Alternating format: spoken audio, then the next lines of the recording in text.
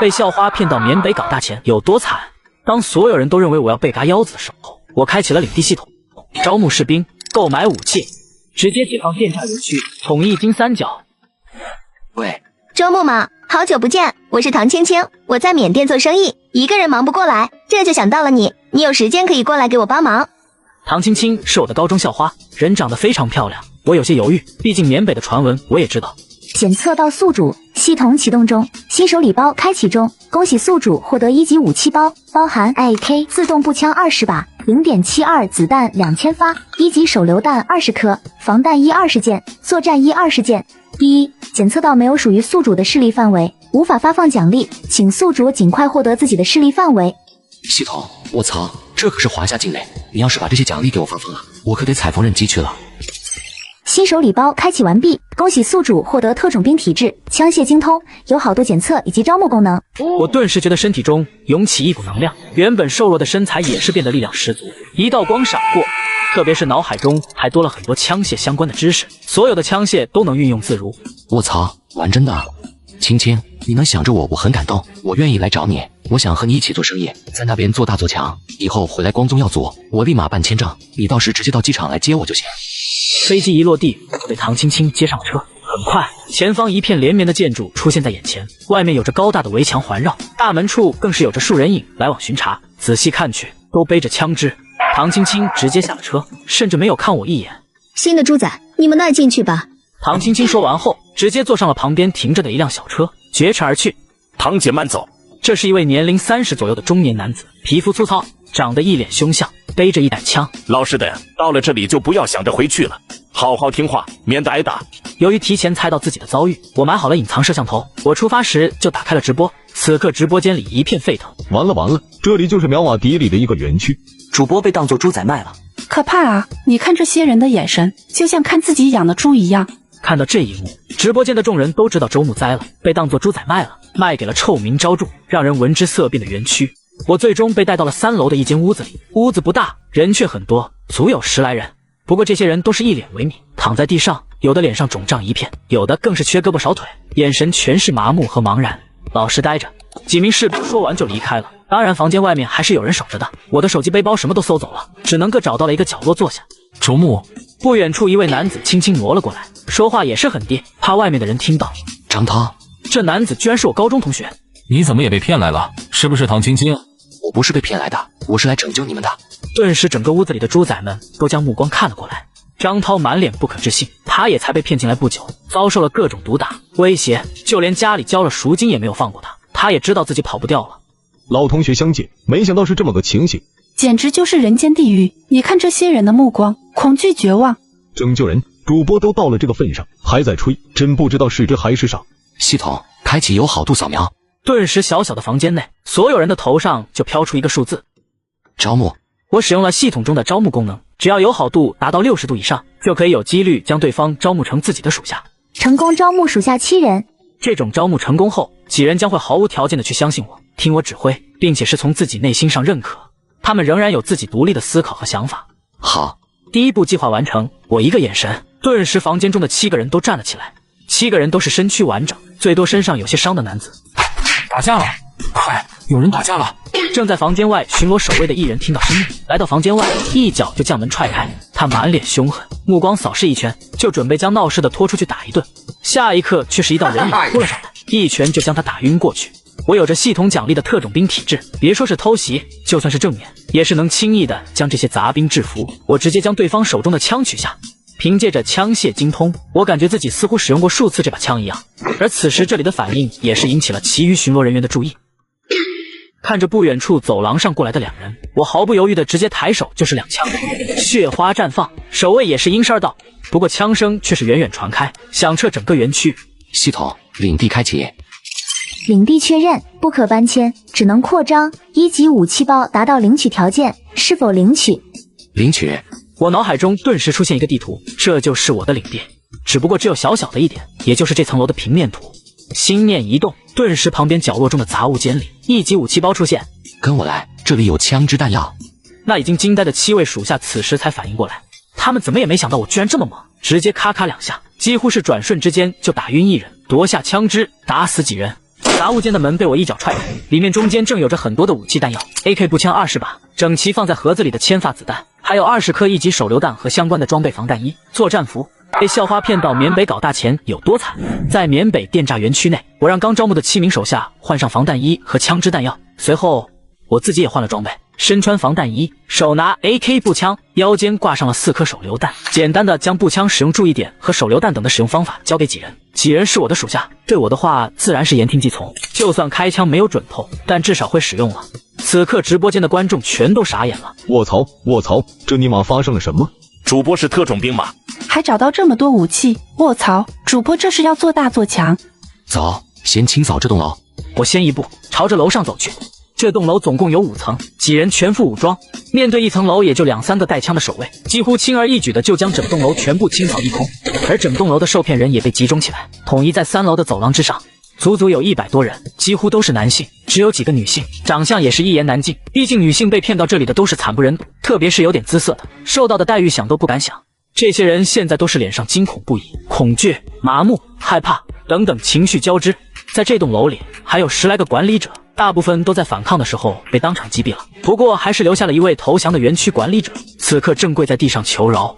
这里总共30栋楼，是亨利集团下的园区，管理的总共有200多人，还有100多人的一个军队负责协助我们管理。这些军队是公司聘请的当地军阀势力，领头的叫做孙林。我知道的也只有这么多，饶了我吧，我也是被逼的，我也是华夏人。我面无表情，抬手就是一枪，我这才将目光看向规规矩矩坐在走廊地上的100多人。这些人此时见到这一幕也是愣住了，本来呆滞绝望的眼中泛起一抹希望。兄弟们，我是华夏人，在座的各位大概也是华夏人吧？大家不用惊慌，我是来救大家的。不过现在离成功出去还有一些距离，直接逃走是没有用的。这里是苗阿底的园区，离回国的边境线很远很远，并且就算逃出去也会被当地的人给抓回来的。到时的待遇有多惨，我相信各位都应该清楚。既然如此，我们只有打出去才是唯一的活路。报仇。第一，情绪值超过1000，系统商城开启中，系统商城开启完成。情绪值1059，系统商城1级枪械技能书100点，1级普通士兵技能书100点，1级管理技能书100点，1级空军技能书500点，1级装甲兵技能书300点，10名招募名额1000点，兑换10名招募名额。顿时我今天能招募的名额涨了10名，今天本来还剩下3个名额，现在总共就有了13个名额。我直接开启了友好度扫描，各种友好度数字冒出，可以说是大部分人都是超过了60的临界线。你们10人为一队，我将从其中挑选1位作为队长。我将招募名额给了其中比较健壮和友好度高的人，并且让这些人担当了其中的队长。你们出列一下，将这些武器装备好。我让下属将杂物间剩余的13套武器都给了这些人，简单的教了一些枪支使用方法。也许达不到士兵的标准，但穿着作战服也是像模像样。这13人也是被招募后，不知不觉以我为中心，对我非常的信任听从。好了，你们各自以自己的小队为列，听我指挥。在场的人也都是十分配合，100多人直接就被分成了10个小队。我更是将缴获的几支普通步枪给了其中友好度最高的几人，负责担当小队的副队长。整个队伍也是开始出成规模，井然有序。我真的跪下了，别人被骗去是被嘎腰子、关水牢、被毒打，人生彻底玩完。为什么主播这么屌？太刺激了，这才是真正的探索缅甸。看起来是很猛，但也太危险了。我听到园区中的警报已经响起，远处能隐约看到有一些车辆在集结而来，当即带领着100多人进了旁边的一栋楼。这栋楼里面的几位持枪人员看到这么多人冲了过来，早已吓破了胆，全部集中到了一起，躲在了楼顶的屋子里。我直接扫射打碎玻璃，随即一颗手雷扔了进去，一声爆炸过后，里面的声音彻底消失。整栋楼也是有着100多位被骗的人，带着迷茫和茫然的被集中到了一起。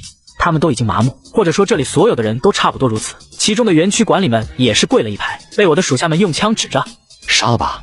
枪响起，整个队伍的士气也是大大增加。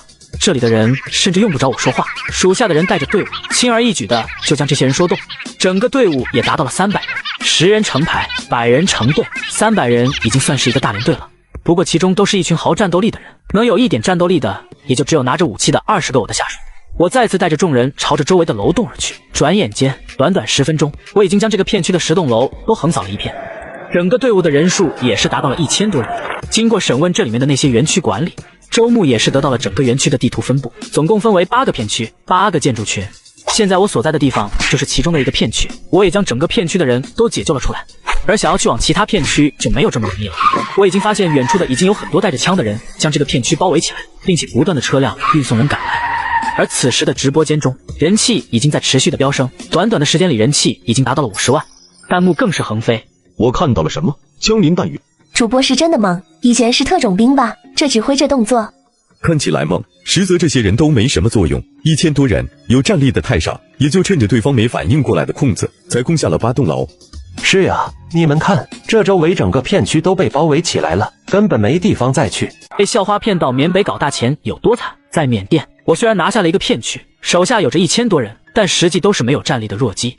周哥，怎么办？我们已经被包围了，周围都是园区的人，他们躲在掩体后面，我们也打不到，反而只要我们出去就会被打。我站在楼顶，透过窗户看到了远处楼栋上布置好的枪手。第一，宿主领地扩张，获得奖励2级武器包，武器包开启中。恭喜宿主获得苏 S72 重机枪5挺，子弹5万发，装甲车2辆，火箭筒2根，炮弹20发，请选择接收位置。我很是满意，直接选择将火箭筒和 S72 机枪接收在了一个角落的房间里。至于装甲车，则是暂时不领取，毕竟现在在楼顶，领取了也没法开。我的情绪值也是达到了6000多点。我打开了系统商城，我立刻兑换20个招募名额，20本1级士兵技能书，20本1级枪械技能书，2本1级装甲技能书。顿时我的情绪值只剩下了180点。我毫不犹豫地将1级士兵技能书和1级枪械技能书用在了自己目前的20个手下身上，立马这些人身上流露出一种专业士兵的感觉，体质得到了增长，比不上我，但也算得上正规兵。再加上1级的枪械技能书，更是让这些属下对于枪械的运用增加了很多的理解，像是手上的 AK 步枪30米靶，轻松命中。我再次开启友好度扫描，从1000人中挑选了20人招募，然后让这些人分管所有人，保证秩序。我用100情绪值兑换了1级管理技能书，用到了张涛的身上，让他管理现在有战力的下属。还有2本开装甲车的1级技能书也是被用到了其中2位属下身上，能让我的装甲车能成有所用途。派人去那房间里把武器分发一下，对方人现在集中在一起，先送2发火箭弹吧。杨波是亨利集团派来管理园区的，孙林则是和集团合作的军阀派来维持安保的。此时2人正在一大区对面的楼房里拿着望远镜观察着对面。孙长官，继续包围下去，对面的主宰肯定会内乱，我们只需要把几个刺头杀了就可以了，其余的自然会老实。突然轰动一声炸响，震得房间里的灰尘速速的往下掉。什么东西？报告长官，对面有火箭筒，刚刚打在楼下，有10多号兄弟伤亡。话音刚落，又是一声炸响，吓得孙林和杨波连忙趴下，随即再也不敢待在这里，向着后方撤下去，脑子里只有一个疑问：这火箭筒哪里来的？而此时的我则是看着火箭筒，脸上露出满意的神色。不愧是系统出品，这火箭筒很好用，准度也高，在对方好防备这种爆炸型武器的时候，直接2发就送走了至少20多号人，也是让对方直接全部散开，龟缩到了远处的掩体后面。直播间的观众看到这一幕更是傻眼。开玩笑的吧？还有火箭筒？主播你到底是怎么搞的？这都能有？太尼玛恐怖了！20多个人直接被炸飞，居然有火箭筒，到底什么来路？这可不是简单的猪仔反抗。一旁的杨波吓得脚肚子都在发抖。就是火箭筒这种东西都有，根本不像是主宰，说不定是其他的军阀。没事，看样子他们也就只有火箭筒，我们躲在掩体后面，他们也没有办法。况且对方的枪支和能作战的人手都很少，不可能冲出分区的。现在就耗着，看他们能坚持多久。我也已经通知了司令，会支援一些人手的。周哥，现在对方的人都躲在掩体后面，根本用火箭筒轰不到，对方也不冒头，谨慎了很多，这样拖下去对我们不利啊。要不我们用人海战术，让这些人顶在前面，我们还有希望冲出去。这个办法好。我不是圣母，真正生死攸关的时候也不会有什么心理负担。我夸奖了一番张涛，果断果决，是个人才。不过我却是没有点头，反而当先朝着楼下走去。不慌，我们还有装甲车，可以直接冲过去。我要的不是冲出去逃离这里，而是直接打下这个园区作为我们的据点。张涛以及身后跟着其余属下都有点懵圈。来到楼下，浑身钢铁包裹，顶上有着一顶可360度旋转的机枪，2辆装甲车正安静地停靠在1楼敞亮大厅的中央。王一、王二，你们2个人负责驾驶，其余的坐上去，原地留下4人，用机枪掩护。我简单的吩咐，让用过装甲车技能书的下属充当驾驶员，其余的则坐了上去。还有2级武器包开出来的2把机枪，留下4人等待机会扫射支援和掩护。请问这是在看科幻片吗？装甲车都出来了，周末从哪里搞的？不只是直播间，现在的孙林也想知道为什么对方会开着2辆装甲车出来，还尼玛后面有2把机枪掩护，简直离了个大谱。2辆装甲车绕到后面，形成一个夹角，上面自带的机枪开始扫射，士兵的子弹打在装甲车上只有1个声响，在防弹玻璃上也最多留下一个白点。对方的机枪扫射进来，打在他们身上则是直接打飞，咻血花四溅，躲在掩体另外一边。分区方向也有2把机枪扫射，顿时园区方面的士兵齐刷刷的倒下。好在旁边是栋楼，很多反应过来的兵都连忙往楼上冲去，这才避免了死亡，却都吓得不轻。他们都是被抓的壮丁，没有经过专门的训练，只是能开枪的水平。哪里见过这样的逆风局打仗？特别是周围已经有不少人被打中死去，更是让他们眼中满是恐惧，拿着枪的手都在抖。刚才已经有一半的人都死在了机枪扫射之下。守住，快守住！都给我站起来，站起来！我已经上报司令，马上就有援军到了，守住就行。话音刚落，窗户外就是一个黑影掉了进来，爆炸声响起，大部分人都躺在地上不再动弹。这手榴弹扔得不错，再来几颗。顿时又是一轮，这就结束了。300人的队伍就被周牧带着的10多个人解决了，太简单了吧？主播是真的猛啊，这些武器太屌了，看来说打下这个园区不是说来听听的。会不会主播就是华夏派出的人啊？被校花骗到缅北倒大前有多惨？我用装甲车和火箭炮成功攻下了一个电炸园区。我找了把凳子坐下后，才将目光放到了2名跪在我身前的人，园区的管理者杨波和军队统领孙林。兄弟是哪个旗子下的？我是老猫的人，你要是看中这个园区，我们让给你就是了。没问题，这个园区送给大哥你就是了。这个园区每天的利润都很高，我可以帮你管理，毕竟这里我还很熟。我脸色冷漠，看不出喜怒，而是直直地盯着2人，直到2人头上汗水直冒，快要崩溃的时候才缓缓开口：说说你们知道的所有信息，老猫在哪？手下有多少人？有多少的武器弹药？还有这园区的详细信息，把知道的都说出来。说完后，我又回身吩咐了一位下属：你去抓2个园区的和军阀的，去那边审问。杨波和孙林对视一眼，皆是明白对方这是分开招供的意思，一旦口供有所不同，那就绝对的有死无生。他们也是明白，眼前这人根本不是什么缅北军阀，2人只能老老实实招供。我这才知道，这园区叫做 KK 园区，属于亨利集团，而亨利集团则是缅北有名的大势力，专门做相关的黑色产业。这些园区被骗来的人没有了诈骗价值后，就会被送去取器官，就连这园区也只是其下属的5大园区之一。还有4个差不多规模的园区，而被称为老猫的军阀则是此地区的掌管者，兵力都有5万左右，坦克10来辆，迫击炮等等也都有一些。我投降，以后我和我的这些手下就跟着你混，你让我们走东，我们绝不往西。还有我这么个园区就是个下金蛋的公鸡，停了1天都是损失。你将这些猪仔送到其他地方去也是麻烦，有我在，绝对1天都不耽搁。太不是人了，简直就是恶魔啊！以前只是听说被骗去很惨，没想到这么惨，连猪仔都不如。全杀了！枪口上喷射着火苗，这些俘虏以及杨波和孙林2人直接身上出现无数血洞，倒在了血泊之中。好看得好爽，杀着好，这些人该杀。主播太帅了，那句全杀了太霸气了。主播原来不是搞笑的，是真的去直接干翻园区的。接下来我继续带着属下向着其余的片区而去，而这园区里的其余片区中零星的缅北人也是早在听到枪炮声，远远看到情况不利的时候已经逃跑了，只剩下被骗来的华夏人，所以根本没遇到一点阻力。不多时，已经将所有园区中的受害者聚集了起来，足足有1万人站在外面，黑压压一片。各位别害怕，这里园区的人已经被清理，不过我们现在还没有脱离危险，敌人还在，而且回华夏路途遥远，我们没有这么多车，所以我们只能守在这里。这园区什么设施都齐全，短时间足够供应生活，我们必须团结一心，才有机会活下去。我的声音通过话筒远远的传开，四下的人开始街头交耳，不久后又再次安静下来。现在众人也只有将希望寄托于这位带他们脱离苦海的人。我讲完后，便让这1万人回到了自己原本所在的片区楼栋，在每一栋楼选小队长、队长，自己的属下则是在管理这些队长，一阶管理一阶，有了初步的秩序。1万人的吃喝拉撒，各种电力、厨房、卫生等等都是需要人去做的。有了秩序，就可以让合适的人去先做这些工作，维持起来。1. 宿主领地扩张，恭喜获得3级武器包。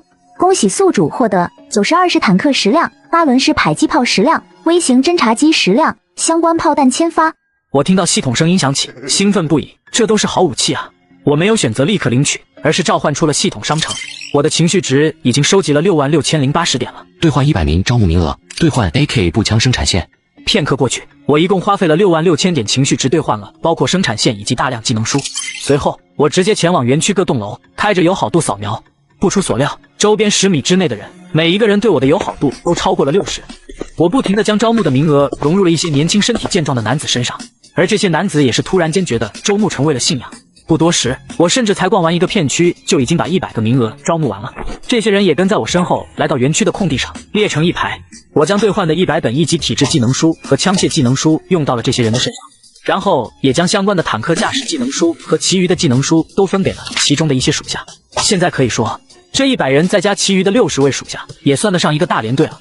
不是野路子出生，而是有着士兵体质，枪械都能熟练运用的士兵，其中更是有着坦克驾驶兵、8轮迫击炮兵，特别是有了管理技能书，这100多人的属下也是可以完全的分为一个个小队，更加的方便执行任务和管理作战。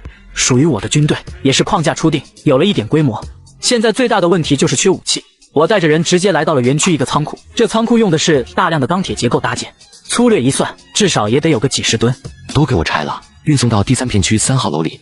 周牧吩咐着手下，而下属也是二话不说，便在各自的小队长带领下，找到各种工具进行着拆卸，随后再通过园区里留下的一辆大车进行整理。经过1天的时间，整个钢铁框架搭起来的几个仓库就被完全卸掉，成为了堆在第3片区3号楼里的一堆堆废钢铁。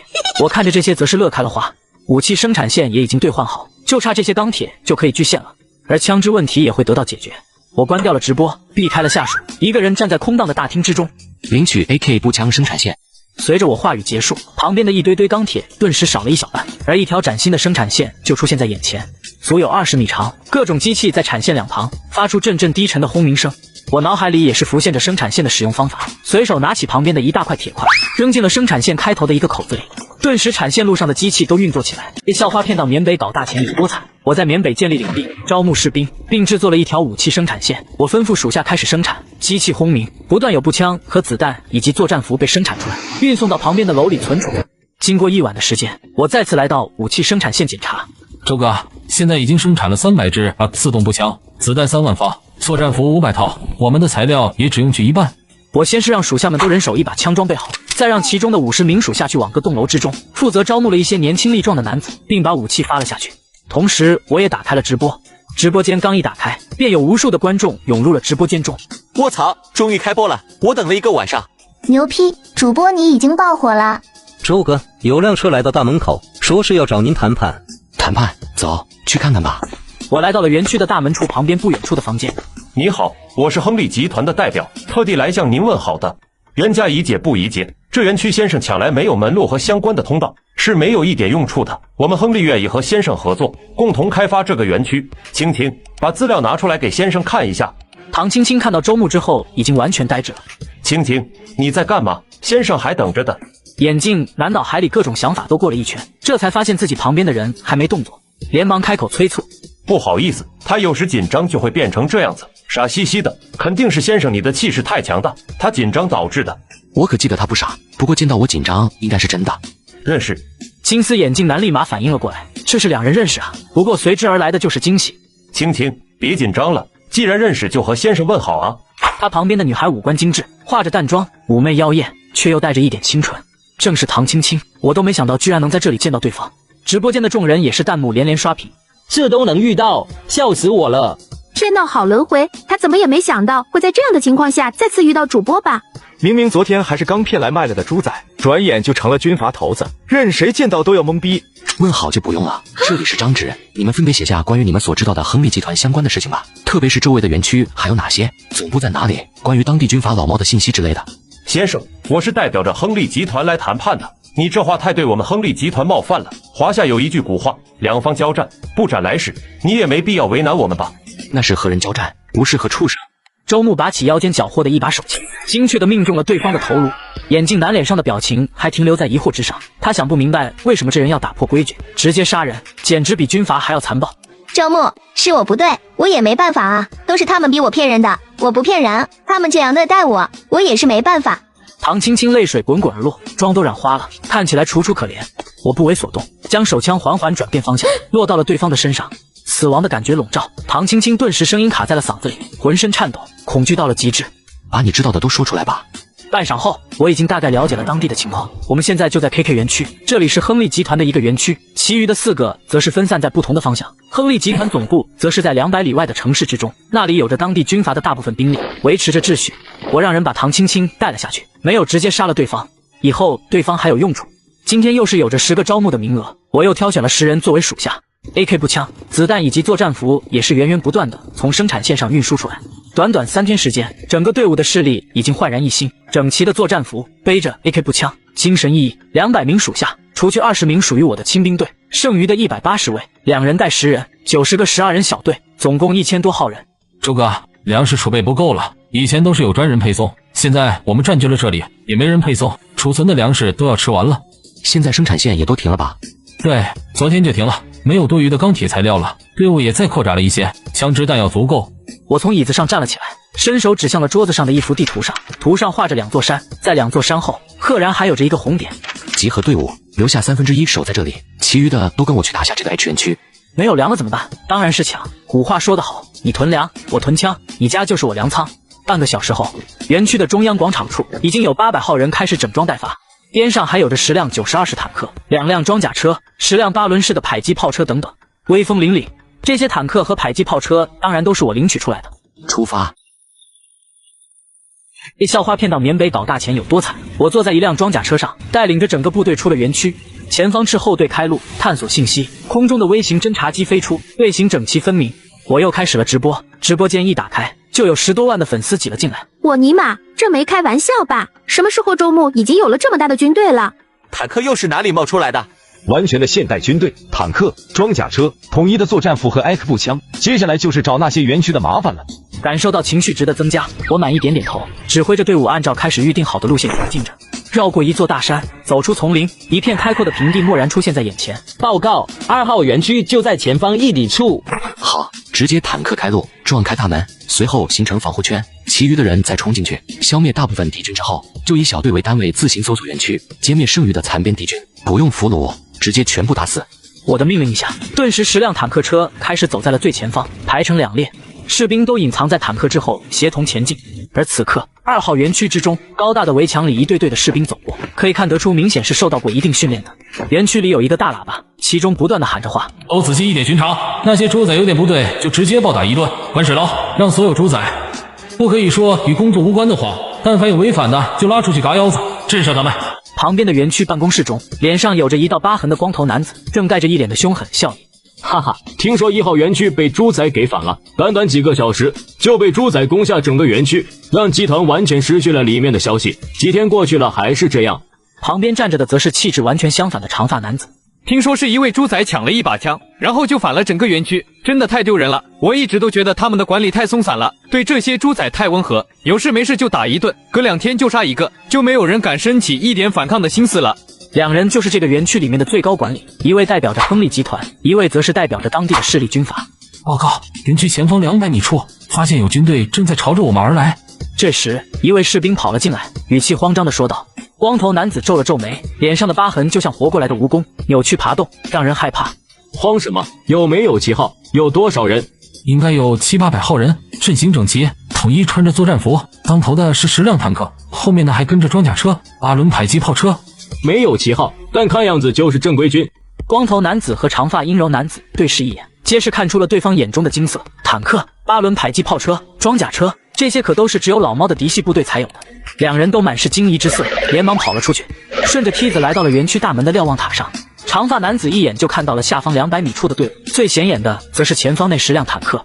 看，快问对方是谁，告诉他我们是老猫的手下，这里是亨利集团的园区。周牧缓缓摇头，露出嘲笑。先开2炮，把大门炸开，其余的按照原计划行事。命令一发出，顿时在最前方的迫击炮车上，士兵按下了发射指令，2发炮弹便冲天而起，带起一抹烟尘，随即精确地落到了前方远处的园区大门处。园区精钢制作而成的大门，此刻却是如同豆腐渣一样，直接被撕裂成碎片，荡然无存。这威力瞬间惊动了园区所有的人，光头男和长发男2人更是感觉脚下乱晃，似乎地震到来一般。瞭望塔上的瓦片灰尘速速地往下掉，2人吓得连忙往下面跑。连话都不说就开炮，恐怕是没法讲和了，只能打了。当你拿头去打，就这2炮，我们加起来也扛不住。还有那坦克，你去拿锤子敲，赶快求援，让亨利集团的私兵快支援。还有老猫还留着一些驻军的，全叫过来。园区里的士兵开着枪，无数的子弹倾泻而出，却丝毫不能影响到坦克的前进，并且坦克也不只是不动，炮弹移动锁定方向，响亮的声音盖过了枪声。炮弹落在园区中，轰然爆开，一大片的人倒下，最中心的更是直接尸骨无存。这一下直接让园区中的人心态炸了。开什么玩笑？这哪里是打仗，这根本就是送人头！守住，快给我守住！马上我们就有支援了。园区和老猫的大部队正在赶来，这次守住后，全部奖励10万。不要急着往前走了。再靠前，对方的扇形火力很容易越过坦克打倒我们的人。我们武器好，那就直接武器压制，告诉他们不要节约炮弹，直接先洗地攻击一遍，再冲进去。对方的火力猛烈，也是让我察觉到对方不是1号园区的那些杂兵。我可舍不得自己好不容易积攒起来的兵力受到一点损伤，宁愿多费一点武器弹药。现阶段人才是根本。而长发男见到我的军队停住脚步后，以为是自己的策略起作用，也是得意起来。哈哈，顶住了，兄弟们，再坚持一会，我们的支援就到了。随即更是侧头看向一旁的光头男。怎么样，集团的军队和老猫的驻守军还有多久到？让他们快点用直升机载人来，这里可是有很多的坦克，都是92式，好东西啊！忽然间，只听到轰轰轰的声音连续不断的在耳边炸响，只感觉得到地面在不断抖动，所有的坦克一字排开，履带转动间将路上的碎石压成粉，激起无数烟尘。瞄准之后，炮弹齐飞，最终落在园区大门内。剧烈的轰炸声连绵响起，盖过了其余所有的声音。直播间中的人见到这一幕后，弹幕开始刷屏。没想到第一次看到真的战争场面，居然是在直播间。这才是真正的战争啊！炮弹齐飞，直接洗地。被校花骗到缅北搞大钱有多惨？我指挥着800人的队伍进攻2号园区，10辆坦克一龙齐射，园区大门直接被毁，整片区域都被烟尘笼罩在其中，里面隐约可见到火光。报告，没有发现任何反抗了。那就按照原计划前行。顿时坦克重新启动，向前稳定的前进，身后的士兵都拿着步枪，协同跟随。等坦克走到近前，笼罩的烟雾尘土也是散去。此刻的园区大门附近，到处都是残垣断壁，更不用说那些抵抗的人，早就被坦克的炮弹轰炸的渣都不剩。在远处还有不少拿着枪在观望的人。此时见到这一幕，腿都在发抖，疯狂地朝着四周跑去。这些都是前来支援的园区队伍。我也是下令命令队伍继续追击，追上直接击杀。这些人没有必要留着，也没有必要接受对方的投降。队伍以小队的形式来回包抄清扫。不多时，整个园区被清完了，只剩下一群缩在大楼中的猪仔在瑟瑟发抖。他们都是华夏被骗来的国人。都待在房间里，不要着急，我们是华夏人。所有人都只听到了这句话，随即一股惊喜从心底冒出，眼中迸射出希望的光芒。我是华夏人，救救我们！我是被骗来的，我本来去萨瓦国旅游的，结果被霉运，醒来就到了这里。我刚毕业，听中介说这边工资高，直接就来，结果被骗了。士兵抬起手，做了一个噤声的动作，顿时下面所有人都闭上了嘴巴。别担心，我们前几天还和你们一样的情况，待在1号园区被虐待，逼着诈骗卖器官。但周牧将军来了，他和我们一样被领导园区，但他不同，他带领我们反抗，杀死了所有虐待和欺辱我们的人，拿下了1号园区，成立复仇军。下方众人脸上露出惊骇之色，他们想过对方是华夏的什么军队，或者其余的华夏势力，但怎么也没想到居然会是这样，一个人居然带领其余人反抗，然后推翻一个园区，这是什么神仙人物？有了1号园区的管理经验，很容易就将所有楼栋分化管理，并且任命一名管理者。所有人都有条不紊地集合在了园区的最中央的广场之上。我在人群中走着，友好度扫描开启。经过复仇军的说法，这些人对我的友好度简直是奇高。我将自己的系统面板召唤了出来，情绪值已经达到了123500点。系统花费5万情绪值兑换招募名额500个，兑换2级管理技能书，兑换2级士兵体质技能书。短短几分钟，我已经是将情绪值再度花费了个干净。不过得到的也是很多，足足500名属下，还是配备了士兵体质、各种技能的精英级别属下。我直接让这500名士兵属下形成了一个个是12人的小队，再5个小队一个大队，最终形成一个加强连队。不过这加强连队却是没有任何的武器，我也不急，直接让这些人管理这个园区，并且协调度粮食到1号园区，再用园区中的车辆运送至2号园区中能拆出来的钢铁也到1号园区，生产 AK 步枪和弹药作战服，然后装备上守护园区。我又再次集合复仇军走出了2号园区，目标3号园区。我的声音传遍整个军队，让所有人都热血激荡。复仇，复仇！力气大的集合去拆仓库的铁架，会开车的将园区能用的车都开过来运载，有枪的去周围执行放哨，让周牧将军不要有后顾之忧，不能辜负他的期望。顿时园区之中的人都开始热火朝天的分配工作，有着那些管理技能的属下，还有其余的人也是将周牧视为救世主。而此时的我已经带着复仇军顺着既定的路线前行了10里之远。直播间，我操，果然主播是最猛男人，现在又开始征战第3园区了。真的太夸张了，几天前还在为主播的生存担忧，现在已经组建军队，成为将军了。虽然主播用不上，可能也看不上，我还是给你刷个火箭吧。弹幕一出，顿时一个火箭弹的特效在直播间出现，似乎一块石头投进湖面，一个接一个的火箭特效出现，接二连三，满屏绚烂。短短的时间里，足足刷了几百个火箭。夜色将近，将军，路不好走，距离3号园区还有大概20里路，但前方的那座大山必须翻过去才行。今天肯定是过不去了，最好是在这周围扎营，休息一晚，明天再直奔3号园区。军队的余粮只剩下1点，只够今天，多半明天只能靠饿着肚子坚持到攻下3号园区。我点点头，并且将目光放到了远处，那里是2座大山的中央，一片平整，可以隐约看到有着大片大片的建筑坐落。随着夜色将近，灯光开始在其中闪烁。这是一个本地的小城市，我立刻派出了无人机，清晰的实地画面就已经出现在了屏幕上。小城不大，只有5平方公里左右，和华夏的小县城差不多。突然间，我看到了一条街，灯火辉煌，并且能看到下方来往的人群，以及停得密密麻麻的车，还有那修得如同宫殿的房子，里面传出阵阵喧嚣声。赌场、舞厅，我脸上露出笑意。赌场和舞厅，各种地方都是繁华的地方才有，说明这个城市比之我想象的要繁华得多。将军，一个城每天需要消耗的食物都是海量的，更不用说这个地方一看就是多落无比的地方，酒和其余的相关物资都消耗巨大。我们控制这里，那就不用每天忧心基础物资了。我点点头，这也正是我的想法。通知部队原地驻扎，明早直接进城。一夜很快过去，出发。整个复仇军开始动了起来，坦克开路，朝着下方远处的城市行驶去。在这时刻，我当然是将直播打开，情绪值收取的机会可是不能过。主播这是去呢？怎没在野外啊？昨天不是说了继续打3号园区吗？这还用问？我每天就等着主播开播，就像看连续剧一样。被校花骗到缅北搞大钱有多惨？我带着800人的现代化军队前往了一座缅北城市甘云市，8轮迫击炮和坦克排成一排，向城市内的军营发出炮击。一阵炮火打击后，城市东北角的军营已经被夷为平地。打中了，根据侦察机提供的信息，确定东北角那里就是军营。我们直接进行了连续打击，那里已经是一片焦土，没有人活下来。我这才指挥着坦克直接前压，那些本来看热闹的人早已不能保持淡定，全是朝着周围跑去。甘云市的城门没有什么防御能力，根本没法阻拦，就连守门的几个拿枪的人见到这一幕也是直接跑了。直到我进入城里，都没见到有人抵抗。不会吧？难道那几轮轰炸兵营就把这里的防卫兵全炸死了？我看着空空荡荡的街道有点迷惑，按理说这里是最好的伏击地点，肯定会有人在这里阻拦一波，没想到居然一个人都没有。这里的楼房一般都5、6层高，也是窗户关好，看不到人。边上的车辆都杂乱的停在2旁，有的还直接撞到了旁边的店铺之中，但都一样没有动静。我透过窗户隐约看到车里有着人影，都是趴着不敢动弹。我也不在意，而是让人随便抓了2辆看起来比较好的车里进行了盘问。在坦克的枪管子下，没人敢不老实，将自己所知道的都说了出来。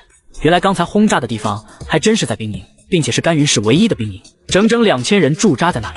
现在看来都被炸死了，而且我也得知这座城市就是周围几大园区的销金库，一座名副其实的罪恶都市。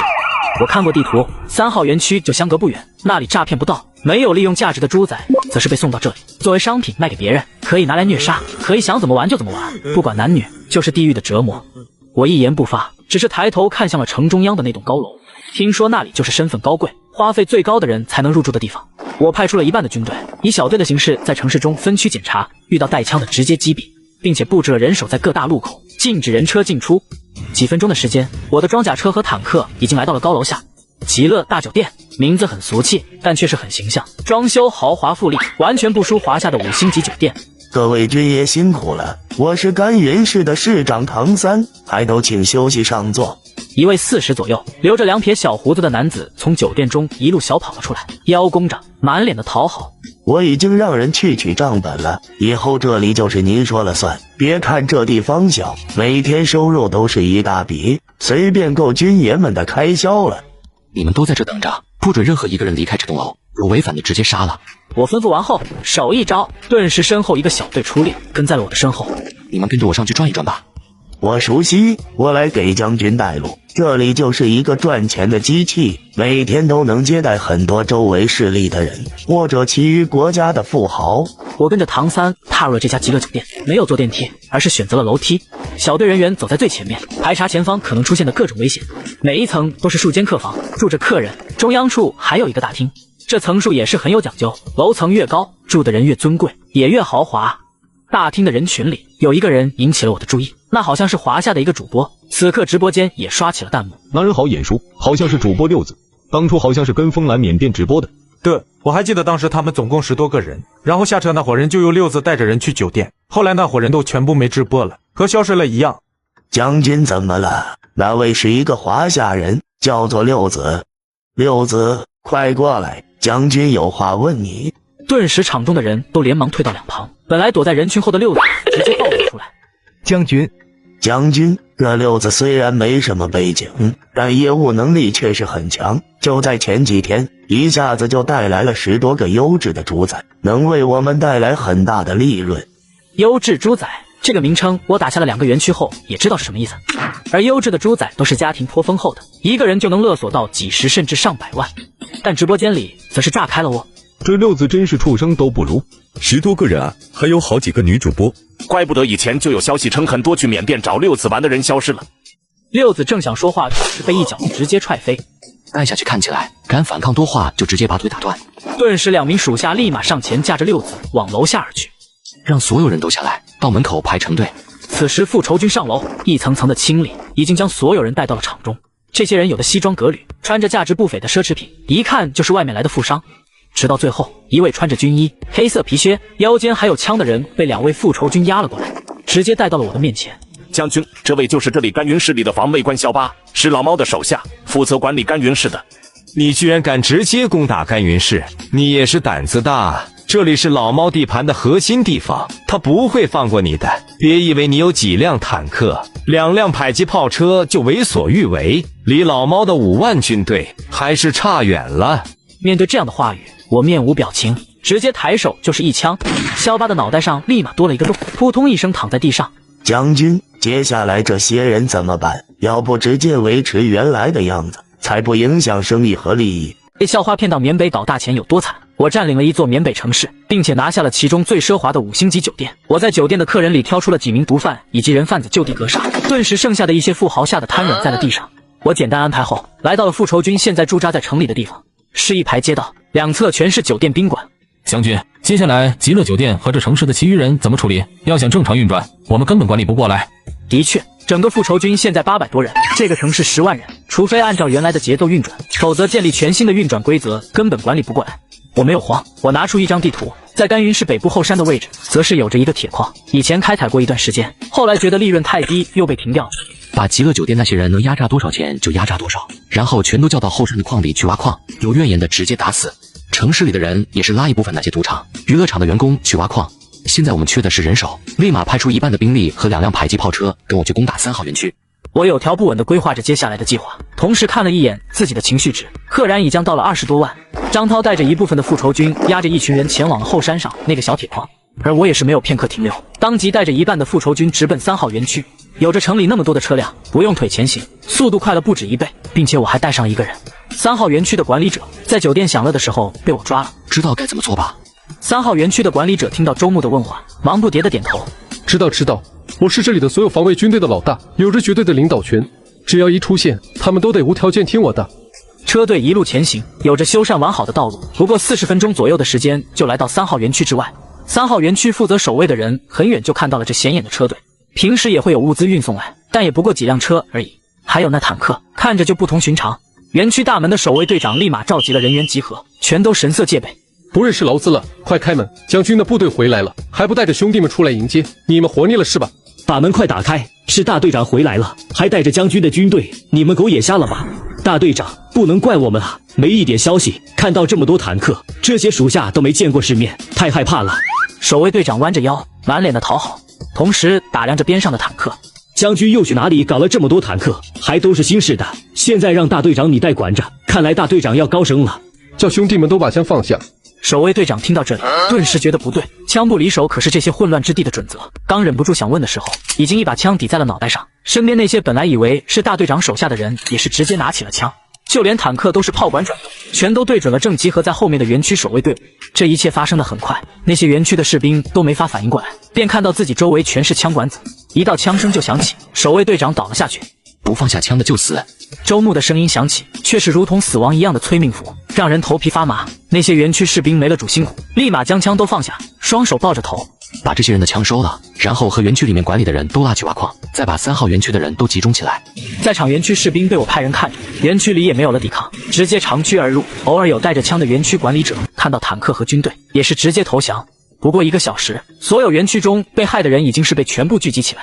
我轻车熟路地发表演讲，让众人都重新升起希望。随后花费情绪值4万兑换了200个额外的招募名额，将一些身体好的、友好度高的全部招募成了属下，把收缴园区队伍的枪支发给这些人，再将所有人划分为队伍，分别管理。我更是让几位资深的属下带领这些人直接朝着甘云城而去，足足1万多人。我有了这1万友好度高的华夏人，那就很容易的将整个甘云市控制住，代替那些城市中的本地人。还有200多号的园区守卫也被我送到了北部的矿区挖矿。将军，运输的工具以及地址都准备妥当，只等开始挖了。炼铁厂也是重新开工，不过我们人手还不够，恐怕很难开工。顾急，先将这里挖矿的事情安排妥当。这时，一道人影走上前来。我是亨利集团的，你让我交赎金，我也把我身家都交了，你却又让我们挖矿，这太过分了吧？你这样做事，不出1个月，周围的军阀都不会放过你的，缅甸不会允许一个不守规矩的人出现。周围的其余人也是跃跃欲试，还有2位出来帮腔。对，你太不守规矩了，军阀可以残暴，但互相之间还是有着底线的，否则缅甸早乱了。你这样的人只能嚣张个几天。将这亨利集团的人拉出去吊起来打，别打死了。以前园区的那些酷刑都一一尝试一遍，记住，别弄死了。等几天再看他愿不愿意挖矿，就在这里开始，让所有人都看着。我的话如同恶魔，让在场的人都是冷汗冒出。开始说话的那位更是吓得脸色苍白一片，没有一点血色。不，我错了，我挖矿，我马上就去挖。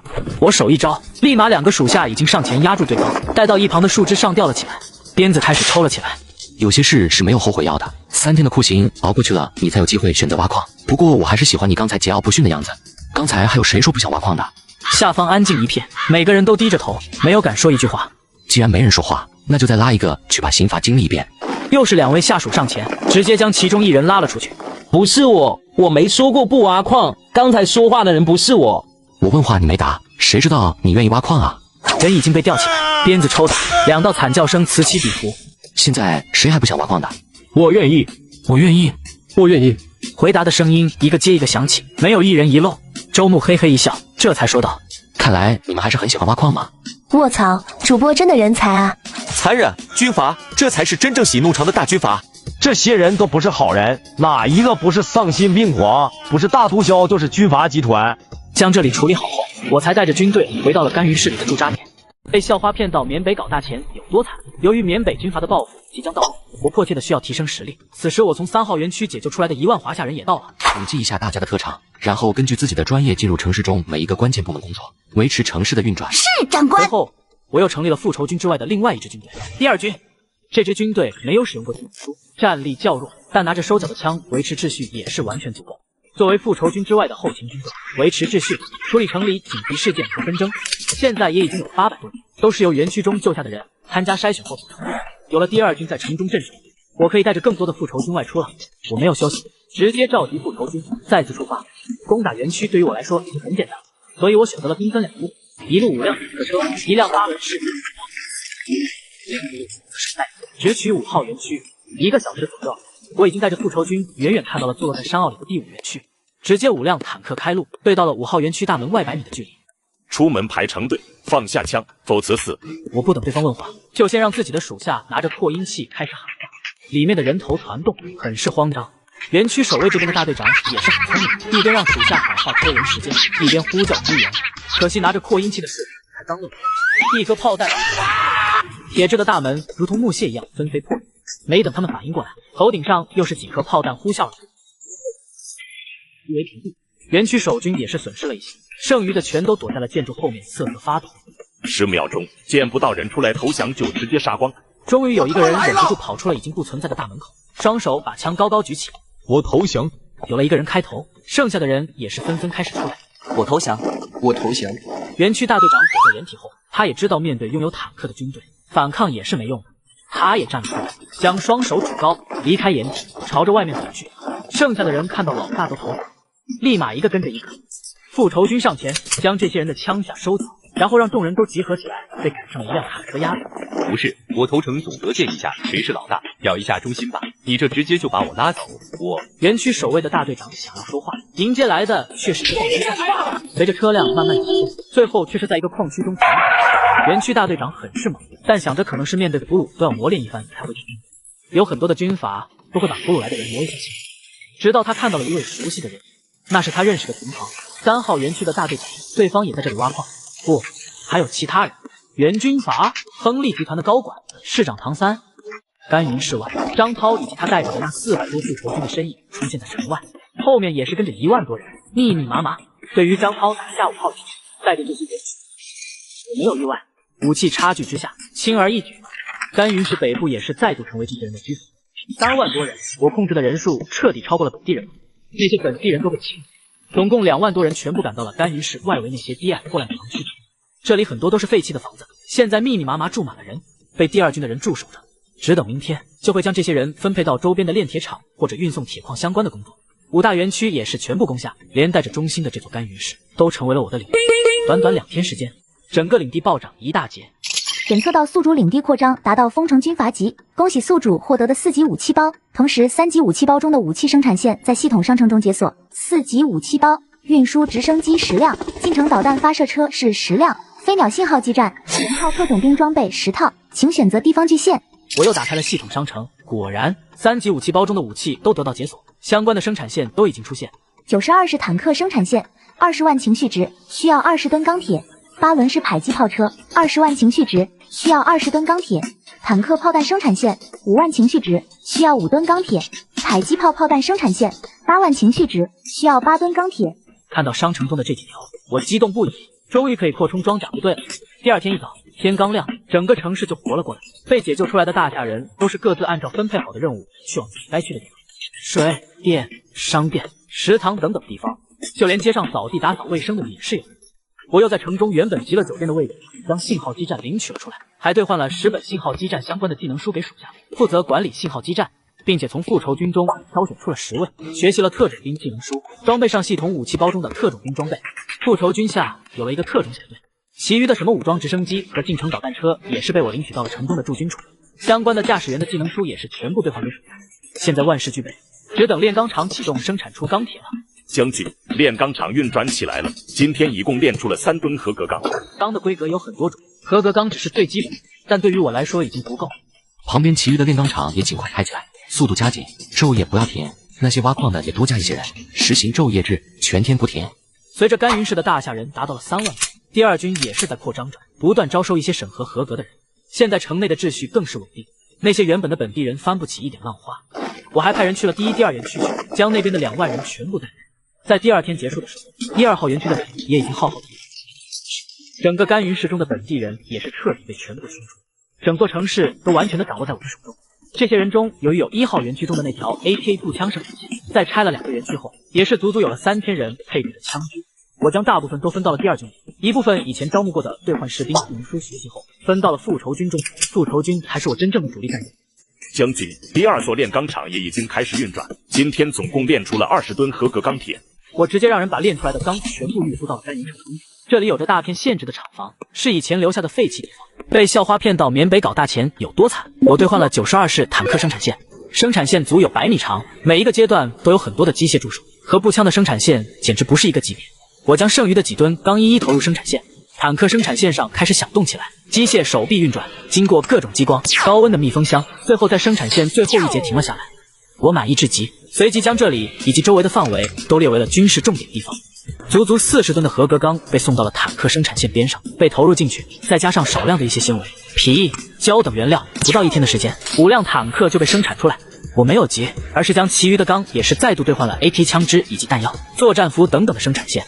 接下来的2天，随着炼钢厂的昼夜轮班，1天的产量已经达到了100多吨。我又将剩下的8轮式迫击炮车和相关的炮弹之类的生产线也全部兑换出来，每天都有5辆的92式坦克以及2辆8轮迫击炮车以及相关的弹药被生产出。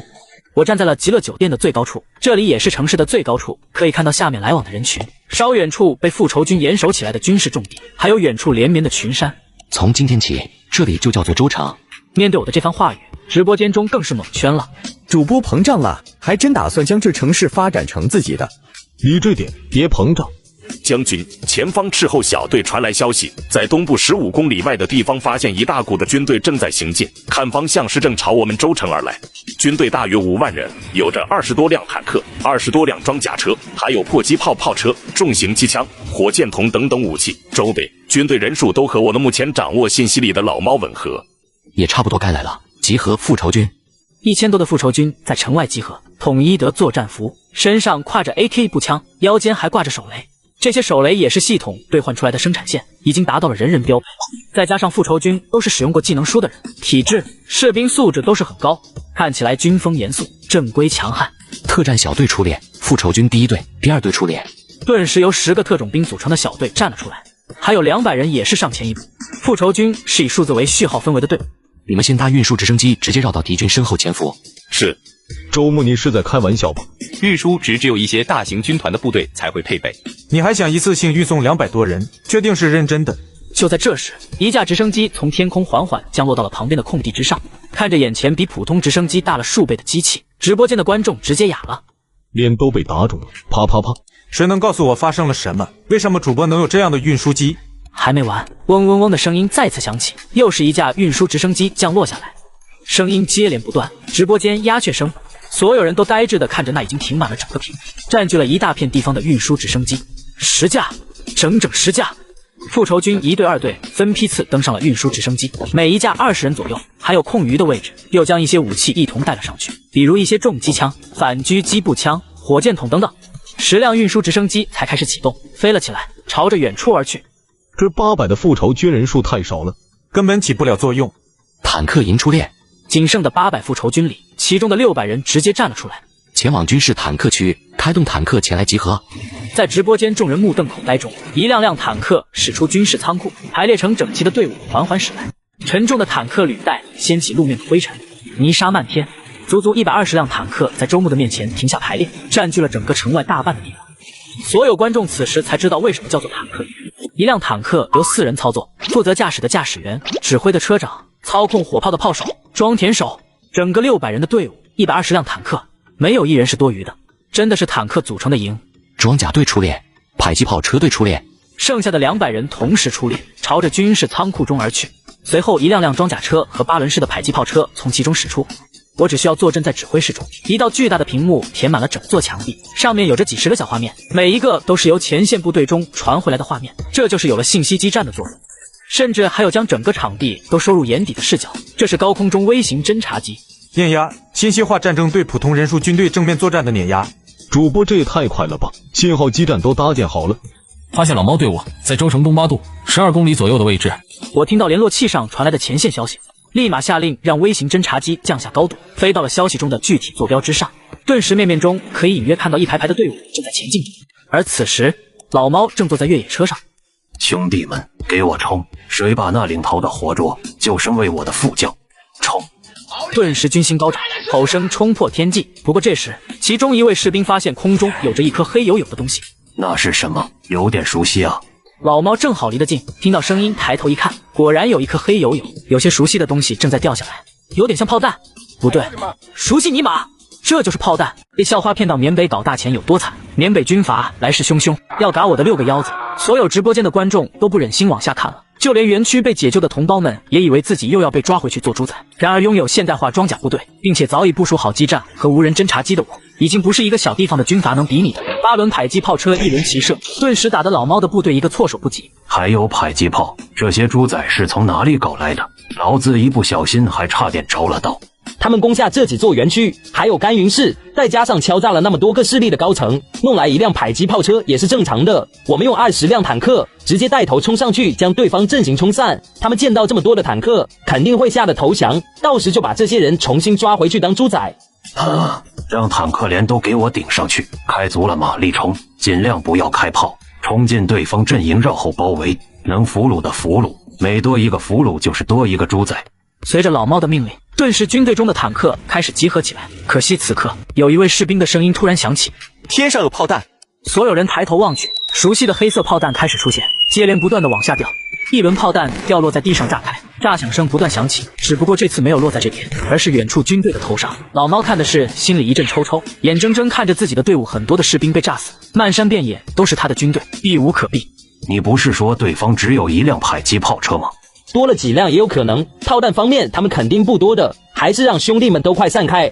但下一刻，又是1轮密集的炮弹如同雨点落下，随即的将整个部队的范围都列入了打击范围。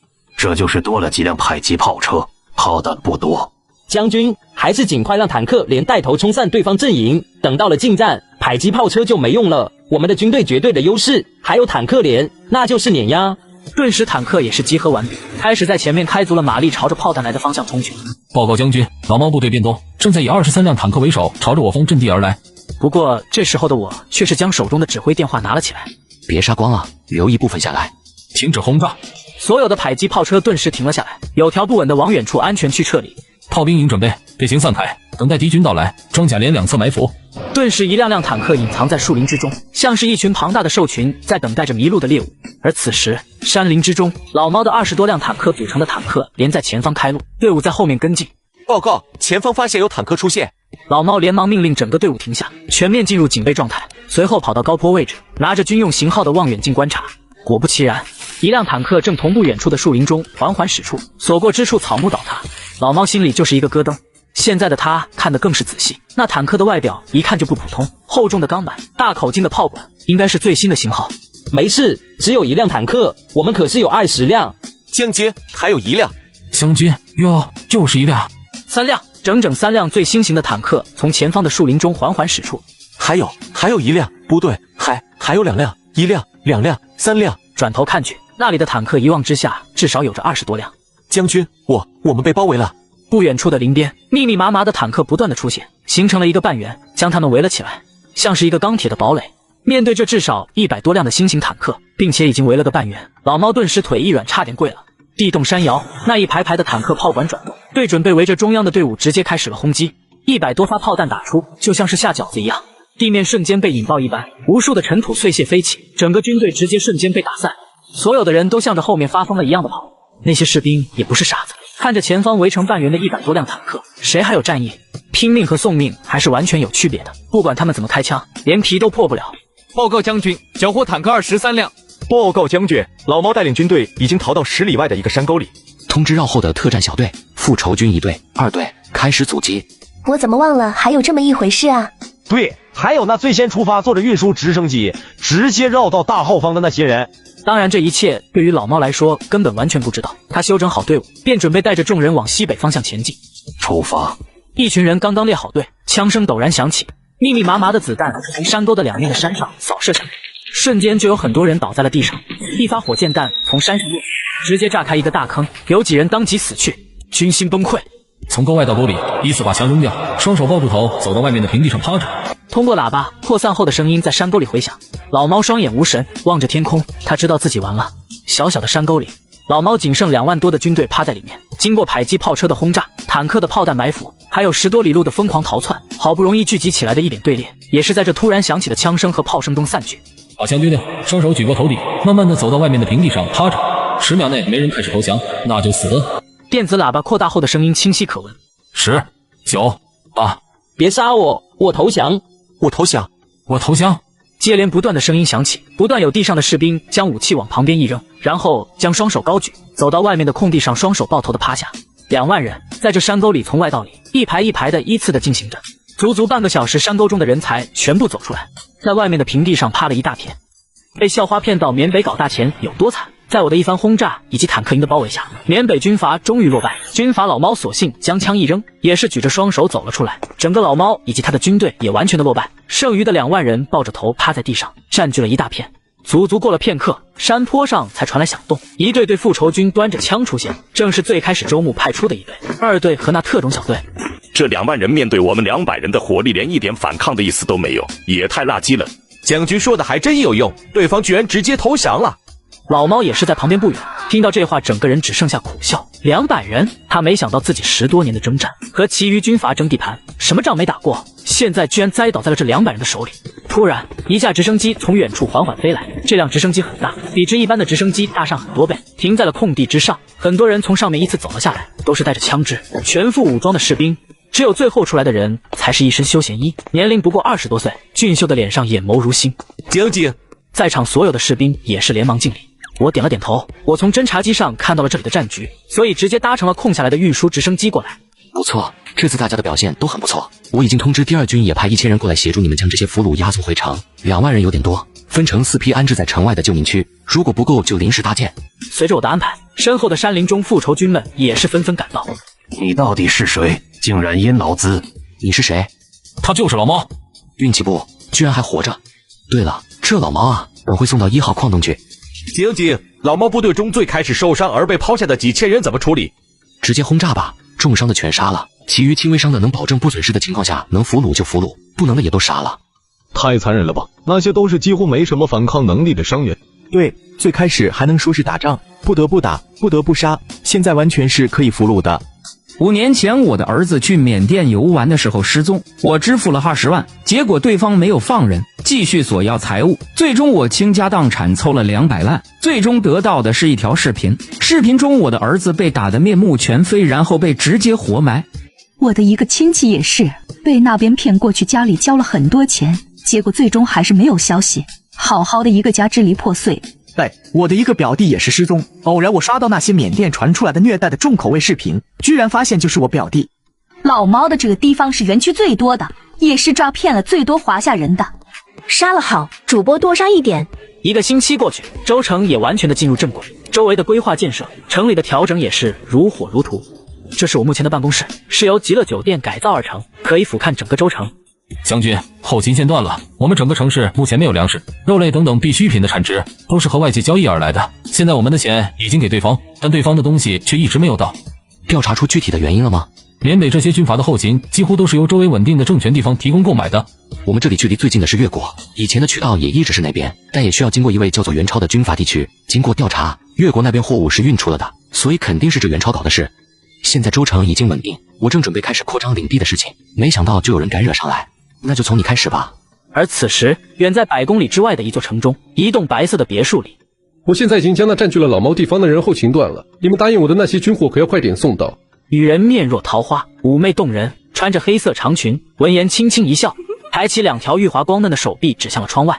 袁将军放心，我们亨利集团的信誉还是众所周知的，那批答应你的军火已经在路上，明天就能准时送达。袁超看得心里大动，暗自咽了下口水，强忍着转开了目光。对方是亨利集团的高层，还是不能得罪的。没问题，亨利集团的信誉我袁超还是一直很相信的，更何况是白慧小姐亲自来。白慧也没有再多说，简单告辞后，直接踩着高跟鞋摇曳着细柳般的腰身离开了。袁哥，这占据老猫位置的到底是谁啊？居然和亨利集团的仇恨这么大，我们断后勤可是很得罪人的，万一对方找我们拼命怎么办？拼命？军阀之间哪有什么信誉，无非就是利益。而且连断一个后勤，亨利集团就下了这么重的本，其余方面肯定也有准备，绝对是要置这人于死地。我们只需要整装以待，到时去分点羹肴。可惜这百位是亨利高层的重要人物，否则就算付出点代价，也得将他留下。这腰肢，这皮肤，被校花骗到缅北搞大钱有多惨？缅北园区想搞我的6个腰子，而我反手掏出100辆坦克、300辆迫击炮以及5万大军横推缅北。就在我稳定地盘的时候，一个不长眼的缅北军阀竟然断了我的后勤。接下来我们的目标就是整个缅北，现在就从袁超的领地开始，坦克营出列，8轮式迫击炮车连队出列，装甲车连队出列，侦察队出列，出发。不宽的道路上，一辆辆坦克碾压而过，履带与地面摩擦，激起漫天的烟尘。装甲车、8轮迫击炮车跟在后面，机械的轰鸣声不断响起，所过之处鸟飞受惊。报告将军，前方再有10公里就到了袁超的地界，路口有着一个对方的小队在值守。不用理会，我们要做的就是堂堂正正的碾压过去，对方能通风报信的让对方提前集结军队也更有利，让领头的几辆坦克放缓点。而此时的有感室中，袁超正坐在自己的别墅中，悠闲地端起一杯咖啡喝了一口。不好了，老毛领地。对，现在的州牧领地那边交接路口的小队传来消息，在对方领的发现了几辆坦克，已经越过边线，根据路线正式朝着我们有感室而来。什么？直接就要打过来了？将军不用惊慌，对方现在按理说还在休养军队，整顿领地。老猫5万的主力军，对方就算不是险胜，也绝对会有伤亡。再加上对方领地内秩序的重建，他现在最该防备的是周围军阀对他的虎视眈眈，所以事出反常必有妖。我没慌，只是也不觉得奇怪。你有什么想法可以说说？这种反常的表现，肯定是对方心虚，越是害怕的时候，越是会虚张声势。就像人越缺什么就会在意什么，怕我们看出他的虚弱，所以主动发兵，让人感觉他还很强，而震慑旁人。说得好，对方敢吓我们，简直是勇气可嘉。那我们肯定不能让人看清了，召集所有兄弟们集合，我倒要看看是谁吓谁。不过半个小时，在城外的地方已经有了4万多的士兵。袁超坐上越野车也来到了城外，看着自己的军队，他的心中那是非常的安稳。有感是坐落在山间的平地之上，四面环山。袁超没有拖大，而是指挥着军队占据了进城必经之路两侧的高点，架设了各种重机枪、火箭筒等等武器。正面则是还有10多辆坦克、10来辆装甲车堵住了山口。我倒要看看对方敢不敢进来。爷，晶晶，那周牧的军队已经在直线只有10里外的距离了，再绕过2座山就来了。就这，你慌个屁啊！简直怼我的人！看到这些没？早就布置好了，只要对方敢来，我就让他再损失一波，不赔个我钱，那就直接反攻到对方老巢去。他们根本见不到人，全是密密麻麻的坦克，后面还有一些装甲车、迫击炮车。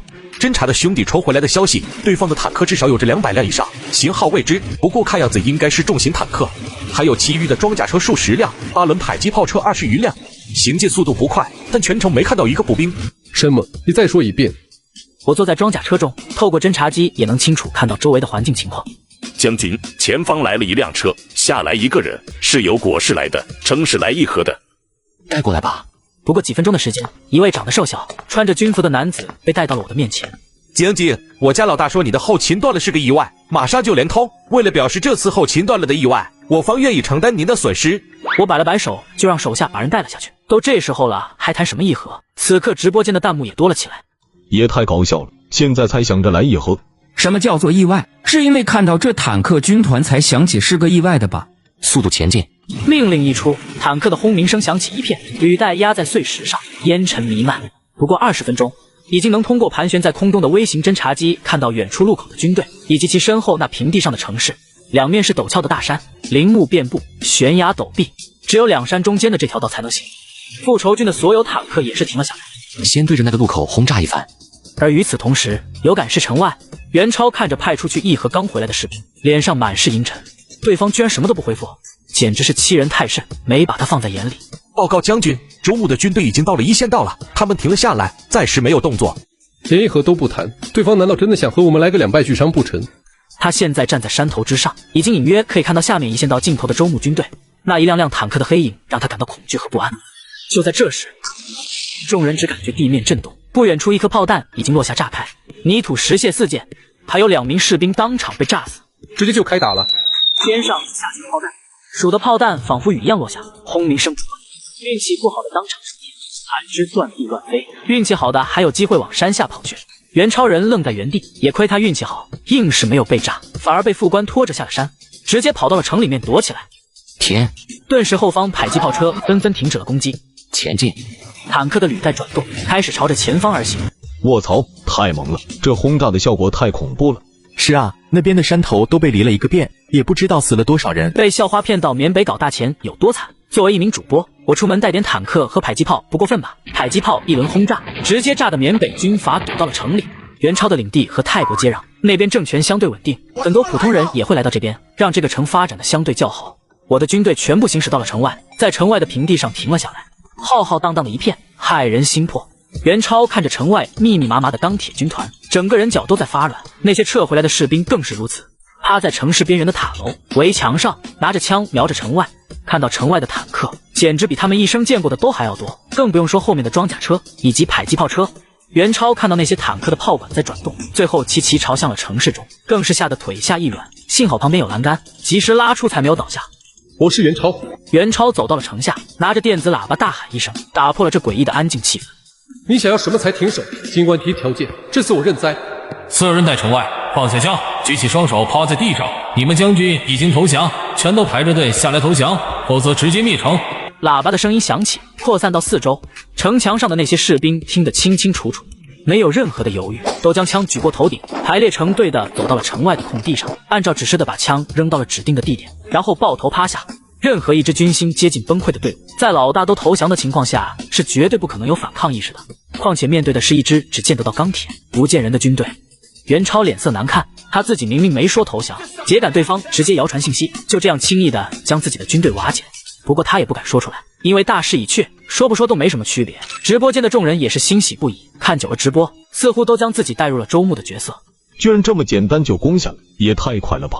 武器的绝对优势下，对方的反抗毫无意义。报告将军，总共有战俘31160人。兑换招募名额。我直接花费了2万的情绪，只兑换了100个名额，将俘虏中一些对我好感度高的100个士兵招募成了属下。而随后又让俘虏的军队打乱了原本的编制，重新编排成队伍，再由这些招募过后的人当队长，整个3万人的俘虏问题也是初步解决了。以后你们就是第3军。又是一支军队成立，这刚成立的第3军正好可以维护这座刚纳入领地的有感市。那些高层全部拉回去挖矿吧。复仇军原地待命，特种小队第3军随我进城。宽阔的马路上车辆到处停着，两旁的铺子也是开着，却是唯独不见人。很显然，在听到炮响的时候，所有人都躲了起来。而此时第3军的出现，让周围的人都开始陆陆续续的从各种角落里出现。恭喜袁超将军凯旋而归！不知道谁喊了一声，其余的人纷纷跟上。他们不知道外面发生了什么，只知道现在看到了熟悉的军队入城，当然现在已经叫做第3军了。恭喜袁将军凯旋而归！越来越多的人开始在呼喊，那些躲在楼里、拐角、铺面中的行人都开始缓缓走了出来。特别是刚开始带头喊的一位老者，奋力地喊着，以至于脸色通红，并且还直接朝着军队最前方走来，佝偻着腰，一副讨好的样子。恭喜袁将军这次的胜利，感谢袁将军为有感市全市的人做出的贡献，是你的守护才让我们能够安安全全的在这城中安居。我伸手制止了手下准备开枪压住大众声音的动作，而是指了指对方。这是谁？城里的一位泰国的商人，有感市有很多做各种生意的，这位就是商人中很有人气的一位代表，名叫李狗，大家都称他为李老。以前袁超和他的关系不错，他也很上道的，除了本来该有的税收，还会有事没事就拿出很多的利润孝敬袁超。袁将军呢？没有袁将军了，这里只有周将军。从今天开始，有感事便是由周穆将军说了算，谁敢违背，那就是死。原来是周将军，我是李狗，有感市商会的会长，我替有感市所有的人感谢您，将我们从以前受压迫的状态中拯救出来。以前的袁超实施暴政，让我们都是瑟瑟发抖，朝不保夕，整日恐惧不已。现在终于您来了，救我们于水火之中，大家都快感谢周将军，我们终于等来了您，拯救我们。李狗满脸的真诚，眼角都已经湿润，声泪俱下。周围长在懵逼的大众也是清醒过来，连忙开始大声呼喊：谢谢周将军，谢谢周将军。我看到这一幕都有些蒙圈，先是抬手轻轻一压，所有人都安静了下来。你这还真是有点厉害啊，太不容易了。周穆绝对是发自内心的感叹，一位60多岁的老人能做到脸皮厚、反应快、演技杠杆的，真的太不容易了。实在是以前的日子太苦，被压迫的太难受了，终于等到您的到来，将我们救出火海，一时激动失态，还望见谅。将军叫我老李就行。为了感谢将军，还请我献上一份自己的心意。这有感事都是我的，你还能从哪里去找心意献给我？对，我怎么把这茬忘记了？我出生泰国，可以帮助将军维持泰国的后勤通道和物资交换转卖。先跟着吧。随后直接带领着军队往市里面而去。这人也算个人才，先留着吧。再转过几个街口，沿着一条笔直的路走后不久，终于周边的建筑开始稀少，一栋旷大敞亮的别墅出现在眼前。这可比老猫的会享受多了呀！我看着里面富丽堂皇的装修，啧啧不已。被校花骗到缅北搞大钱有多惨？我在缅北打下了第2座城市，并重新任命了一位市长。现在这个市也该改个名字了，既然这里的军队是第3军，那这里就叫做第3城吧。第3城名字也是快速扩散在全城，人人皆知，就连城门的雕刻上去的大字也是被更改。州城的后勤通道也是第一时间被恢复，甚至以后州城的后勤消耗品直接由第3城提供，直接运送。将军，出事了！州城刚刚传来消息，有军队偷袭。我一愣，思考着谁会打州城。我来到城外复仇军驻地处，坐上装甲车后，直接让人将那袁超押了过来。当初截断我后勤的主意是谁给你出的？是亨利集团的白慧，他给了我一些武器，让我断了你的后勤。亨利集团是吧？你们的罪比老猫只多不少，也该算一算账了。其余的军阀也是着急送死是吧？我手一挥，整个复仇军已经整装完毕出发，坦克、装甲车、8轮式迫击炮车激起一地烟尘。经过3个多小时的全力前行，复仇军终于绕过2城之间的最后一座大山，远远看到了州城的轮廓，一路直回到城里。将军，这次袭击我们的大概有1万人的部队，装备非常不错，有着迫击炮和火箭筒，看不出是谁的部队，也没有俘虏，造成我方死亡复仇军12人，重伤2人，第2军死亡80人，重伤30人，普通民众100多人，外城的矿工也是死了一些，城里有几栋楼被炸毁，城外新建的外城大量的建筑被毁。先处理好矿场和城里的秩序，恢复正常运转，明早通知复仇军集合。原本打算慢慢扩张，现在看来只能横推了。与此同时，在100公里之外的一个小城中，一栋装修豪华的房间中，4个人分坐一方，一个衣衫褴褛的人在中间站着，没人说话，气氛阴沉。这就是你们说的最精锐的士兵？白慧看着眼前的3位军阀，心里全是不满。3方军阀总计派出最精锐的12000人，通过一条小道突袭州城。可哪里想到，整个军队伤亡2000多人，还连对方的情况都没摸清。罗守成、田礼和将军、钱岳3人也是很郁闷。我们3大军阀联手，还有你亨利集团提供后勤和弹药，10多万人打下一个军阀不是轻而易举。罗守成和田礼和都是对视一眼，点了点头。作为军阀，都还是喜欢简单直接暴躁一点。好吧，你们各自集结兵力，明天直接正面碾压过去，拿下整个州城。军队打仗时的后勤由我亨利集团负责，战后答应各位的也会一点不少。听到这话，3位军阀也终于脸上有了笑意，顿时纷纷连忙坐车离去，回到自己的领地里调动队伍和做一些准备。有了亨利集团兜底，成功后还能瓜分一些州牧领地的好处，非常值得。第二天天一亮，我已经来到了城外划分出来为第2军驻地的地方，2000名复仇军整齐地站着列队。昨天州城所遇到的袭击是亨利集团和其余军阀所为，现在我们去报仇。复仇军听从命令的前往军事装备库中，驾驶着坦克和装甲车、迫击炮车、坦克装甲军团出现。随后，我坐在装甲车中，带着整个队伍再一次出发。而此时的白慧和3位军阀还是各自带领自己的军队。几人准备说开始出发的时候，突然一道人影从远处赶了过来。报告，10里外发现一支由坦克组成的军团，大概有接近300辆的重型坦克，后面跟着的装甲车和其余的都看不清，方向正是我们这边。不用说，几人对视一眼，都看出了对方眼中的震惊之色。快车，速度！钱岳迈开粗壮的腿，像是一个肉球在滚动的朝着车辆的地方而去。罗守成更是拔腿就开溜，就连一直情绪平稳一些的白慧也是皱着秀眉，坐上了车辆。一时间，本来浩浩荡荡的大军团直接坐上运输车，顺着道路开跑。就在这边的军阀联军瓦解逃跑的时候，在10里之外的州牧则是早就通过微型侦察机已经看到了这里聚集的大批军队。没想到对方居然有着10多万人的军团，好多军队啊，至少有着10多万。州牧巴不得他们来，就这钢铁洪流一样的队伍，再多人也直接给冲烂。真是强，看样子是想来攻打我，结果发现了坦克装甲军团，这就想跑，晚了，全速前进。整个坦克装甲军团中响起引擎的咆哮声，夹杂着路边上树木被咔咔咔压断的声音，朝着前方急速而去，速度比开始的正常行军快了1倍。报告将军，对方离我们只有6连了。属下的报告中，离对方逃跑的军团是越来越近，而此时在前方逃跑的军团中，众人也是听到属下的报告，得知对方越来越近后，心里慌得不行。加速，快点加速！可惜任凭怎么指挥，运输车在野外怎么也跑不过坦克装甲。去罗邦市，现在等不了多久就要追上来了，必须找个最近的城市驻扎。钱岳和田礼和也是纷纷点头，只有罗守成苦着脸，因为这罗邦市就是他领地中最大的城市，他的家底、军营等都在这里。现在大家去哪，城里肯定要被轰炸割烂。我觉得我们还是分开好一点，他虽然装备恐怖，但肯定不会分开，只能追一路。突然间，天上一颗炮弹落下，瞬间地上就多了一个大坑。司机受到惊讶，猛地一个方向盘，差点侧翻。后面不远处的一辆运输车直接爆炸开来，成为火球，其中的士兵全部身死。这周末就是个异类，有他在，没有一个军阀能活。我们必须所有人一起把他干掉才行，联合所有想要活的军阀。罗守成也是不再反对，再不去他的罗邦市，可能等一下被追上近距离的轰炸就完了。被校花骗到缅北搞大钱有多离谱？自从来到缅北之后，我就将缅北被各大本土军阀统统灭掉。如今离统一缅北的目标越来越近。此刻亨利集团与3家军阀联军被我打得堵到了城市。我通过微型侦察机看到敌方的军团盯着炮火进入了一个城市后，也是挥手下了停止轰炸的命令。罗邦市是罗守成领地中最大的一个城市，这是一座很古代就有的城市，在冷兵器时代就存在，然后再在上面加盖的现代化设施，所以远远看去，从外表看很像是一座古城池。将军，现在怎么办？就算有装甲部队的优势，对面也是有整整10万人，哪怕是10万头猪钻到了城市里，3天也抓不完。叫第2军和第3军的多送些物资来，我们就把他们堵着，不定时轰炸一番。随着我的指挥命令，炮弹齐飞，黑压压一片，投向了罗邦市中，炸响声不断响起。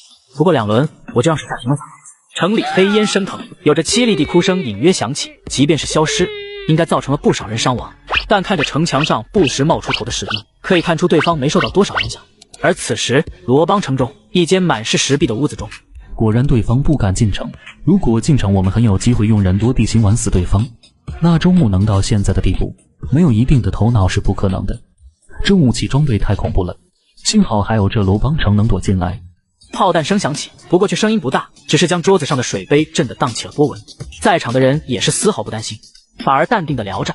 想不到罗守城，你的城里还有这么稳固的地下室，就算是炮弹落在头顶上，也最多听个响，连声音都隔绝的差不多。对方肯定是不敢进城的，我们10多万军队，在障碍物多的城里很有机会，最多损失一些手下，但我们只要还在，就不会乱。对方肯定会撤的，现在的轰炸不过是泄气，等发现毫无作用的时候，就只能撤了。报告，发现城外的军团有很多的补给运输车道啊！对方疯了吧？不回自己领地，就在这和我们打消耗，这样大家都不好过吧？没必要啊，伤敌8000，自损800，他的炮弹不要钱，他不怕出什么意外。对方是想等我们粮食耗尽吧？我们这么多人，每天的吃喝都需要不少的。可是这城至少也够我们20天的粮食，总不能对方想耗这么久，说不定对方只是想吓吓我们。炮弹隔3差5就响起，不时就被轰炸一番，就连地下室的他们都习惯了这个节奏。士兵们也是损失一些后，纷纷在城里挖战壕、找掩体，分散开。每一波轰炸下，损失也是越来越小，甚至也让这些士兵习惯了，两者处于一种奇怪的平衡之上。直到第2天，几人再次在地下室单独作为商讨事情的屋子中会合。报告，城外的又来了2辆运输车辆，还在补给。罗守成脸色一红，田里和钱月也是担忧起来，皱着眉头。只有白慧嗤笑了一声。正好，他想围死我们，那也是我们的机会。我已经联系了亨利集团中的其余高层，将事情都报告了一遍。对方不离开，那我们正好直接趁着这个时间，将缅国北部所有的军阀都联合起来，组成联合军对周牧进行包围。几10万人，就是将周围所有过道挖个大坑，也能阻止对方的坦克装甲。听到这话，剩下的几人都是面面相窥，随之而来的则是喜色。第3天，罗邦城外又是一轮日常的轰炸过去，所有的复仇军分为2个班次，一半休息，一半值守按时的轰炸命令。我现在就在远处和正值休息的复仇军在山脚下休息着，嘴里还叼着一根野草，丝毫不在意还在打仗。将军，我们已经定时的轰炸了3天了，对方没一点害怕投降的意思，再坚持下去也没意义。而且要么就持续的轰炸，只间隔很长时间再轰炸一次，那是给对方喘息的机会啊。现在城里肯定到处都是战壕，我们越是耗下去越是不利。前2天周围那些疑似探子的人最近没了吧？张涛点点头，的确有着微型侦察机的存在，周围靠近的陌生人都逃不开监视。本来张涛想把这些人抓起来，结果却被我制止了。比我想象中要快，这亨利集团果然没让我失望，恐怕现在已经联合了其余的缅国北部其余的军阀，正在向这里赶来。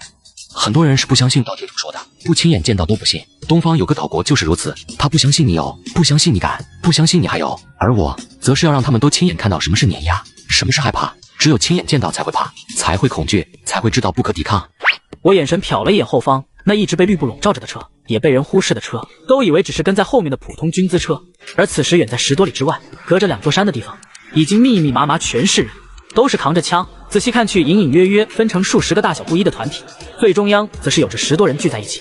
要我说，直接压上去，我们30多万的联军，怕个屁！对方是坦克装甲队，人多有个毛用啊！莽夫，直接围上去就完了。对方的弹药肯定是严重不多。10多个大大小小的军阀凑在一起，七嘴八舌出着自己的主意。总司令王建卫摸了摸光头，有些感到无语。别想多了，我电话中没和你们说清楚吗？这是新式的重甲坦克，普通火箭炮连防都破不了。别小看对方，稳妥起见，各位军阀都带各自的队伍去往一个方向，将道路破坏全部封死，至少要让什么车辆都通不过。那些军阀纷纷派出副官，带着自己的队伍，开着运输大卡车往安排好的地方而去。山地地形，路口就那么几个，这么多人哇，那效率是非常的快。不过半天的时间，就将整个罗邦市外通向4方的道路全部截断。被校花骗到缅北搞大钱有多惨？整个缅北军阀和亨利集团组成了联合军，想要嘎我的腰子。联合军把我的退路全部堵死。周牧坐在城外一辆装甲车上，报告，发现的大量军队已经进入我方周围，隐藏在山林中，微型侦察机拍摄不到对方的具体画面。后方的各个路口也是已经被各种石油山泥堵死。罗邦市的军团也是全都整装待发。也就在这时，一道电子喇叭的声音从远处的山林中响起，周牧，投降吧！缅国北部所有军阀都在这里，你被包围了，直接投降，我可以让你活下来，否则你将被我们围困致死。别指望你有救兵后勤，你的后路已经被我们堵死，你跑不掉的，速度投降，放你一条活路。声音不断的响起，周围的每一座山上都有喇叭在呼喊。完了完了，对方已经包围成型了，真是没想到栽在这里，太固执了你。周牧啊，你身后还有那么多园区救下来的华夏人啊！州城也完了，本来我还打算稳定了去旅游的。大家放心，这也是我最后一次直播了，可能以后各位就要在其他地方看到我了。最后就用一场烟花来送别吧，将最后面的进城导弹车开上来。命令一下，顿时军团后面不起眼的那辆用绿布包裹着的车辆被启动，缓缓地朝着前方驶来，这才是我真正的底气所在。上次系统所送的进城导弹。山林之中，王建卫拿着望远镜一直在盯着下方，旁边大大小小10来位军阀也是差不多，都拿着望远镜张望着，想看看对方是不是会投降。30多万人隐藏在周围山上，没有一点声音。白慧和3位军阀也是躲在地下室中。王总和其余军阀都已经喊话让他投降，结果他只让一辆盖着迷彩绿布像是运输的车往前开了一点。其余的坦克、装甲车之类的都没动静，就那迷彩绿布盖着的运输车也走到一半就停了下来。你说他是准备做什么？要投降也不像投降，要冲城也不像冲城，就连一点气急败坏的炮轰都没有，太奇怪了。别担心，现在时间越久我们越有力，没后勤的是他。与此同时，我看着已经停好位置的导弹车，也是直接让属下一些，顿时迷彩的绿布拉下，露出一个3人合抱8米来长的圆柱体，顶端是尖锐的椭圆。直播间的众人直接傻了，山上拿着望远镜的王建卫手一抖，睁大了眼神，满是不甘置信。怎么可能？怎么可能？边上一起观望的军阀也是如此，有的腿肚子都在打抖。对方怎么可能有这种家伙？假的吧？这在缅国北部怎么可能有？就连缅国南方统一之下也是没有这东西的。假的，绝对是假的。罗邦市的地下室中也是完全一样。在收到属下最新的报告后，白慧几人都是完全的不敢置信。没理由，对方能有这种武器，怎么可能现在才拿出来？早就可以把罗邦市给轰了。他是拿出来吓人的吧？假的，怎么可能是真的？又是钢铁军团，又是这东西，那也太假了。一个从猪仔崛起的军阀，不知道从哪里来了那么多的坦克装甲，已经够让人惊骇至极了。现在又掏出来一辆导弹车，谁信啊？所有人的目光都不由自主地看向了罗邦市外，那几乎只能见到一个绿点的车上。而此时的我目光冷漠，拿起了眼前的对讲机，目标罗邦市，发射。随着话音落下，中间的导弹车上顿时一道光亮闪过，圆柱形的导弹尾部喷射火焰，产生大量的烟雾，整个导弹躯体直接与车辆分离，冲天而起，长长的尾焰如同流星划过天空，让所有人都清晰可见。山林中，石壁凹处的王建卫拿着望远镜的手在发抖，整个人都在哆嗦。怎么可能？真的是导弹！缅国北部这样的地方怎么可能出现这样的东西？完了完了！最后整个人甚至连望远镜都拿不稳，连连后退，一屁股坐到地上，神色间满是惊恐。而罗邦市中的士兵此时都感到心里一阵心悸突然涌起，一肩抬头，顿时就看到了一点亮光，从低到高，随后朝着下方坠落下来，速度之快，才看清楚形状，那带着尾焰的圆柱形东西就重重地砸了下来，连话都来不及说，只看到一道炙亮的光芒从撞击的点上，随之而来的则是一道黑烟巨响，砰！爆炸产生的巨大能量飞速向着四周扩散而去，所过之处，低矮的房屋一栋栋的倒塌，连一声惨叫都有，人如麦草，一割就是一片。王建卫坐在地上，甚至不用望远镜，他都能看到山下不远处的罗邦市，就像是看到一颗巨大的火球在市里爆开。本来还算完整的罗邦市，清晰的可以看到以导弹撞击为中心，周围整整一圈，占了整个是1/4面积的地方被烟尘笼罩，已成废墟。其余的军阀也都是被那一声巨响吓的一个哆嗦。地下室是真的，居然是真的！凭什么他能有这些？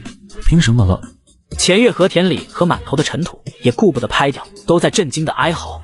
其中的罗守成更是一脸的绝望，整个人坐在地上，靠着墙，眼里面没有一点生气的样子。要不是还在呼吸，和死人没什么区别，至少他的罗邦市算是完了。报告，有一发导弹命中市中偏北部，造成整个北部都成了废墟，有3万多的士兵死伤。听到具体的消息，几人又是一阵默然。北城大部分都是我的队伍，要不我们投降吧？对方围着我们的意思，也就是等我们投降，再等说不定又是一发导弹。不，绝不投降。对方为什么围了我们这么久，有导弹也一直不用？你们想没想过，对方其实也只有一发导弹，所以才当做最后的底牌，在这时候才拿出来。被校花骗到缅北搞大钱有多惨，在我发射了一枚东风导弹后，缅北军阀直接被炸懵了。但是敌方的士兵再次集合起来，有条不紊的在继续防守着城门周围，似乎在防备我开着坦克冲城而入。看来是不相信我还有导弹啊！第二次发射，目标罗邦市。队伍后方迷彩绿布一拉，顿时火光闪动，青烟喷射，一颗尖头圆柱形的东西直冲天际，后方的尾焰如同流星。巨大的爆炸再次在罗邦市中响起，熟悉的浓烟粉尘笼罩。地下室中听到那熟悉的巨响，如同炸在耳边，几个人都瘫倒在地，双眼迷糊，也不知是身体受到了震荡，还是心里承受不了。又来，我这次没有等待，继续指挥着下一次的发射。发射，目标前方大山。发射，目标侧方大山。导弹车我一共只有10辆，每一辆在一发出来的时候带了2辆防备意外，后来有了计划后，又从州城调了2辆过来。顿时2发焰火尾发冲天而起，然后朝着不远处的大山撞击而下。2道剧烈的爆炸声接连响起，在山间爆开，泥石乱飞，树木直接成为焦炭。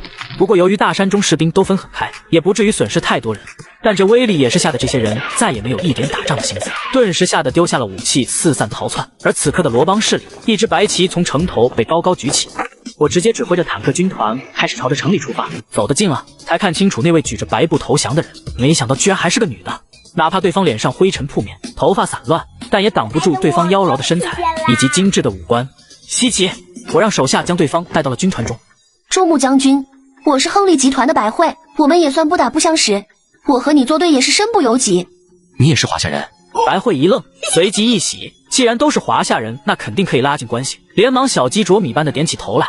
对对对，我得到答案后直接脸色一冷，挥了下手，顿时2位复仇军就将白慧带到后面看押起来。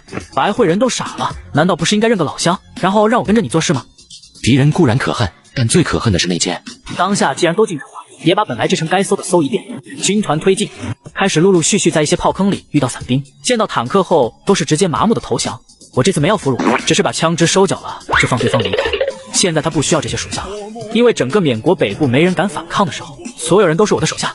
很快藏在地下室的3位军阀也被搜到。报告，地下室除了这3点，只有一些生活用品。我点点头，随后将目光看向蹲在面前的3人，直接压下去拷问一下各自领地里的情况，然后拉去1号矿洞挖矿。整个罗邦市中，除去被导弹轰炸死伤的，剩下的也大约有8、9万的士兵。这些士兵都是麻木呆滞，完全没人抵抗。将这些收缴的枪支弹药都搬上空出来的运输车，我带着军团回到了州城。回到州城后，复仇军休整。第2天，第3军的人从第3城赶到了州城，我将3军重新整编，最后总共分成了3个师，分别为第1师，原来的园区中所拯救出来的人，总共5000人；第2师和第3师则是第3城派来的人分成的，平均7000多人。复仇军集合，第1、2、3师集合，席卷缅国北部，出发。泥沙漫天，坦克装甲开路，左后侧翼各有一个师团，中央处更是有着几辆盖着绿布的车，浩浩荡荡。而此时，缅国南部杨广市，周牧真实身份未知，从老毛的领地突然崛起，短短几天拿下老毛领地，随后攻陷元超领地，2日前在罗守城领的打败了缅北联军，这么离谱，你确定是真的？总司令，确实是这样，我们在北方还是有一些探子的，消息都差不多，绝对不会出，得到的消息也只有这些。对了，这次的导弹事件肯定那些大佬们也关注到了，你发个报告给联合国，让大家别误会，是缅国内部使用的。还有华夏有一个交流团，再有1个月就会来杨广，准备好接待，对方肯定有事才来，也给老美也发个报告，提前告知一下，万一得罪哪边都不好，两头吃才行。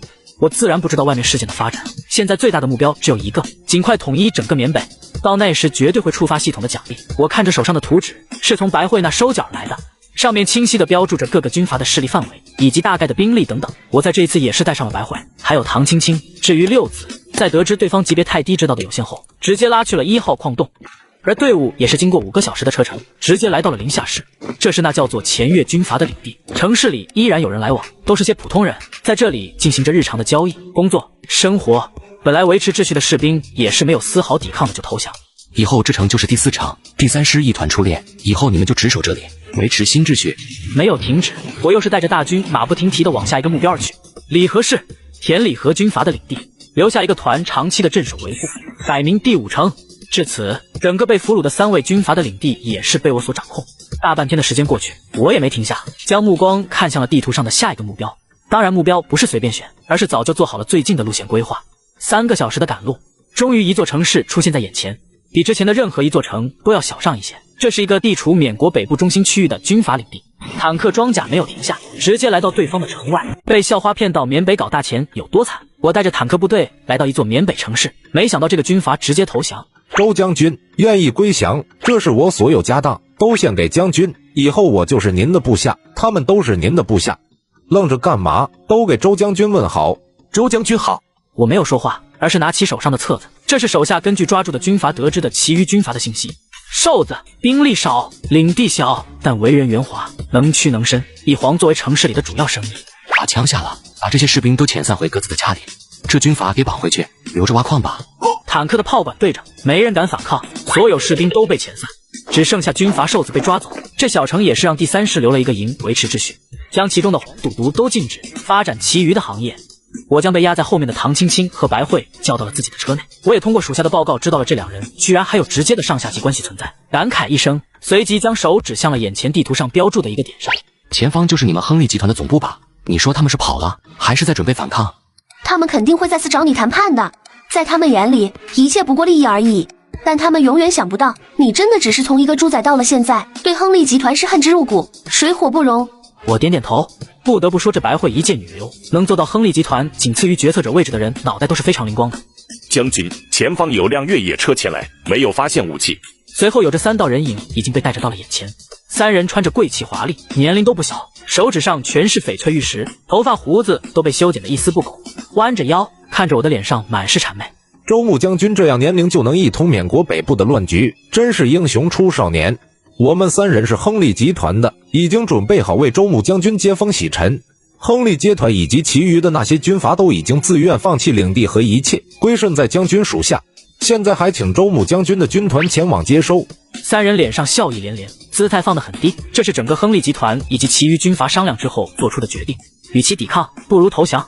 并且这时3人也是看到了坐在装甲车中的白慧，顿时眼中一亮。见到对方被俘后还能和周穆一辆车，心中的一点担忧也是完全消失。3位就是亨利集团最高的决策者吧？我面露笑意地打量着眼前3人。我想过亨利集团可能会投降，但没想到的会是3位最高决策者亲自前来。哪里？现在亨利集团的最高决策者、拥有者是周将军，我王建卫。周将军叫我一声老王就可以。正谢，叫我老郑就好。张耀，叫我老张就行。我热情地让3人通知亨利集团中的队伍将武器都全部放下，集中归类起来后，更是让对方坐上了后面的装甲车。整个军团也开始朝着亨利集团总部所在的位置行进。亨利集团的总部也是一座城市，宽敞干净的街道，修剪整齐的花树，修建齐整的房子，还有各式各样的店铺招牌，现在都关着门，可以想象出平时的热闹场景，完全像是一个优秀的小城市。最中央则是一个巨大的广场，用围墙包围起来，里面一栋楼笔直冲天，抬头望去似乎来到了繁华之地，装修华丽，最上面还有着4个大字：亨利集团。报告将军，10万士兵的枪械武器都已经缴获，人都集中在北面的街道，总共5位军阀等待你发落。将那些军阀的士兵都遣散，亨利集团的武装队伍留下。随即我才来到了亨利集团的高楼下，此时这里1000余人站成列队，规规矩矩的，没人敢说话。周穆将军，你这是干嘛？刚下装甲车的老张3人看到这一幕，满是蒙圈。你们也过去站着。不等他们说什么，就有士兵上来将3人压了过去，和众多亨利集团的人站在了一起。华夏人站我右边，其余人站我左边。最终我的右边有着50余人，随即吩咐手下将白慧和唐青青带了出来，然后又是让这些人分别找有没乱站位置的，在打死2个犹豫的人后，剩下的也都尽力的筛选，最后总共57人。好了，剩下的都带去审讯出对方的财产，然后送回去挖矿。你言而无信，我们这样真心的投降，你却赶尽杀绝。你这样没人会跟着你，迟早属下也会叛变。没有了我们，缅国南部的压力谁能替你撑着？将这3个老帮菜也压下去，重新套出对一切有用的信息，然后送去1号矿洞。我留下了整个第3师剩下的人，带着剩余的队伍继续前进。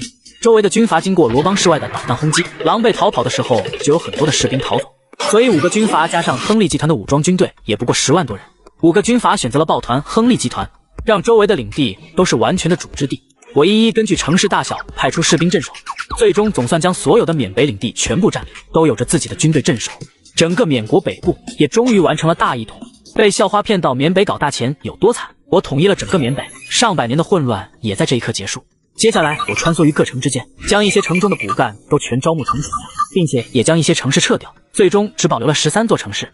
将军，剩余的小股军阀残余在各城镇乡下的势力已经完全清除，但整个缅国北部常年混乱战争，经济也都以你禁止黄赌毒的为主，现在失去来源，我们的财力补贴也没法长久，其余的各方面技术几乎没有，连产业支柱都没有，恐怕再支撑2个月，一切都得回到农耕为主，大部分城市都要崩溃。技术没有，进出口渠道单一，没有产业。缅国南部有啊，我们北部、南部都是一体，分裂下去总是不好的。等统一了，自然这些都有了。1. 恭喜宿主领地再一次扩大，达到蜂王级，获得5级武器包。系统商城更新，请自行查看。开启5级武器包，恭喜宿主获得 A15 歼击机5架、Z14 轰炸机5架、武装直升机10辆、防空拦截系统套装、小型军事机场1座，请选择领取位置。我的眼中出现喜色，这一下就弥补了空军方面的不足。我打开了系统商城，我看的是暗暗咂舌，原本武器的生产线也全部改变成了军工厂。接下来我也是将这些军工厂兑换了出来，以及相应的空军方面的技能书。我想了想，又花费了50万兑换了很多杂七杂八、各种各类的技能书，使用在了自己属下的身上。周牧坐着装甲车开始在州城周围晃悠，我还是决定将这些军工厂都建在州城周边，形成一整个军事生产基地，可以用最少的兵力来保护，特别是有一套的防空拦截系统。我最终决定就在州城东部一片山谷之中领取军工厂，最终一座小型的军事机场成型，旁边还有着专门的仓库、维修、保养等，室内都是工具齐全。继续领取。顿时一架机身狭长，头部呈尖锥形，2片巨大的机翼下挂着数枚导弹的歼击机出现在眼前，随后不断的出现，足足5辆排列。这些挂着的导弹都是系统武器包中自带的，还有一些配备的放置在仓库中。旁边的一架架机身扁平，如同蝙蝠一样的轰炸机也是出现，体型比歼击机大量，还有2倍之多。携带着的炸弹密密麻麻的全在机身合翼下，同样的系统配有很多相关的炸弹在仓库中。最后是5辆武装直升机，2侧凶猛的机枪看着就骇人。我立马就派了专人前来巡逻值守，以及复仇军里学了空军技能书的前来，成立了专属的空军军队。最后我再将防空拦截系统布置在了州城，将前段雷达安置在州城4周，足以检测到邻近的导弹。此时缅国南部阳广市一场会议正在召开，正中央一位面相平和的老者坐在首位，环视一圈周围，最后看向右手边的男子。尹明拜司令，北部的情况怎么样？尹明拜站起身来，微微鞠躬。1个月前，一位叫做周牧的军阀异军突起，半个月前正式灭掉亨利集团，统一了北部。对方陆军实力强悍，有着坦克、装甲、迫击炮等武器，还有近程导弹，似乎没定位系统，只能禁用。周围的人都是一脸震惊，他们都是就职于其余的方向，对于这消息还真是第一次听说，都忍住开始议论纷纷。各位不用担心，这一切都是在我们的掌控中，我早已关注着对方，还派了重兵守在南北线上，随时注意对方的动向。对方现在边境线只有一些装备简单的步兵在观察着我们，而且对方的政策是放弃了以往的黄赌毒偏门生意，转而在朝着现代社会转型。不出1个月，对方的经济就会崩溃，军队没有供养而分离崩散，装备武器被瓜分，再次成为以前一样的混乱之地。只要找准机会，说不定我们也能得到些利益。好，随时关注，有机会直接就派兵越过南北线直击对方老巢。报告将军，缅国南部的兵力在集结，坦克营、迫击炮队、直升机都有发现。这是想要对北部有想法，哪来的勇气？既然对方也想缅国统一，看来这是大势所趋，滚滚浪潮，法抵挡的洪流。我开始集结军队，出发11城。除了必要维持和防卫州城的小部分队伍和空军的军事机场在这也没法跟着。不过这些距离对于空军来说转瞬即到，其余的军队陆陆续续的开始行动，在我的指挥下再次南下。11城处于缅国南北线10公里之外的一座城，我统一北部，给了南方很大的压力。原本不存在矛盾的南北线开始变得剑拔弩张，兵力囤积。半天的时间，所有的兵力已经到达11城的位置，并且分散驻扎在了周围。将军，怎么打？是直接碾压过去，还是导弹开路？张涛依然作为副将跟在周牧的身后。不急，对方的武力装备不是以前北部的那些军阀能比的，装备同样精良，并且地势宽广，没有定位的目标，导弹也就是大号一点的迫击炮。况且南部的城市都是我的财富，打坏了最后还是我来承担。我还是希望能和平一点解决南北统一问题。当然，在此之前需要让对方认清一下各自的地位，他们的信息还停留在半个月前。通知空军部队，歼击机出动。顿时远在州城，早已整装待发的歼击机启动，划过长空。南北线上，大军驻扎的军营之中。司令，北部有大动作。快说，什么大动作？第11城附近发现大量对方的军队，还有重型坦克、装甲车、8轮迫击炮、导弹车等武器装备的身影。什么？被校花骗到缅北搞大钱有多惨？我统一了缅北，而缅南的军队也集结在边境线上，想要嘎我腰子，而我直接发动歼15战斗机群直击缅南。此刻缅南的军队总司令得知我挥军南下的消息，一头雾水，并且有一点小慌张。司令，别慌，对方囤积兵力在边界线，说明对方已经没有退路了。赵能，什么意思？司令，要知道北部才刚刚被那个州牧统一，需要制定新的法规，所有城市的管理、维持秩序、防止旧军阀的残余势力等事情，每一样都需要很多的兵力和人力时间。现在才半个月而已，对方似乎完全不管那些，将大量的兵力囤积在这里，说明什么？说明对方已经无力去管辖，只靠着暴力才能勉强维持统治。不过要是那州牧真的进攻怎么办？以对方的兵力，我们应付起来还是很难的。北方打过来，我们就拉扯，敌进我退，敌退我们骚扰。就对方现在后方没稳定，后勤有问题，军心不稳的情况下，很容易就自行崩溃。尹明拜点点头，这和他本来的策略也很是相似。可就在这时，天空中一阵闷雷似的轰鸣声响起，5个黑点划过长空，速度极快的从头顶穿梭过去。尹明拜眉头一皱，连忙拿起军事望远镜仔细看。狭长的机身，圆锥形的机头，还有展开的宽大双翼，这是歼击机。这玩意他只在一些大国的军事演习和阅兵的时候见过。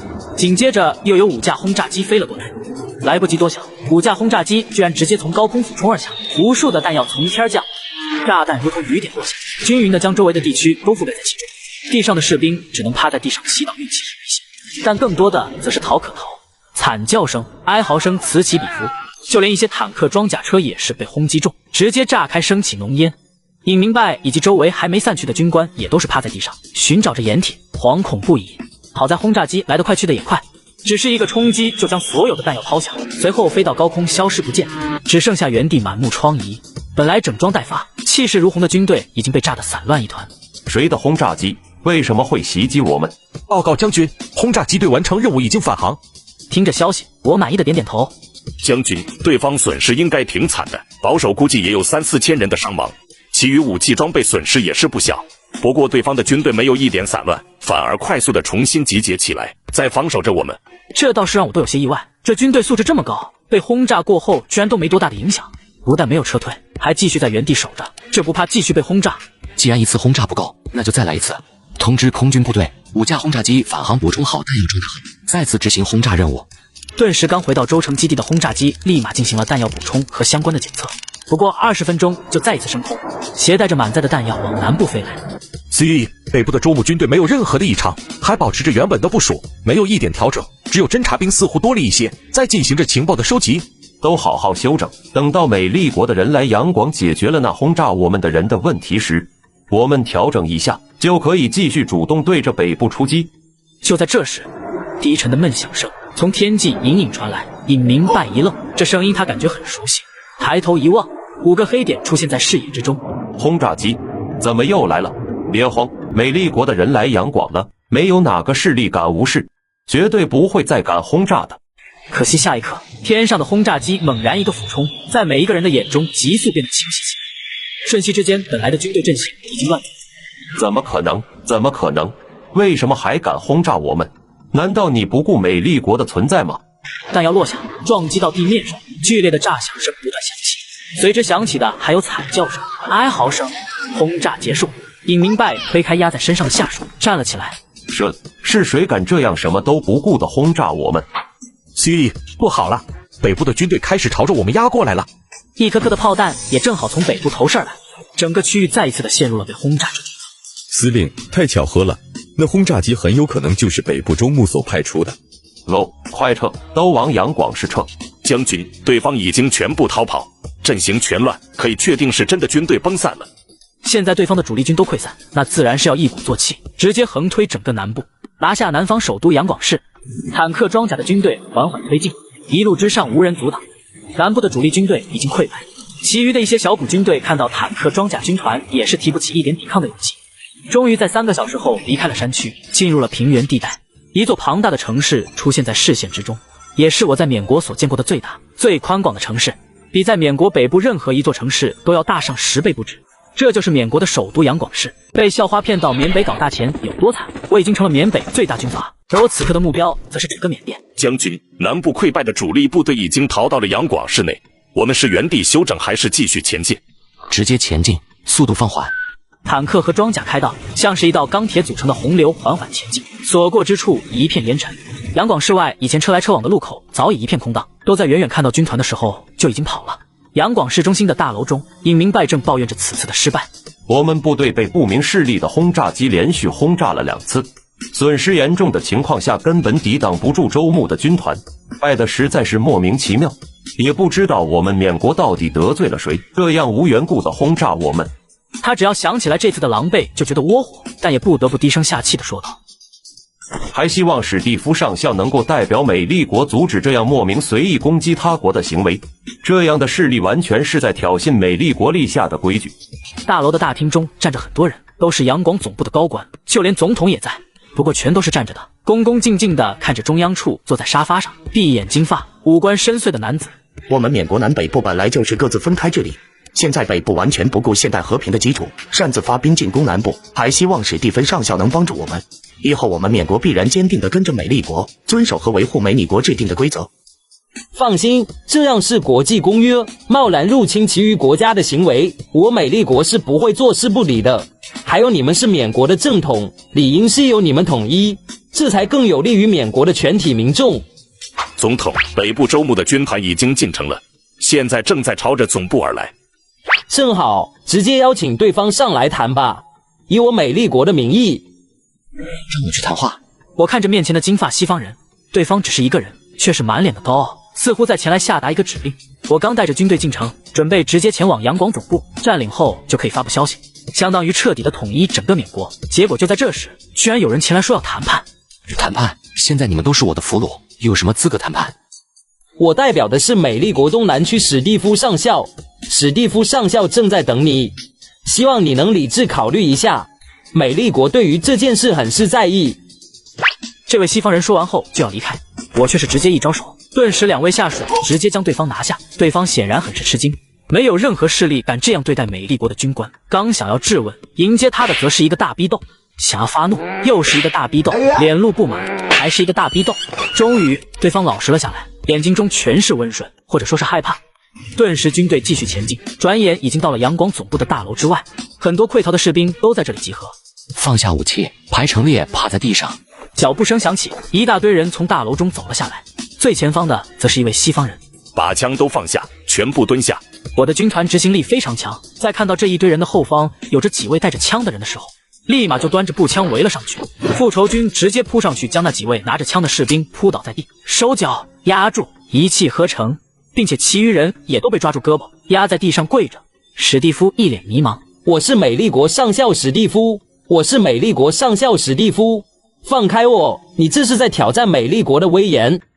我上去就是一个大比斗，惹不起美利国是真的，不敢撕破脸皮也是真的，但打一个上校还是问题不大的。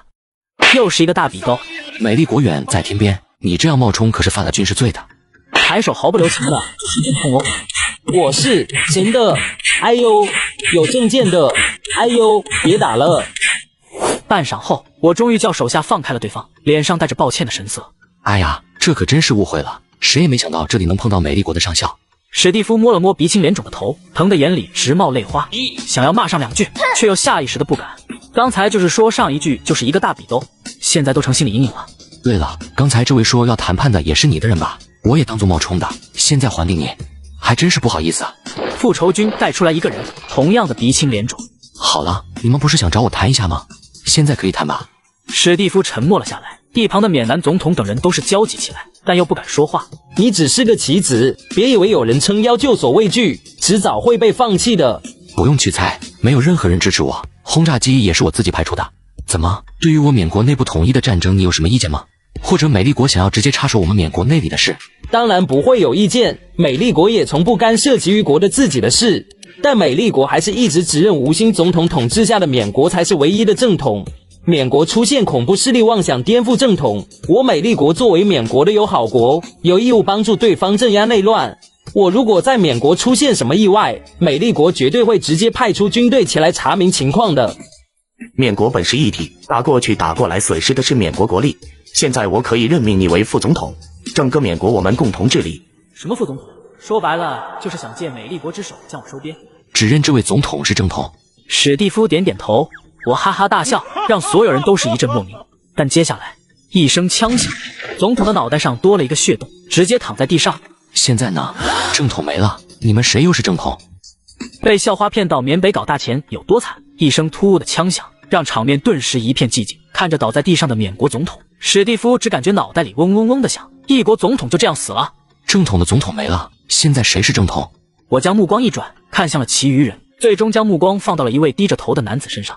我看你不错，要不你来当总统吧？男子穿着整齐的西服，可以看得出来是面料昂贵的定制款，再配合上对方梳得油光发亮的背头，一眼就能肯定是一位高级别的管理阶层人员。这男子听到周牧的话有点懵，用手指着自己，想说什么又不敢说，不过神情激动，带有惊喜和一点恐惧。这是要扶持我上去当总统？缅国总统不是你一言能够决定是谁的，那是南部正统自己那里选出和决定的事情。不过这人的确不错，可以担当总统。从现在开始，你就是缅国的总统，是我美丽国承认的唯一正统总统。其余有人敢反叛，你可以求助美丽国，美丽可以帮助其余国镇压反叛军。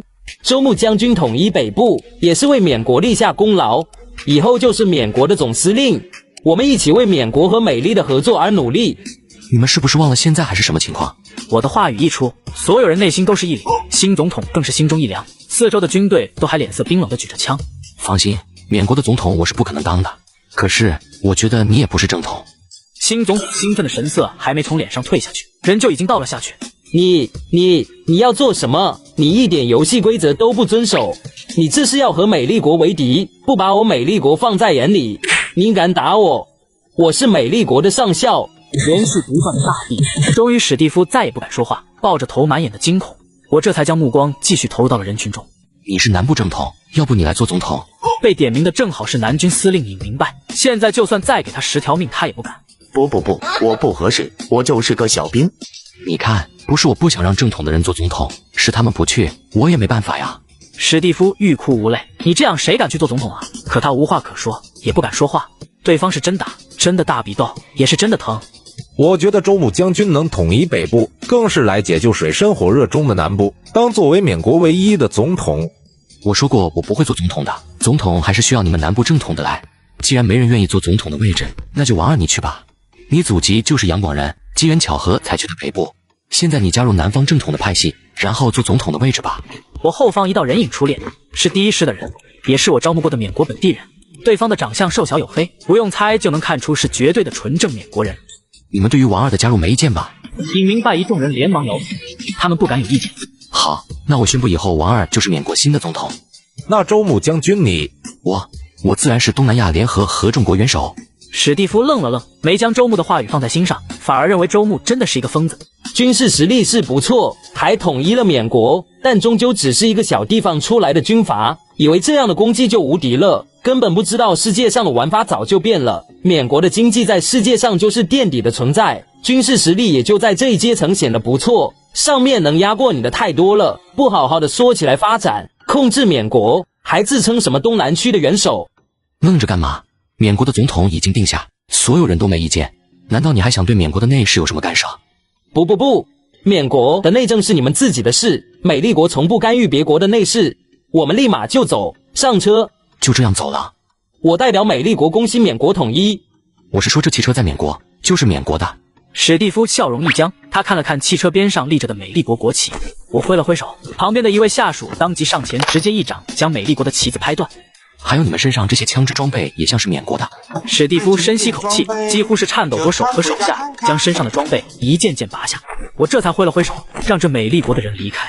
此时的史蒂夫带领着手下向着阳广市外走去。周牧，敢这样欺辱我，我绝对会报复回来的。史蒂夫上校，我们现在没有车，怎么回去？史蒂夫看了看周围，现在的阳广还是一片安静，所有人都躲了起来，不敢露头。街面上有着一些民用的车辆停靠，看，各自偷一辆越野车，直接开走。凭借着专业的士兵技能，无论是打火启动，还是轻而易举都能做到。不过几分钟的时间，一行人就开着10来辆偷的车往城外狂飙而去，被校花骗到缅北搞大钱有多惨？我打下了缅南总部，统一了缅甸，并设立了新的缅甸总统，而我自己则成为东南区联合国元首。美利国派来的军官也被我赶走。此刻被赶走的美利国上校史蒂夫已经回到了美利东南区的军事基地，向美利国少将哭诉：将军，缅国北部兴起一位军阀，直接打下南部。现在统一了缅国，我以美利国的身份做出的建议，对方根本一点都不把我放在眼里。对方没扣押为难你，让你活着回来，还有没直接做总统的位置，而是另外找个名头，这些行为还是顾及我美利国的，暂时不用管。我们也不能随便无故去攻打对方，出动军队需要的军费是海量的，没有利益国会那边也不会批准。虽然出动军队是不可能的，但让周围其余的国经济制裁一番还是可以的。这样的新势力可以敲打一下，让对方知道东南区该听谁的。少将话锋一转，让史蒂夫脸色一喜。而此时我已经派人将缅国其余的地方清理了一遍，毕竟缅国南部的城市地区相对繁华多一些，要彻底的控制，就要将各地的军队守卫之类的重新编排，纳入自己的管理中。至于南部原本的总部，那些高级官员都被直接换掉，全是我自己的属下担当。元首，整个缅国原本的势力已经全部换掉，各个关键的岗位都是我们的人，整个缅国也开始正常运转。我点点头，却是没有心情去听下属的汇报，为脑海中系统的提示声终于再次响起。恭喜宿主的领地达到封国级，解锁系统商城中所有基础武器装备的兑换权限。封国级，原来系统给的这个评价不是无缘无故的，而是在有了封国级的领地后，奖励的东西也跟随称号改变。作为一国级别，奖励的东西都极其的适合。我打开了系统商城的界面，光幕上此时也不再是一排排数得清的列表，而是一类类的细化分支。光是枪械类就分了很多种类，步枪、冲锋枪、手枪、狙击枪等等很多的分类，每一个分类里面还有着数种明确型号的枪械信息。这还只是冰山一角，无人机类、榴弹炮类、坦克类等等，目前国级别该有的基础武器装备型号都是应有尽有，琳琅满目，看得我都花了眼。恭喜宿主获得正国级武器包，正国级武器包打开中。恭喜宿主获得100万吨级核弹头10颗，卫星10颗。我非常激动，万万没想到系统居然奖励了这样一个恐怖的东西。也只有核弹这样的武器，才是真正能做到正国。而除了核弹的奖励，还有10颗卫星。有了这10颗卫星，才能让导弹能够携带核弹头准确的发射到想要发射的目的，三者都是相辅相成。着重将整个缅部的铁矿全部开发，修建炼钢厂，南北统一重新划分行省单位，资源互通，修建道路连接。我大刀阔斧地进行着改革的指挥，下面自然有下属去实行。我更是考察这各个地方的城市，最后选择了一座偏向中部的城市化，分为另外一个军事基地，在这里进行了一系列的兑换。先是花费了200万的情绪值，招募了新的1万人作为属下，再是兑换了各种各样的技能书，一一使用到了这些人的身上，再一次直接生生造出来一支拥有各种兵种齐全的队伍，融入到了复仇军中，让整个复仇军达到了12000多人。下面分属炮兵、装甲、空军、后勤、战旅支援、信息、侦察等等兵种，完全成了一支全面的军队。元首，华夏发来想要派出使团来阳广访问的消息。华夏访问，我直接有点懵逼。华夏作为现在世界上排名第2的超级大国，缅国在其面前简直就是个小虾米，而这次专门来访，非同小可。华夏的访问时间和目的，华夏使团的访问是1个月之前就已经和缅国这边沟通过的，时间都已经定好，就在3天后。这次是听说缅国换届，所以才再次确认一下访问时间，目的提交的则只是一个简单的使团外交关系的维护。很明显，华夏以前就想访问缅国，只不过正好遇到了我刚统一缅国而已。按照正常规格接待吧。正常的国际关系还是该怎么维护就怎么维护。我现在再是一方领主，统一缅国，始终自身还是华夏人，对于华夏有种难言的情愫。最主要的是我还有亲友，也都是在华夏。缅国负责外交的人也是开始去做相应的回复和准备。与此同时，华夏收到缅国答复了，对方同意我们的访问，并且表示了欢迎，时间也是依照我们定好的3天后。好，小林你提前准备一下就行。不过这次缅国统一，对于我们此次出访的目标还是很有利的。对，以前缅国的南北部分裂，我们就算能对缅国南部施压，对方也是管不了北部的事情。那些私自越境过去被抓的华夏人，我们也是毫无办法，直接发兵插手当然简单，可是对方是一个国，这样的行为是不符合华夏的策略。还有美丽在一旁虎视眈眈，原则上的事情不能破例。现在缅国南北不统一，我们只需要给缅国施压，那就很容易解救那边的华夏人。好像此次我们访问的原因，就是因为一位被骗过去的华夏人解救了一个园区，正好直播引起了关注，所以上面让我们访问一下缅国稳定的南部，让对方尽量出兵帮助一下。现在看来是很容易就完成的任务了，连整个北部所有的华夏人都能拯救出来。对，那位华夏人好像叫做周牧，不止解救园区，还拉起队伍来和北部那些军阀对峙，直播都掀起了一定热度，后来被限流，对方也只是偶尔开一下直播，都没怎么关注了。宋正威点点头，没有在意，又去忙其他重要的事情。他每天日理万机，哪里有空去关注什么直播，也没空去关注一个人物。况且就连缅国在他看来也是无关紧要。好了，你去准备一下行程，3天后我们去缅国访问就行了。被校花骗到缅北搞大钱有多惨，我成为了缅甸实际的掌控者。而此时的华夏却派来了外交使团。杨广机场，所有的旅客都被拒在机场之外，只有一群着装统一的人举着各种标语，边上还有全副武装的士兵维护着秩序和安全。元首，对方的飞机还有5分钟就到了，我们可以进站了。我带着缅国名义上的总统王二以及其余的2、3号人物进入机场，迎接华夏使团。一架印着华夏旗的飞机降下，顺着跑道缓缓滑到了指定的位置。舱门打开，2道人影当先走了下来。你好，你好，欢迎华夏使团访问缅国。我代表华夏祝贺王总统。一阵寒暄，一行人开始坐上专车，朝着机场外缓缓驶去。最终停靠在了一栋豪华的楼之外，鲜红色的地毯直接铺入大厅中，两侧的士兵穿着军装，站得笔直、严肃郑重、庄严肃穆，看得宋正威都是暗暗点头。就这形态就能看出现在的缅国能南北统一还是有点东西的。这叫做王二的总统有些不乏了。他正想找对方说2句客套话的时候，却是眉头一皱，因为他发现缅国一群人中走在最前方的居然不是那王二总统，而是一位年轻人，这也太不像话了吧。那年轻人叫做周牧，刚才握手的时候，缅国总统介绍了一下是东南区的什么职位。几步之后，两方人也是来到了红毯尽头，前方是一座大厅，地上铺着地毯，正中央的位置还整齐地摆放着白色的沙发、椅以及茶桌，分列成2排对称，显然是为两方人准备的。宋正威一愣，因为他发现在双方上面的位置还有着一张椅子，在最中央。这位置能放椅子的吗？宋正威人都傻了，这缅国还真是一点都不懂礼数，直接在最上方、最中央加了一张椅子，成了全场的最焦点尊贵的位置。这缅国总统不会直接去最上方坐着吧？真的是偏僻小国啊，就算其余地方弄得像模像样，还是到处都有纰漏，连这样的简单错误也要犯。先是让一位年轻人走在总统前面，现在又在最上方的中央位置摆着一张椅子，随即还是按照指引坐到了另外一边最上方的位置，和缅国总统相对坐。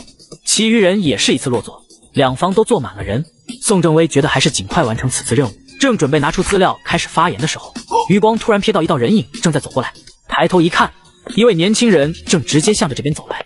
刚才那叫做周牧的还真是没有一点礼仪，刚开始相位置，现在双方都落座准备开启谈话的时候，这人又毫无顾忌的直接走出来。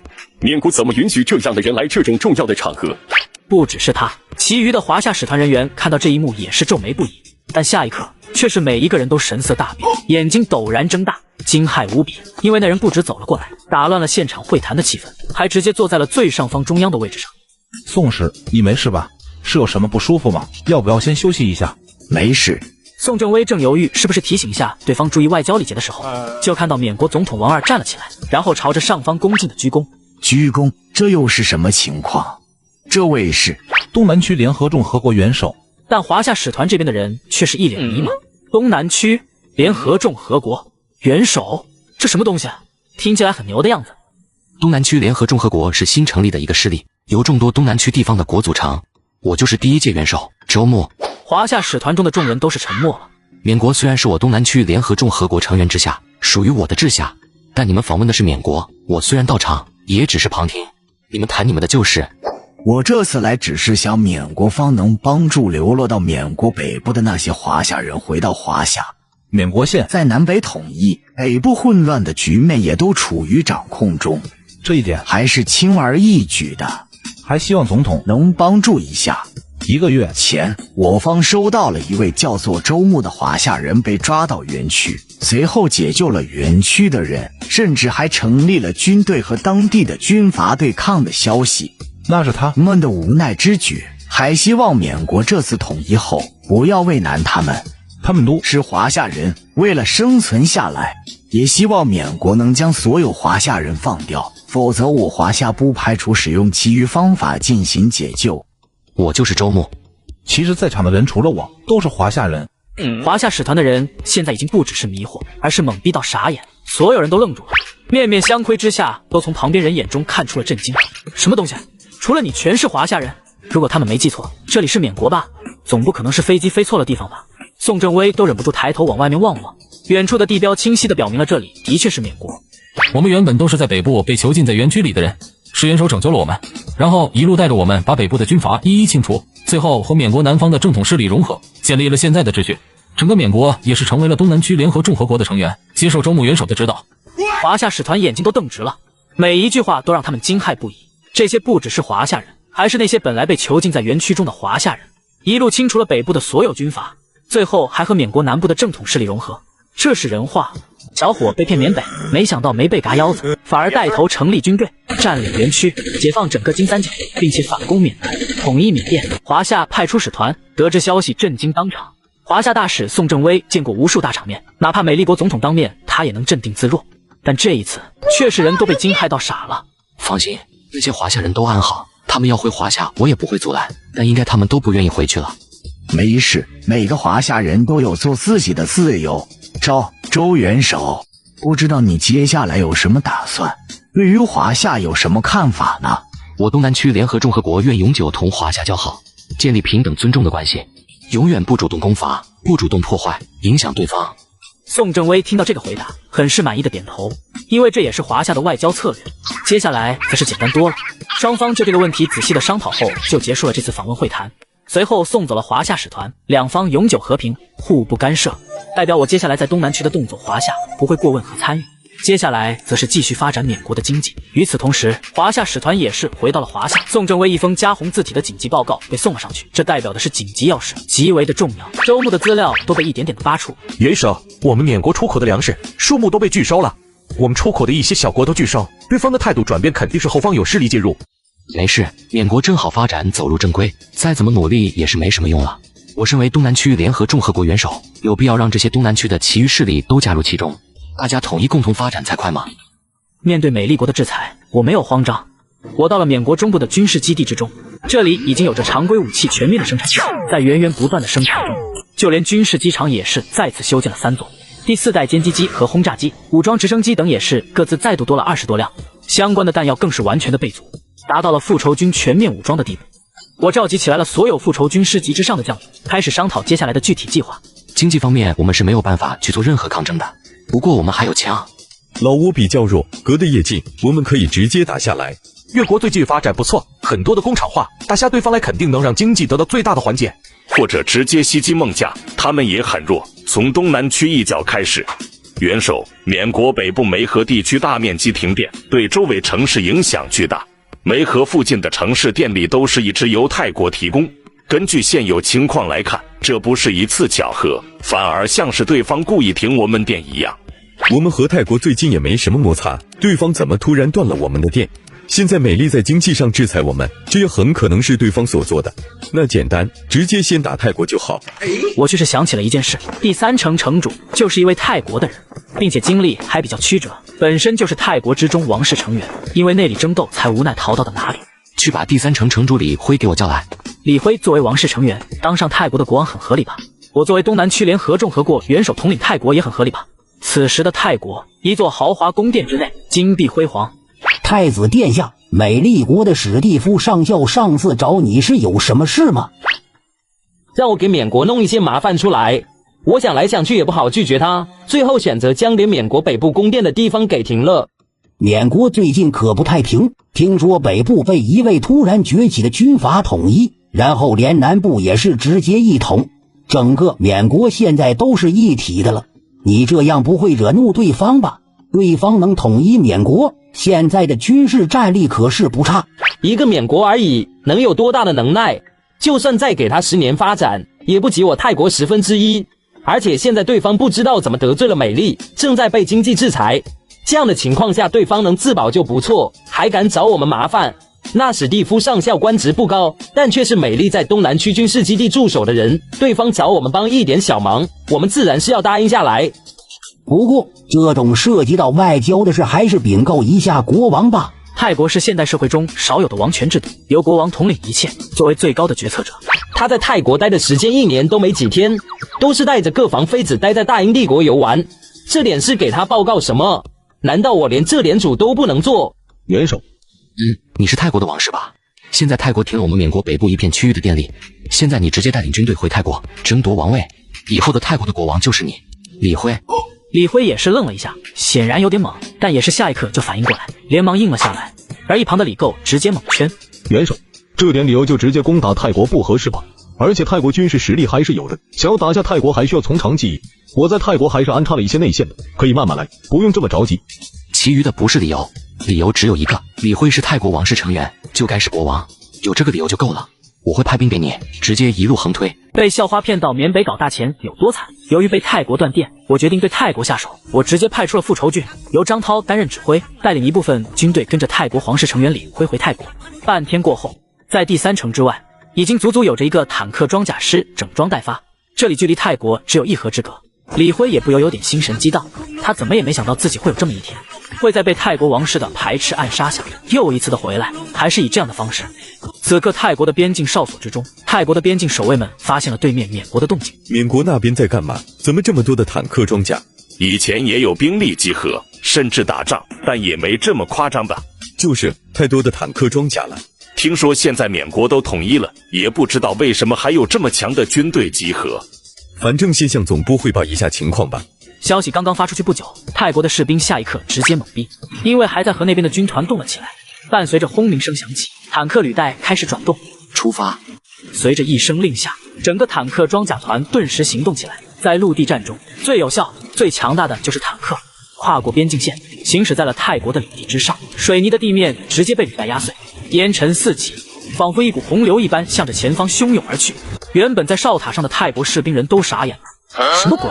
对方直接冲过来是什么意思？要知道现在国际上普遍的情况是和平，特别是他们这样一个旅游业为主的势力，而且就算要打，好歹还是需要有起因的吧？哪里有无缘无故就直接坦克装甲入侵的？至少这是在他们有生之年第一次见到，也是从未想过会遇到这样的事情。035号哨塔，035号，035号。耳边刚刚拨通的通讯响起，哨塔里的士兵却是被这突如其来的一幕所镇住，直到连续不断的声音响起，才想起自己刚才请求的同边防总部联系的通讯已经接通。报告，035处哨塔发现缅国大量的坦克装甲入侵，已经越过了边境线。哨塔中士兵的声音带着恐慌和不知所措。而另一边，泰国负责这条边境线的边防总部中，负责接线的联络员眉头一皱，本来准备按照惯例回复的话语卡在喉咙中。缅国坦克入侵，这是怎么回事啊？同样，这些从未经历过战争的人听到这个消息都是蒙圈的。035号哨塔，请重复。035海哨塔，请重复。哨塔之上的士兵看着越来越近，已经快到眼前的钢铁洪流，腿肚子都已经在发抖，手上的枪械丝毫不能带给他们安全感。在对面坦克装甲的时候，和烧火棍没什么区别。重复尼玛！负责联络的士兵把手中的通话器一扔，整个人直接3、2下就冲向了哨塔，往旁边疯狂的奔跑，最后纵身一跃，直接扑到了一个凹进去的坑里。其余的士兵也是陡然惊醒，纷纷开跑。035号哨塔，收到，请回答。边防总部中，联络员不断的呼叫，却是没有传来任何的回答，只有一阵阵莫名的轰鸣声越来越大，也让他的心跟着抖动起来，仿佛被什么挤压。直到最后咔的一声，一切都归于平静，而联络员也是如梦初醒一般，那不是他的幻觉。035号哨塔真的出事了，坦克装甲直接碾压而过，挡住去路的哨塔被碾压成碎片，没有去理会那些逃走的士兵，而是按照计划中的线路继续前行。红色警报，红色警报！缅国有坦克装甲团从035号哨塔附近入侵。听到这个消息的泰国管理阶层都是一脸懵逼，都是想不通为什么好好的缅国会突然做出这样的事来。缅国疯了吗？居然敢公然直接毫无理由的入侵我泰国，快点调集军队进行抵抗，发布舆论公告世界。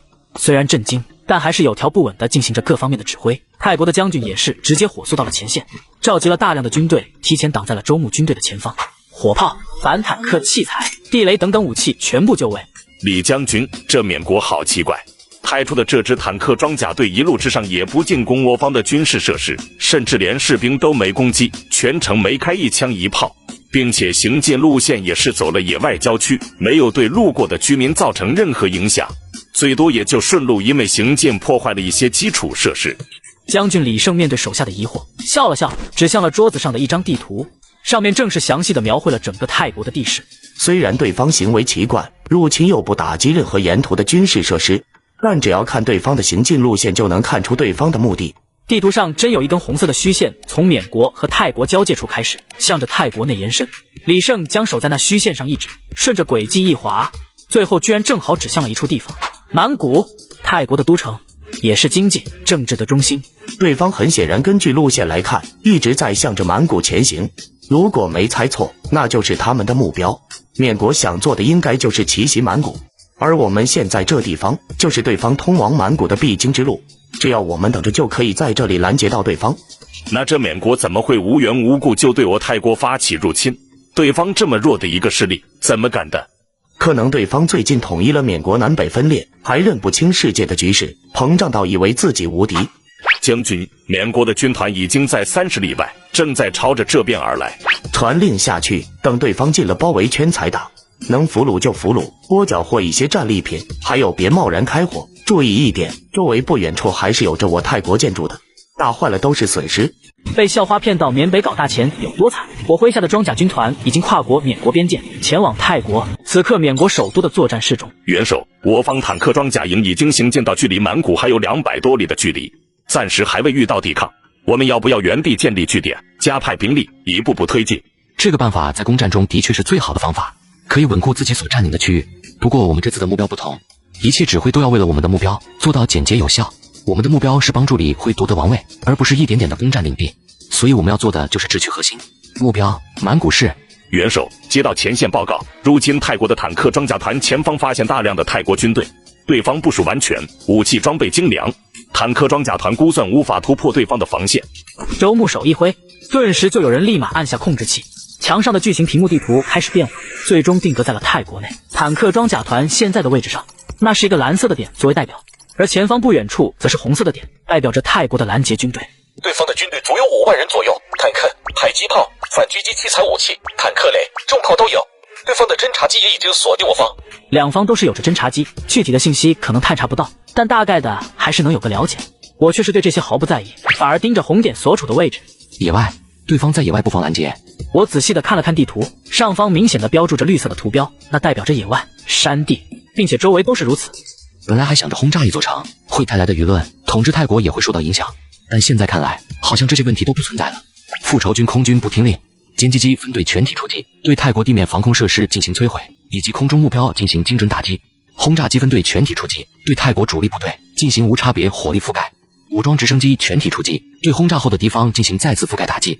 随着我的命令下去，一架架歼击机直冲云霄，拉出长长的云痕，随即又是一架架轰炸机满载着弹药，紧随其后还有武装直升机，装置在侧方的2大挺机枪冰冷森寒，在螺旋桨的转动下升入空中。泰国李胜将军坐在军队后方已经搭建起来的指挥部中。将军，侦察队传来消息，敌方在20里外停了下来。没事，应该是在衡量能不能冲破我们的防守。将军，对方没有前进，也没有绕号，直接停了下来，已经超过半个小时了。缅国南北战事，我方人曾在那边的民众里收集到过信息，说是当时有过轰炸机出现，对方是不是在等空中支援？当时的确有轰炸机出现，这个消息几乎都传开了。不过消息中也就几架而已。我们军队可是装备了才从美利国那里进口的地对空拦截炮，我们空中还是有着装备炮弹的直升机，专门针对这种低空轰炸机。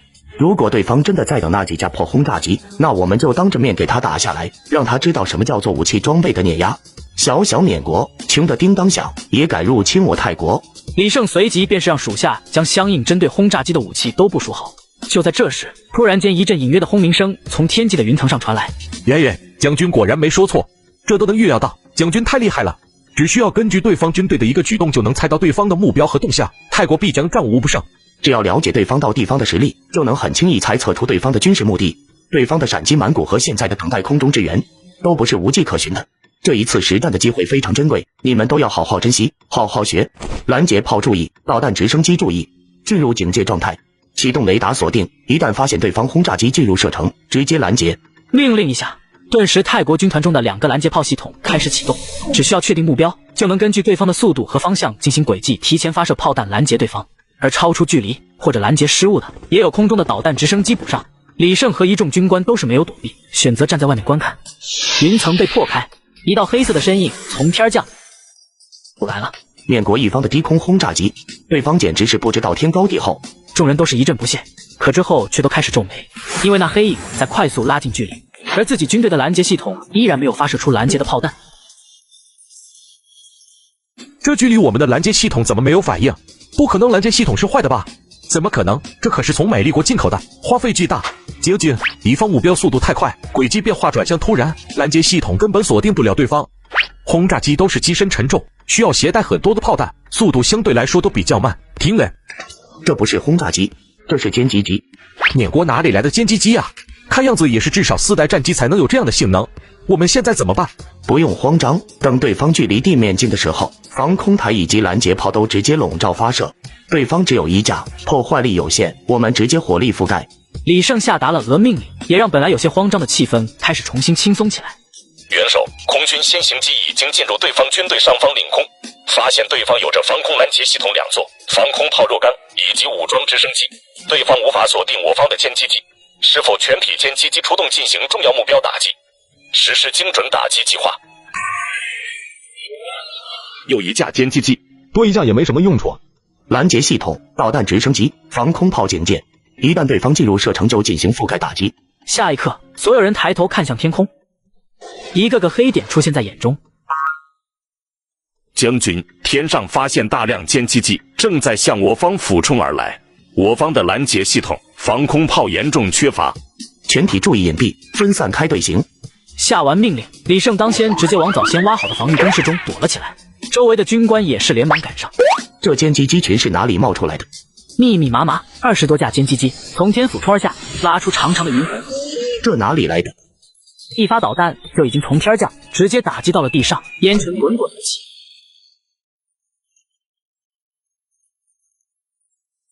将军，我方的后勤弹药部被打击。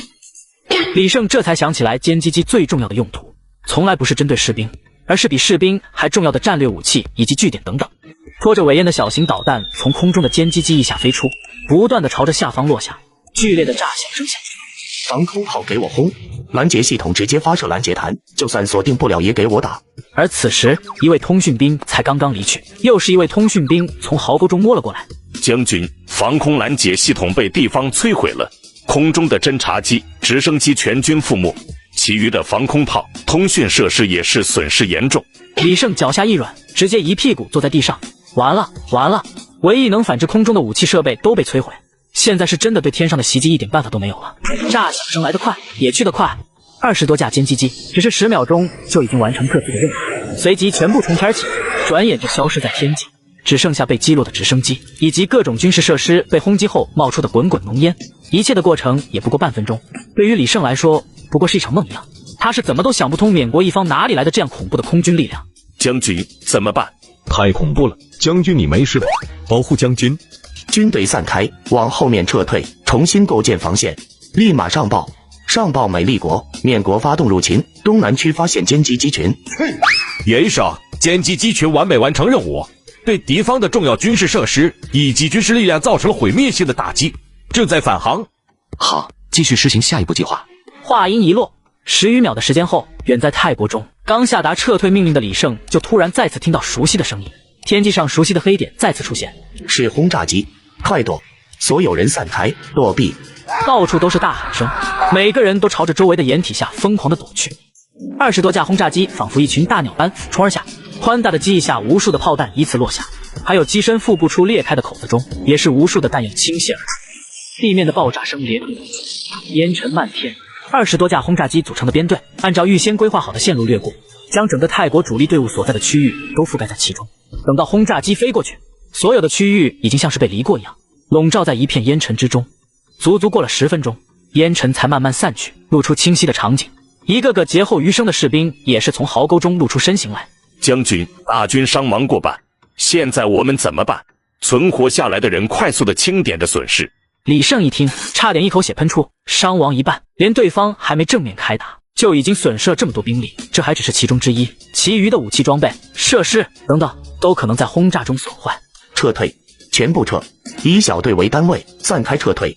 顿时剩下军队都开始走出掩体，以最近的士兵组成一个小队，开始向着四周撤退。而军队刚刚开撤，螺旋桨转动的声音响起，一架架武装直升机出现在上空，盘旋着移动，居高临下的俯视着下方，基本只剩下一把随身步枪的士兵们。李胜真的快哭了，武装直升机又来了，这东西平时他可能不会太在意，毕竟虽然火力强，但短板很明显。可是现在不同，李胜的军队经历一轮轰炸，什么都没有了，仅剩的人口优势也是已将化整为零，成为一支小队在撤退。火舌喷吐，武装直升机两侧装备的机枪疯狂转动，随即抽选着汇聚的小队进行火力倾斜，人在其中不过像是蝼蚁一样脆弱，其余的小队直接不敢再聚集，几乎散列成单兵，向着四周疯狂逃窜。整个泰国的主力军团彻底被打散，要么死，要么成为单兵逃窜，没有了短时间再次集结成军队的可能。要是当初在后方的城里布防就好了。李胜坐在唯一幸存下来的一辆越野车中，幸运地逃了出来，神情恍惚。泰国的主力军队就这样完了，损失严重，还被打散。他也明白短时间是不可能再召集起来的。此时的泰国都城曼谷豪华的宫殿中，满屋子的珍贵物品被打翻在地。废物！我整个泰国的主力居然都阻挡不住对方。看，联系美利国，对方拥有歼击机群以及轰炸机群，还有在国际上发出消息，请求援助，抵抗这种侵略行为。被校花骗到缅北搞大钱有多惨？在我的空军袭击下，泰国主力军团布置出的防线被击溃。我命令坦克装甲团继续前进，按照原本的目标直奔曼谷。这一次行进中再也没有阻挡，一路畅通无阻。我缅国入侵泰国的消息也很快登上了世界各大新闻媒体，各国都很震惊。美利国做出决定，准备干涉这场冲突，以联合会国的名义派遣出维和部队，开始朝着泰国而来。短短一天时间，联合会的队伍已经集结完毕，乘坐飞机来到了东南亚，降落的位置也是在美利国的军事基地。联合会派来的军队人数不多，不过区1000人而已，也是从远处跨越山海而来，武器装备都只是基本的单兵武器。坦克装甲团已经行进到哪个地方了？已经到了曼谷市外。其中一位负责通讯的属下联盟站出来回答道：曼谷的各处关口已经被封锁，现在泰国的王室成员都在其中，只有对方的国王在外旅游。我点了点头，随后站了起来，朝着外面而去。我要去曼谷，进曼谷，占领王室宫殿区，围者杀。与此同时，泰国曼谷。殿下，缅国的军队已经到了曼谷市外。宫殿内，王室的成员都在会议大厅中，气氛紧张压抑。殿下，怎么办？该早点逃的。要不赶快派人去议和，先稳住对方。声音嘈杂不已，所有人都望着上方的高位处，那里有着一张黄金椅子，一道人影坐在上方，正皱着眉头。不要急，我已经联系过美利国以及联合会国，他们的维和队伍已经在路上，最多再等半天就会达到。缅国敢公然入侵，破坏和平，那就是在破坏规矩。他们再强也不敢与美利以及整个联合会为敌的。他们一路以来没破坏一座城市，没杀普通民众，就说明对方是想我们去谈判，得到一些利益而已。我们要稳住，等到联合会的支援到来。美利国军队快到了，还有联合会的维和部队。那稳了，缅国这次注定无功而返。角落中的李胜却隐约感觉到不对。不好了，殿下，敌方已经开始进攻曼谷，正在往王宫而来。话语像是一颗炮弹炸响，在场本来安静的众人直接慌乱起来，就连上方的李丽都是有点懵逼。慌什么？都给我起来，和我一起去外面看一看对方这缅国到底想做什么。李丽当先一步，直接朝着会议厅外走去。国王不在，他就是一国之首，总不能对方直接打死他吧？坦克钢铁军团在城市的高楼中穿梭，地面被压出道裂痕，顺着道路前行。高楼消失，一片广阔的地面中，一座座白色的宫殿出现在眼前。泰国王宫，一排排的士兵在王宫外站成两列，却是连枪都不敢端起，只是原地站立着。仔细看去，很多人的腿都在打颤。而宫殿门口，一群衣着华丽的人正站在台阶之上，正是李丽以及众多王室之人。都给我稳住！我泰国王室之人要有王室气度。话虽如此，身后的众多王室还是都气势为你，勉勉强强才站定着。李丽这时才将目光向远处望去，那里的路线尽头，一辆辆坦克正在行进。仿佛洪流一般涌来，莫名的压抑气氛开始蔓延。随着时间的过去，那些坦克洪流也是终于到了眼前。冰冷的炮管，黑色的身躯，闷响的轰鸣，李丽心里开始打鼓。只有真的面对这些武器，才能感受到其中的恐怖。轻轻一动，人就如同草芥。有什么都是可以谈判的嘛。缅国有什么困难可以同我们泰国提，大家都是邻居，帮忙都是应该的。缅国一队士兵下车来，将泰国士兵的枪支缴械了之后，直接将他们围了起来，一言不发。最终2道人影才从后方的装甲车中走了出来，都带到里面去，等到元首前来发落。士兵们丝毫不客气的直接上前，将这些王室中人压住，带着往王宫里而去。放开我！我是泰国亲王，我是财务部的王子，你没资格这样对待我们。你们以为抓了我们就有用吗？泰国永远是泰国，不可能变成缅国。联合会的维和部队还有美丽的代表都在路上，不久就会到达这里。你们这样的入侵行为是引起全世界反对和排斥的，就是公敌。士兵押着所有的王室成员直接到了王宫之中。报告元首，满谷王宫已经控制住，还有30多位王室成员都别看呀，周围已经完成布防。天际上一架运输直升机出现，降落在地上，周围的人都是连忙低头行。元首，我从直升机上踏出，带路吧。我在属下的带路下来到了其中一座宫殿中。宫殿宽广空旷，有一群人正在中央的位置处蹲成一团，周围复仇军的士兵正拿着枪看守着。随着我的到来，这些士兵连忙撤到一旁，低着头行礼。这突然起来的变化也是让泰国这些王室所察觉，纷纷抬头看向周穆。不用说，通过这些士兵的变化也能看出，眼前这位就是决策者。你到底想怎么样？难道你不怕联合会的维和部队和美丽国吗？被校花骗到缅北搞大钱有多惨？我率领军队来到了泰国国都曼谷。泰国国王长期在外旅游，所有的皇室成员和太子都被我抓了起来。你不会以为你这样的侵略行为可以真的占领我们泰国吧？就算我死了，还有其余王室，整个王室死了，还有千千万万的泰国子民，他们绝对不会允许泰国被侵略亡国。我可没侵略泰国，反而我很尊重泰国。李丽看着我认真的表情，在环视一圈周围，差点一口血没喷出来。整个王室都被压在这大厅中蹲着，这叫做没入侵，这叫很尊重。这次行动可不是我负责，而是李辉负责。你们都应该认识他吧？他觉得现在的泰国王室腐败，国王长期不理政务，贪图享乐，所以决定以王室身份改变这一切，除去毒瘤，还泰国一片清正。李丽看到一道人影从宫殿外走了进来。李辉，是你？他想起来，这不就是他的堂弟吗？因为怕王位争夺，将对方找了个理由驱逐，甚至还派人暗杀，结果对方失踪了，现在居然在这里出现。元首，李辉，你是叛徒，叛出泰国，投靠缅国，现在还想回来夺王位，你以为就可以掩盖侵略的事实了吗？在李丽的眼色下，其余的王室成员也是有很多开始发声。一声枪响，直接让吵闹的大厅中安静了下来。本来还振振有词的众多王室成员直接吓得抱头蹲在地上，等反应过来抬头望去，边上一位中年的王室成员已经中枪倒在了地上。现在给你们重新组织一次语言的机会。你敢杀人，敢杀我王室成员？面对开始有些失控的王室成员，我没有任何犹豫，又是一枪，整个场面再次安静下来，所有人都蹲在地上瑟瑟发抖起来。最后一次组织语言的机会。我说完后，随手一指，顿时属下就上前将那人拉了出来。这人50、60岁的样子，打理的极为的精致，只不过此人神情满是惊恐。李辉是王室成员吗？那人立刻疯狂的点头。那现在的泰国是不是国王和王室成员腐烂奢靡，需要新的改革？李辉作为新的国王，你们都支持吧？点头，还是疯狂的点头。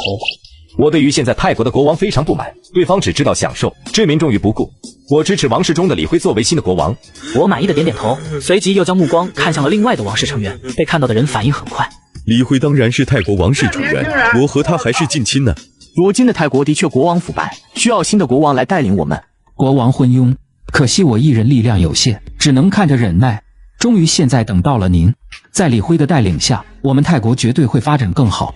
既然大家都支持李辉，那现在就召集泰国的记者，开启王室会议吧。这些王室成员也不敢反抗，只能在复仇军士兵的帮助下去组织会议。李丽蹲在原地，他已经被吓傻了，这一切与他本来猜测局势发展的大相径庭。他最想不通的是，眼前这人真的不怕美丽国和联合会吗？你就是现在泰国做主的，你准备一下，等会在会议上当着县记者的面谴责一下你爹，然后带头支持李辉。就算你这样做，强制所有人支持李辉，美丽国也不会放过你。会议开始之前，让他听话。一句话后，顿时就有2名复仇军上前将对方带了下去。想让人听话太容易了，没有崇高的信仰，无人能熬过来自身体的刑罚。2个小时后，王宫之中，大厅里被布置得整齐亮堂，中央处是一张大方桌，几十张沙发的椅子环绕，王室成员都根据职位高低依次坐在周边。在远处则是一位位的记者，拿着话筒对着摄像机在播报着内容。我是李辉，相信大家都认识我，我就是以前的王室成员之一。李辉坐在首位，对着眼前的话筒讲着准备好的演讲稿，宣布了这次的行为都是由他统领，列出原本泰国王的一桩桩罪，最终说出了要清除毒瘤、重建王室的誓言。突然起来的改变让泰国的民众都是很迷惑，不是缅国入侵吗？怎么又变成王室争斗？而此时，其余的王室成员也接连开始发言，针对原本的国王做出了一项项罪证的谴责。最后更是身为太子殿下的李丽出面，带头说出了废除昏庸国王的会议决定，更是提出了由李辉担当新国王的会议方案。在投票环节中，同意全票通过，得到了在场所有王室成员的支持。感谢李丽殿下的大公无私，做出为民众、为泰国有利的举动。听着外面记者的声音，李丽落下了泪水。最终会议也是在一片祥和的气氛中结束，而李辉正式成为了国王。不管别人承不承认，至少已经是昭告泰国所有民众，更是发布了国际上的消息。其实整个泰国民众也没有什么反抗的。坦克装甲团一路上都是没有攻击，甚至影响到沿路的城市和民众。击溃泰国主力的时候，还正好在野外，被校花骗到缅北搞大钱有多惨。在统一了缅国之后，我又占领了泰国，并设立了傀儡国王。美丽国得知消息后炸了锅，立刻派了一支维和部队前往泰国。元首，联合会的部队和美丽国一方已经到达窝方港口，正在进行朝着满谷而来。准备好会议厅，然后把那些泰国王室成员都送去挖矿。史蒂夫和联合会的维和部队已经到达，人数并没有多少，不过上千人，装备的武器也是基础的单兵配置。但他们最强的不是本身的战斗力，而是身后代表的一个个势力。一路以来，我们收集到的信息有点不妙啊！整个泰国普通人根本没受到什么影响，没有一个抗议的，最多也就谈谈最近的国王换届问题，但也一脸无所谓的样子。泰国在世界上来说只能算是中等偏下，很多的民众生活水平都很低，只要不影响他们的生活，就无人关注这些问题。再加上这次缅国的入侵也没攻击民众，也是很正常的。好了，这些不重要，对方应该早就收到我们来的消息，可能马上就会派出队伍前来迎接我们。下一刻，一阵轰鸣声响起，4辆坦克从前方驶来，到了近前才停了下来，炮管转动，直接对准了众人。与此同时，两侧脚步响起，2队1000人士兵迈着整齐的步伐行进，在建筑转角掩体后站定，迅速地将机枪等武器部署好，进行了备战状态，全部朝向了联合会众人。放下武器，双手抱头蹲下。我们是联合会维和部队，为了帮助泰国而来。可惜对面整装待发的军队没有丝毫撤退的痕迹，反而继续喊话：放下武器！泰国境内不许不明势力携带武器。维和部队的人面面相觑。我们是代表了世界上各大势力的联合会部队，前来是帮助泰国，没有乐意。马德，对方绝对是故意的，连我们维和部队的面子都不给，我们可是代表着联合会，代表着很多的势力。要不我们直接进去，总不信对方敢对我们开火。不能硬闯，对方万一开火的代价，我们承受不起。也不能撤退，缅国攻占泰国进入满谷不过1-2天，肯定是没有完全掌握局势，所以才逼迫我们离开。对方局势不稳定，这正是我们的机会，所以我们就放下武器，让他们确定身份。我们的身份被确定，他是不敢把我们怎么样的。众人最终还是点头同意。为了表示对泰国的尊重，我们暂时放下枪支。随着一声令下，维和部队中的士兵都将枪缓缓放在地上，而两侧的复仇军也是上前将枪支收缴。我们是联合会的维和部队，这是我们的证件。维和部队中负责交流的一位头领直接摸出了几张证件，复仇军中的长官随手接过，看也不看，脸上带着职业的笑容。原来是联合会的部队啊，真是误会，你们几位就是代表吧？我们国王正在大厅中等待你们，跟我来吧。其余的人则只能在这里等你们了。元首，维和部队的人屈服了，军队都被缴了械留在室外，只让了各势力的代表人进来。他们已经到达了会议厅，李辉正在按照流程接待。我点点头，也是开始朝着会议厅走去。不知道各位兴师动众来到我泰国是什么意思？李辉表情淡漠，坐在最上首方的金色椅子上，气势不凡。下方是联合会维和部队的各个势力代表，才刚刚在复仇军的引领下来到这里，此时都纷纷皱着眉头。无礼，太无礼！就这样的态度，他们可是代表世界上的各大势力，对方居然一副无视的态度。联合会收到泰国的求助，缅国无故对泰国进行入侵，对于这种破坏和平、公然挑动战争的行为，我们必然要阻止。不需要，我们泰国从未遭到过任何势力的入侵。据我所知，你们泰国已经被其余势力所控制，你应该就是那个傀儡吧？放心，你不用害怕，我是美丽的代表，你可以尽情的说出真相，我甚至可以保你真正坐稳这个位置，而不只是一个傀儡。你背后的势力就是缅国的周牧吧？你觉得他能比得过我美丽国吗？他这样随意入侵其余势力，已经犯了大罪，被所有势力不容，被灭只是迟早的事。到了那时，你可就没有现在这样好选择的机会了。对，还有我们各大势力在，足以保住你。区缅国还能和我们相比吗？各位这是在威胁泰国国王吗？现在是在泰国王宫，你们胆子也太大了吧！我从门外走来，步伐不急不缓，目光扫视着大厅。你是谁？我们在和泰国国王说话，你什么身份敢说这样的话？轮得到你插嘴吗？只有史蒂夫眼神一缩，抬手指着我，双目通红。那天被善大逼斗的耻辱再一次涌现在心头。果然是你，周牧！没想到吧？这次还是我，是你啊！怎么打还没挨够？也不知道你头还疼不疼？别嚣张！这次你居然入侵泰国，控制傀儡国王，已经触碰到世界和平秩序的底线，必须接受联合会的审判。接受审判？饭可以乱吃，话可是不能乱说的。你作为美丽代表，也不能信口雌黄、胡言乱语吧？什么傀儡国王？你现在当着泰国国王说这话，是一点也不进泰国方的眼呀！现在道歉，我还能考虑原谅一下你的冒失。李辉，我是美丽代表，其余人都是各大势力的代表。我们代表了这个世界上最强大的各方势力。身为泰国王室的你，一定也知道如今的形势。不管是泰国还是缅国，对于我们来说都是弹丸小弟。现在给你一个机会，一个脱离对方掌控的机会。不用说，我们大家也都心知肚明，你这国王之位只是个傀儡，背后都是这周牧在做的决定。现在只要你说出事实，我可以保你当上真正的泰国国王，不再受到钳制。你完全可以放心，这是来自美丽国的承诺。被校花骗到缅北搞大钱有多惨？美丽国派出使团游说泰国新国王投靠美丽国，却不知道泰国国王本来就是我的人。做傀儡随时可以被地方换掉，到时你的下场基本就是悄无声息的消失。你觉得我在说完这些后，代表美丽支持你后，他还会相信你吗？说出真相，我们代表的是联合会，代表是各方大势力，你不需要有任何顾忌。反而如果之后有证据证明你维护战争侵略分子，支持对方，也是会受到联合会的审判，承受该有的后果。几位代表联合会对我泰国的关心，我身为国王还是非常感激的。但各位当着我的面这样质疑我的身份，不认同我的统治，这恐怕不合适吧？我的国王身份名正言顺，是由王室会议选择出来，泰国民众都认可的。你们几个外人凭什么敢质疑我？声音冰冷，带着寒意，也是让史蒂夫露出不敢置信的神色。你说什么？你这是在无视我们联合会，当着我们这么多势力代表面颠倒是非。你要知道这样的后果是什么？严重的后果不是你能承受的。看来你是假的国王。现在我要求其余王室成员全部到场，再开一次王室会议，否则泰国永远得不到联合会的承认。李辉没再回应，而是看向了我。元首，王室会议是由泰国决定恢复举行的，各位还做不了主。而且各位王室成员都自愿为泰国的发展出一份力，已经不再瞒国。从现在开始，泰国的王室正式取消，以后再也没有王室这一存在的群体，所有人都是民众，国王的职位也变成总统。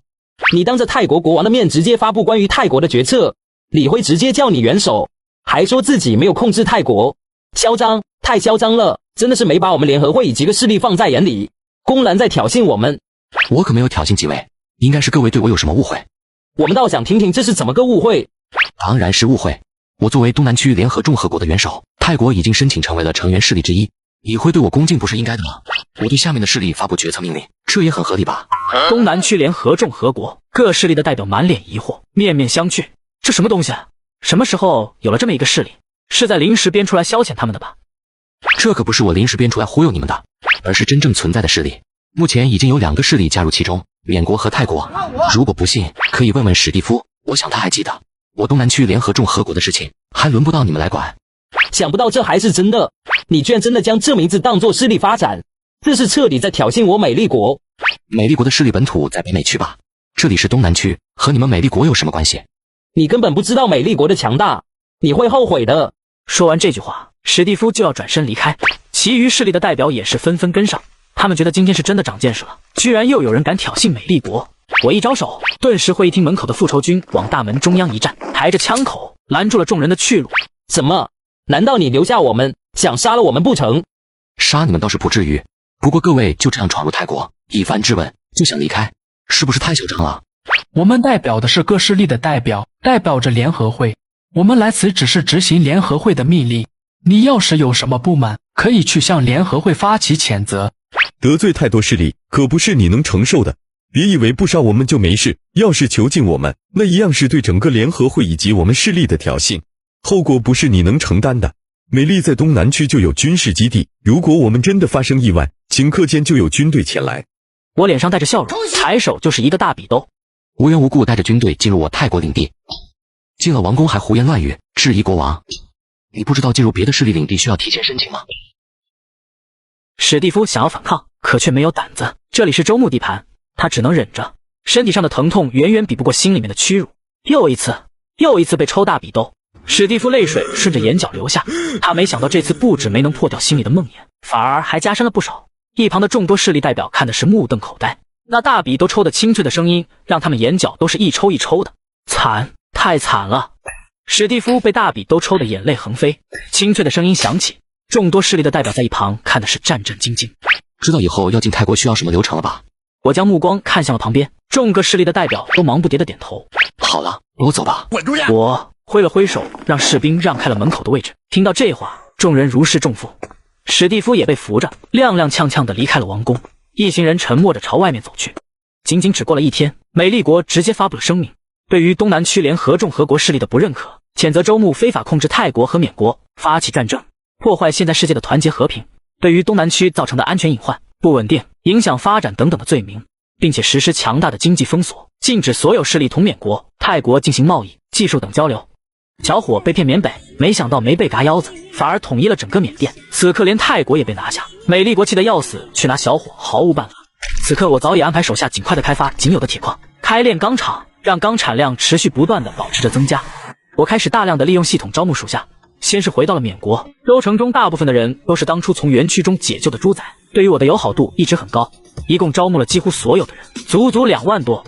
随后又是到处选人，选择了一些年龄小一些的人招募，跑遍了整个泰国和缅国，总算是又招募了8万人，总共10万人，足足2000万的情绪值。接下来就是将整支复仇军的武器都装备上了。我又是开始在泰国内曼谷附近的一个山坳中，利用情绪值聚现了很多的基础武器生产线，形成一大片的军工厂，基础的单兵武器装备都能在这其中生产出来。元首，我们的军队现在人数太多，武器装备也太多，需要的后勤太庞大。泰国和缅国储存的物资都快要不够用了，本来凭借泰国的国库积累还能维持一段时间的，不过现在根本没用，我们的一切对外交易都没法进行。不止如此，普通人也是开始受到影响，很多产业没有上下线都开始崩溃。就算武力镇压，不久之后肯定也会再次发生内乱。发出邀请周围的所有势力，老挝国、越国、孟加国、柬埔国、马来国前来曼谷召开东南区半岛会议，以我东南区联合众和国元首的身份。随后半个月的时间里，美丽国的制裁也是开始显现威力，已经是让泰国和缅国开始到处显现出乱象。那些被邀请的势力老挝国、孟加国、柬埔国、马来国4方势力直接明确地表示了拒绝，越国更是选择了无视。复仇军空军分部进入战备状态，派出5支歼击机轰炸机团队分别去往越国、马来国、老挝国、柬埔国、孟加国5个势力的首都进行威胁打击，边境坦克装甲大军部署。随着命令一出，整个复仇军也是再一次出动，几个军事机场中一架架的歼击机、轰炸机都急速升空，组成一个个编队朝着天空分去，分别向着5个方向、5个势力的首都而去。东南区联合众和国召开东南区半岛会议，请各位代表国的总统在5个小时内到达曼谷。我再一次在国际上的沟通渠道向各势力发出了邀请，让所有人都是无语，不明白其余势力都拒绝了，怎么又一次发出邀请？5方势力都是懵逼，甚至都懒得进行回复。老挝国不用回复了，对方现在太疯癫了，可能崩溃分裂也就在这2天。老挝国的总统刚刚说出话，便是听到一阵隐约的轰鸣声从天际传来。总统，不好了，有大量的不明势力机群出现在我方领空。老挝总统快步来到了窗户前，往上空望去，轰鸣声响起，随之而来的是一大群黑色如同大鸟的机群从上空掠过，速度之快，一阵阵音爆响起，天上那机群数量足足有着30多架，不断掠过去，飞过来。快查一下是哪个势力的空军，我们最近没得罪哪个势力吧？能拥有这样恐怖的势力，怎么可能来为难我们区区一个小势力？老挝总统立马启动了最高级别的会议，整个老挝国的高层都齐聚一堂。我们老挝国在国际上影响力为0，也没有什么势力和我们有交际，最近更是没有什么争端。却偏偏有这样强大的空军机群前来，能有这样庞大机群的势力，数都可以数得过来。依我看，很显然不是北方那位，就是南部有着军事基地的美利国。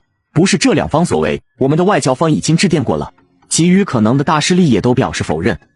我记得那新成立的东南区联合众和国的周牧，在攻打大相国的时候就动用过机群，会不会是他？那周牧现在自身都难保，哪里有空派临出空军来我老倭国？就是迎接的可是美利国的制裁，现在可能都内乱了。吉普国、蒙拉国、猴子国、马来国都在刚才接连发来消息，询问是否我方有过机群巡航东南区，经过对方首都。而就在这时，一条新的话题急速上升，热度蹭，直接上到了第一。那周牧既然出来承担了，不管如何，我们也得想出应对的办法来。对方可是说，要是5个小时内不去满谷，就会对千象进行轰炸。我们先是假装答应，看看其余势力的反应。他们去我们就去，他们不去就先看看虚实。越国、孟拉国、马来国、简普国也是相继答应。元首，5个势力都答应了我们的邀请，都是滑头，他们是不可能来的，不过是口中先答应下来而已，最终是一个都不会来。那怎么办？对方答应又不来，拖下去也不是办法。面对属下的询问，周牧嘿嘿一笑：“谁说对方都答应了？老挝国离我们这么近，我就没听到他们的回答。”复仇军空军部一个编队对老挝千象外的军事设施、基地全部进行轰炸，边境的坦克装甲团出发直取千象市。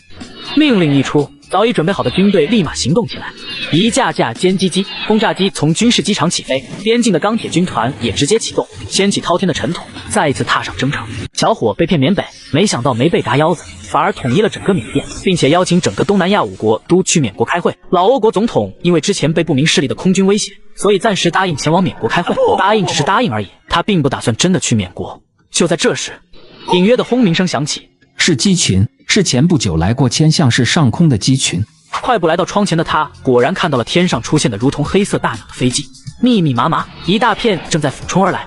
这是干嘛？我都答应参加会议了，或者和我们预料的一样，不是周牧，是其余势力。只见一架歼击机掠过，一枚小型的圆柱形导弹直接从其翼下飞出，直接撞击在下方一处。巨大的爆炸声响起，也彻底点燃了整座城市的恐惧。所有城市中的人都惊叫奔跑，本来井井有序的人群都四散而逃，往周围的建筑中躲进去。随即不间断的炸响声继续响起，很多人才察觉到似乎并没有弹药落在周围，纷纷透过窗户向外看去。千象市的北方不远处，一股股浓烟升起，数十架歼击机在空中飞掠而过，发出刺耳的破空声，如同连绵不绝的闷雷，最后直上云霄，消失不见。总统，我方的军事基地地面设施全部被袭击破坏，对方的歼击机速度太快，数量多，我们根本没法反抗。老挝总统苦着脸，损失大了。本来老挝国的军事力量就弱，现在又受到这样的打击，是真的难受。快去寻求联合会的帮助！我方遭受不明势力的打击、空袭，对方打我们肯定是有目的。一旦得到对方的目的后，直接答应。闷雷一般的声响再次出现，透过窗户看向外面的天空之上，一群仿佛黑色大鸟的机群破开云层，俯冲而来。还来？等到机群近一些，可以清晰地看到这些飞机比刚才的歼击机大了一圈，钢铁的机身上透露出冰冷的气息。2只机翼宽大无比，下方挂着密密麻麻的圆柱形弹药。轰炸机！老挝总统也吓得腿肚子都在发软，不是及时扶住了旁边的把手，就已经瘫倒下去了。一颗颗弹药从轰炸机宽大的机翼和腹部裂开的口子中连续落下，密密麻麻，如同一张大网向下方一大片的建筑笼罩而去。浓烟疯狂产生，朝着四周汹涌而至，被炸起的尘土碎成微尘弥漫，大片的建筑直接消失。轰炸机来得快，去得也快，一个俯冲将携带的弹药丢完，随即消失在云层中。等到良久之后，烟尘散去了一些，露出其中的景象，一片废墟，仿佛被犁了一遍，整个千象市的军事基地都消失不见。老挝的主力军队也是悄无声息的就全没了。总统，千象市外发现一支陌生的坦克装甲团，正在向我们而来。坦克装甲团，众人直接懵逼。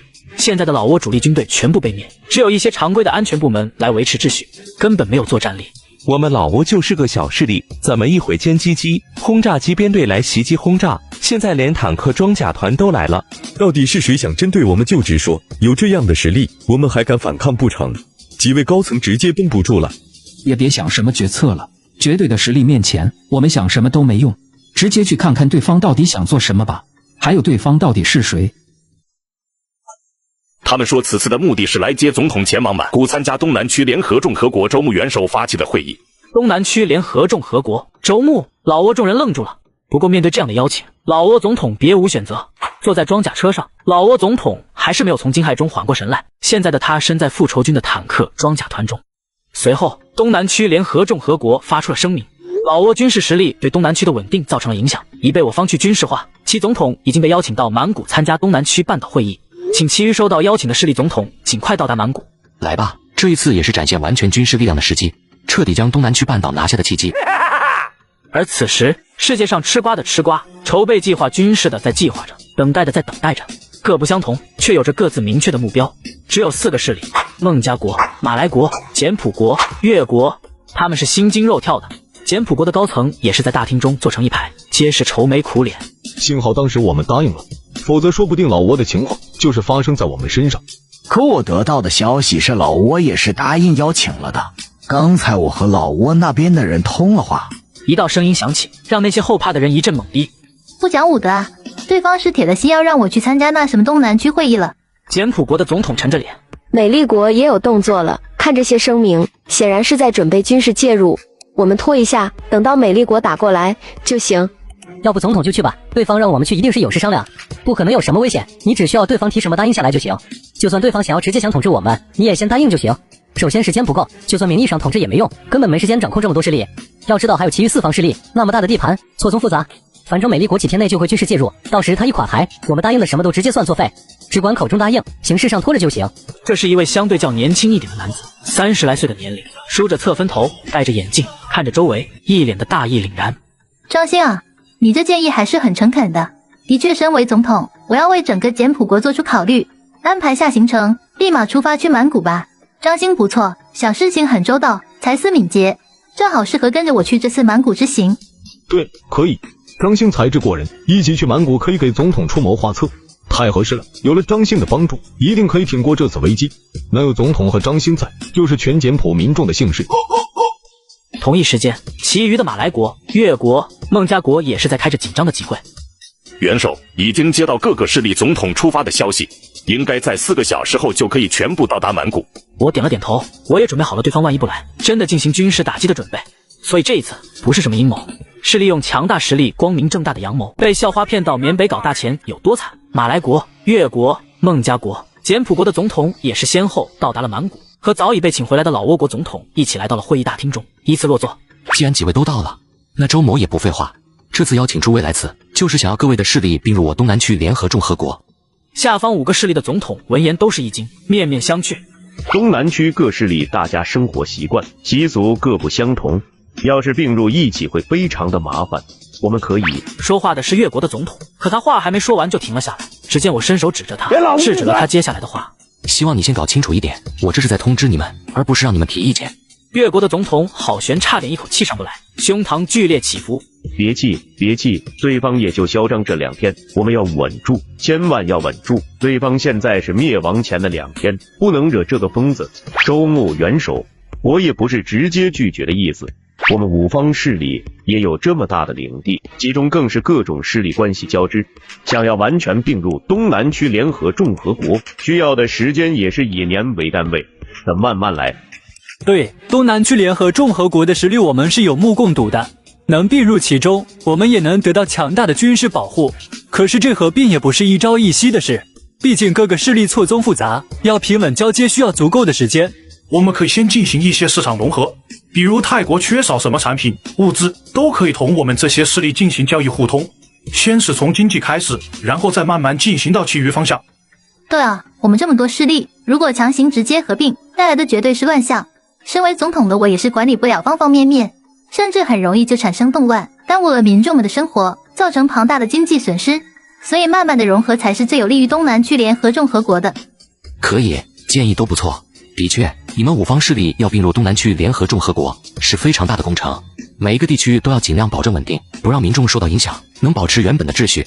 我们需要慢慢的来改变，所以需要先尽快做一个声明。什么声明？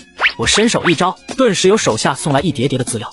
当然是向世界宣布一下你们5位势力并入我东南区联合众和国。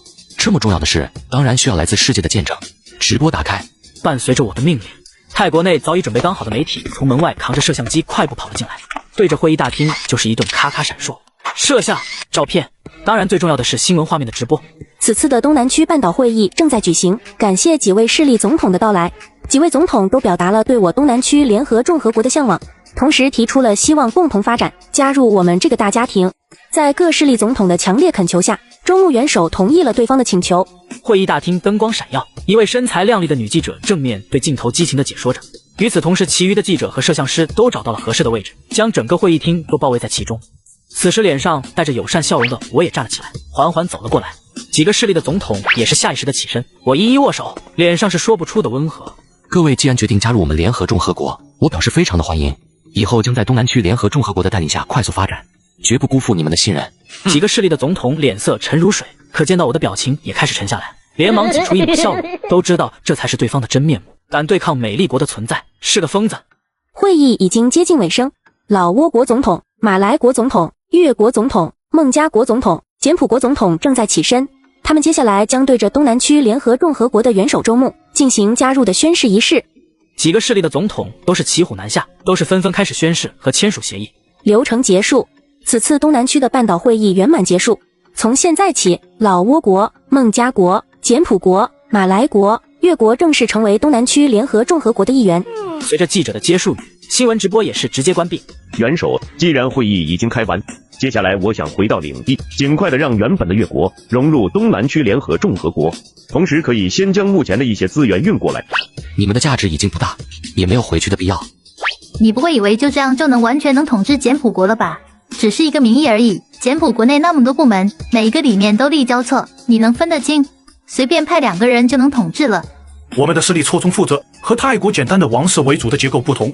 你现在派几个人过去毫无作用，他们根本不会认，还会给你造成麻烦。你想借助我们对抗美丽国太天真了。先不说我们几个势力加在一起，也对美丽国的实力没有一点抵抗之力。你现在想集齐我们势力的力量，时间上也来不及。让我回去，还可以发动势力的力量，给你提供物资。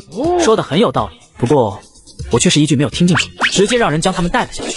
小伙被骗缅北，没想到没被嘎腰子，反而统一了整个缅甸，并且成功合并了东南亚6国，逼得美丽国出动航母编队。在东南联合会议召开后的2天，美丽国发出了一条消息：无边无际的大洋上，阿特号航母正在航行，如同一座钢铁小岛，甲板上全是停得整整齐齐的舰载机，周围按照阵型分布着数艘驱逐舰、驱护舰、巡洋舰等等，组成浩浩荡荡的航母群行驶在海上。已经不知道多久没有国家敢这样招惹我们美丽国了，这一次一定要打得漂亮，让世界上其余国家都看到，展现我们的强大。在航母中的总作战指挥室中，纳尔逊满脸激情地朝着下方各位下属军官开着作战动员会议。他是这次美丽国针对周牧军事行动的总指挥，可下方各位军官表现却是平静，没有丝毫的紧张。那什么东南区联合众合国不是已经调查过了吗？陆军似乎还行，空军数量也还勉强，可是质量上和我军第5代隐形战机相比还是差距巨大。最重要的是对方连海军都没有，其余的军事设施似乎也很贫瘠。就算告诉他我们在近海了，他可能也是连我们航母的位置都找不到，而我们随便轰击他。老挝国、越国等5个被周牧控制在满谷的总统也是从电视新闻上看到了这个消息，顿时几人都是兴奋不已。美丽的速度太快了，终于出动军事力量了，还直接是一个航母群。这次周牧完了，彻底的完了，我们要堵起来，等美丽国拿下满谷，我们也就自由了。而此时美丽国一方也是再度发表了公告声明，我方阿特号航母编队已进入泰国海，东南区联合众合国组织请立刻无条件投降，否则接下来我方将进行军事打击。泰国海就是处于泰国的东侧，美丽国的阿特号航母群已经距离周牧近在咫尺。原本世界上各个论坛本来就热烈的讨论更是激烈起来。快到了，阿特号航母已经到泰国海了，只需要再近一点就可以启动舰载机进行空中打击，几乎可以将整个缅国、泰国，也就是现在的东南区联合众合国覆盖在打击之内。并且美丽国还有着自己的卫星定位，可以精准的进行打击。太大的压力了，想想都是可怕。已经很久很久没有见过美丽国航母的真实作战了。相比较各地论坛中的话题，各个国家也在不断的发着声明。周牧发起战争，实施侵略，是违背了现在世界上的和平秩序。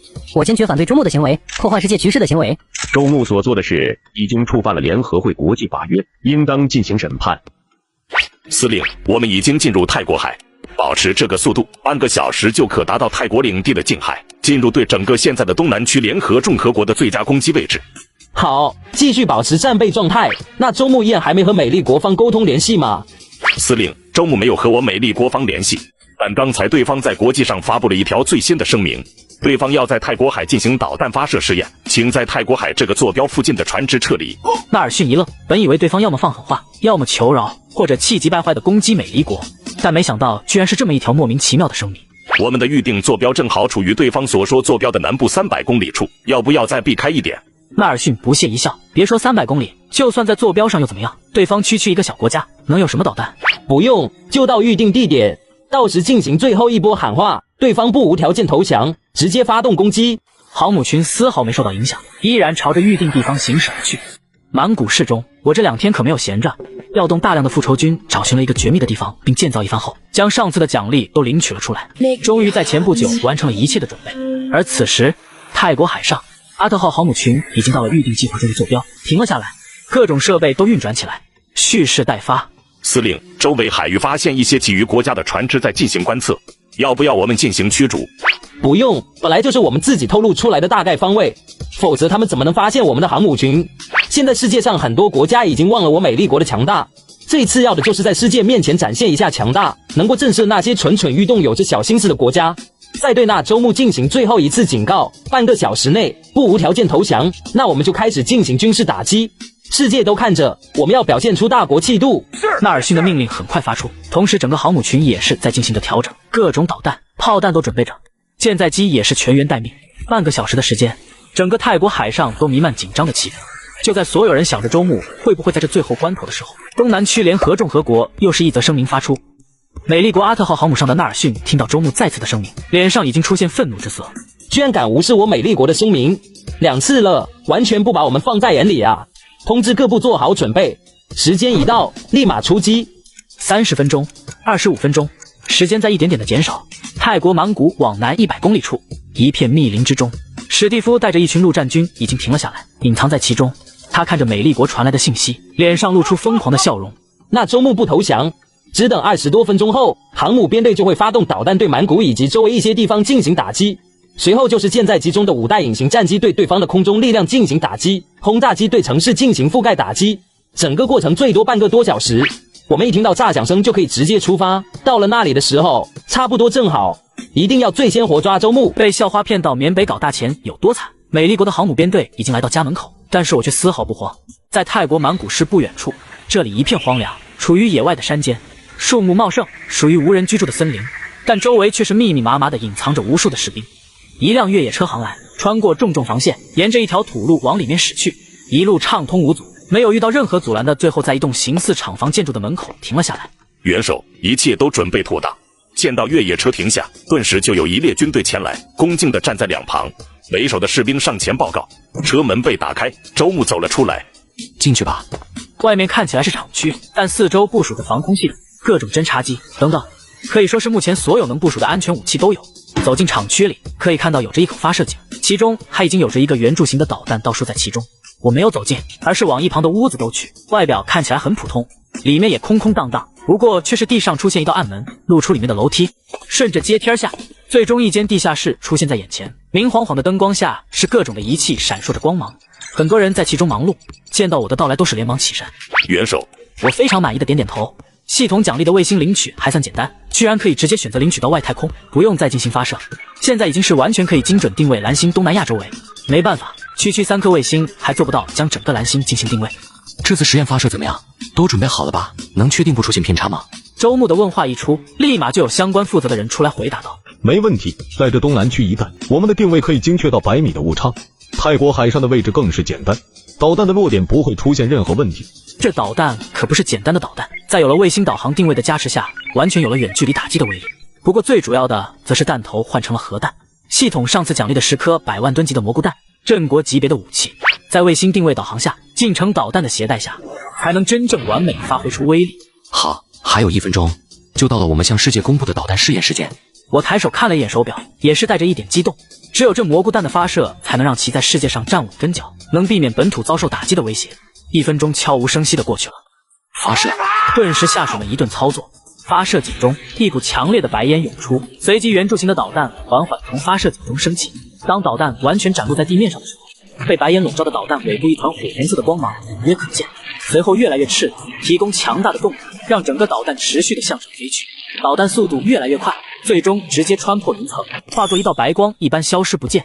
而此时的外界，各处论坛中已经是话题狂刷。10分钟过去了，根本没有什么消息。就算一个普通导弹也要试一下，好歹让自己不是一个笑话。现在只能等待一会后被美丽国打击了。泰国海上，航母群也是整个舰队的导弹都蓄势待发，舰载机上的飞行员也已经全部到位。纳尔逊非常轻松地在作战室中望着整个东南区的地图，上面满谷的位置上已经是红色的点标注，周围其余地方甚至缅国的领地中都有很多红点标注，这些都是早已计划好的打击点，通过各种消息打探到的对方重要的军事点、重要物资点等等。10分钟到了，也没什么动静吗？这周目还真是我们见过最莫名其妙的国家头子。早知道直接进攻了，还非得等这30分钟，浪费时间。报告，300公里外发现飞行物，疑似导弹，速度非常快，距离太远，也不是朝着我方而来，无法拦截，也无法观测到具体情况。300公里外，那里好像是周牧声明中的导弹发射试验坐标。就算一个导弹又怎么样？毫无作用。难道对方就指望这一点就能和我美丽国抗衡？300公里外发现剧烈能量波动，疑似强烈爆炸所导致，疑似大当量的核弹爆炸。一片浩瀚的海洋，碧波万里。只不过在其中一个方向极远处，可以隐约看到一团黑的烟云冲上天空。足足几分钟后，爆炸的方向一股浪潮汹涌来，伴随而至的还有一声如同闷雷的响声。检测具体信息，是一颗100万级当量的蘑菇滩在300公里外处爆炸，疑似前不久观测到了那一颗导弹爆炸。一位通讯员亲自走了进来。爆炸地点和那周牧声明中导弹实验打击的坐标相同。本就惊骇的众人直接呆滞在原地。纳尔逊似乎被定身一样，露出不敢置信的神色。整个世界的目光都聚焦到了东南区，而也就在这时，我再一次发出了声明：我方发射的导弹试验完美成功。司令，我们现在怎么办？要不要继续实行对满谷的轰炸计划？本来就唉声叹气的纳尔逊抬头看着发言的属下，就想抬枪将对方给毙了。能说出这么蠢的话，真不知道怎么想的。那是核弹100万吨级别，能够精打击目标的。知不知道这意味着什么？意味着对方能直接一个导弹下来，将我们整个航母群都给轰没了，连带着东南区的军事基地也是一样。对方就是个猛货。你觉得我们应该去赌对方不敢吗？或者赌对方枪里没子弹？撤吧，快点撤回安全地区。针对周牧出现蘑菇潭，自然有其余部门进行调查核心的应对方案。本来蓄势待发的整个航母群也是直接掉头，向着泰国海外驶去。来势汹汹的美丽国阿特号航母就这样直接撤退了，再也没有来时的嚣张跋扈、高调无比，被校花骗到缅北搞大钱有多惨。美丽国的航母堵在门口，而我竟然发射了核弹，全世界都震惊了，吓得美丽国的航母编队迅速撤退。现在东南区联合共和国也算是真的成了，有着核武的镇压，至少不会有国家敢直接打上领地。此刻不正好是统治周围整个东南区半岛的最佳时候？复仇军各出1万军队，各带着一位国家总统前往老挝、孟加、马来、越国、柬埔国，违抗者杀，以最快的速度将高层全部换成复仇军后备队的人。王宫角落的一栋楼中，几位总统就是被安排住在这里，除了限制他们的自由外，其余的倒是没有克扣，有着齐全的生活物资，甚至还有着电视机。而此时他们正看着电视中的报道。不可能，怎么可能呢？周牧不过一个泰国和缅国的地盘，怎么就能有蘑菇潭呢？这周牧隐藏的太深了。下一刻，众人就见到前来的士兵，将他们一一押出。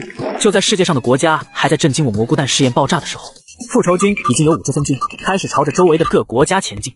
钢铁军团洪流滚滚而前，没有任何的兵力敢阻挡。路人民众则是完全躲了起来，不敢发声。携带着民意以及对方总统，当然还有强大的军队。不过区几个小时就进入了对方的首都之中，但凡有点反对的都直接消失，剩下的全是理智听话的高层。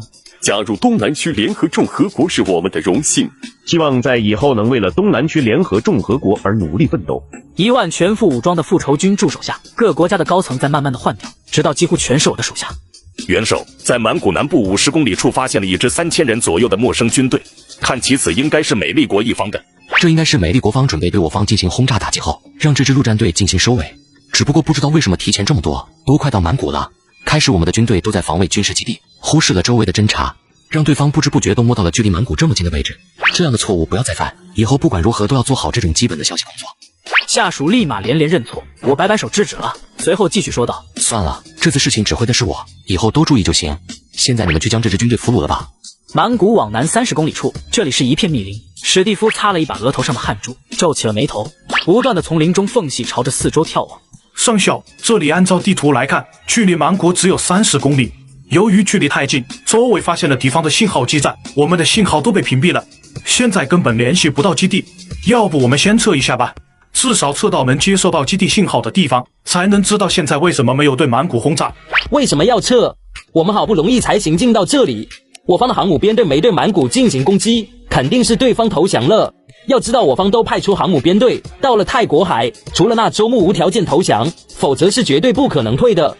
对方投降后，我方会派人去接管满谷，我们在最前方，第一个到达满谷，抓住周牧就是最大的功劳。说完更是直接下达了继续前进的命令。副官和其余手下只能无奈跟上，他们都知道史蒂夫对那周牧恨之入骨，毕竟被周牧2次当众扇耳光。但下一刻，隐约的轰鸣声传来，史蒂夫众人都是一懵，还没来得及反应，就看到一辆重甲坦克从前方缓缓驶出来，随即第2辆、第3辆，足足20多辆，将山谷口堵得严严实实，黑色的炮管直挺挺地指着。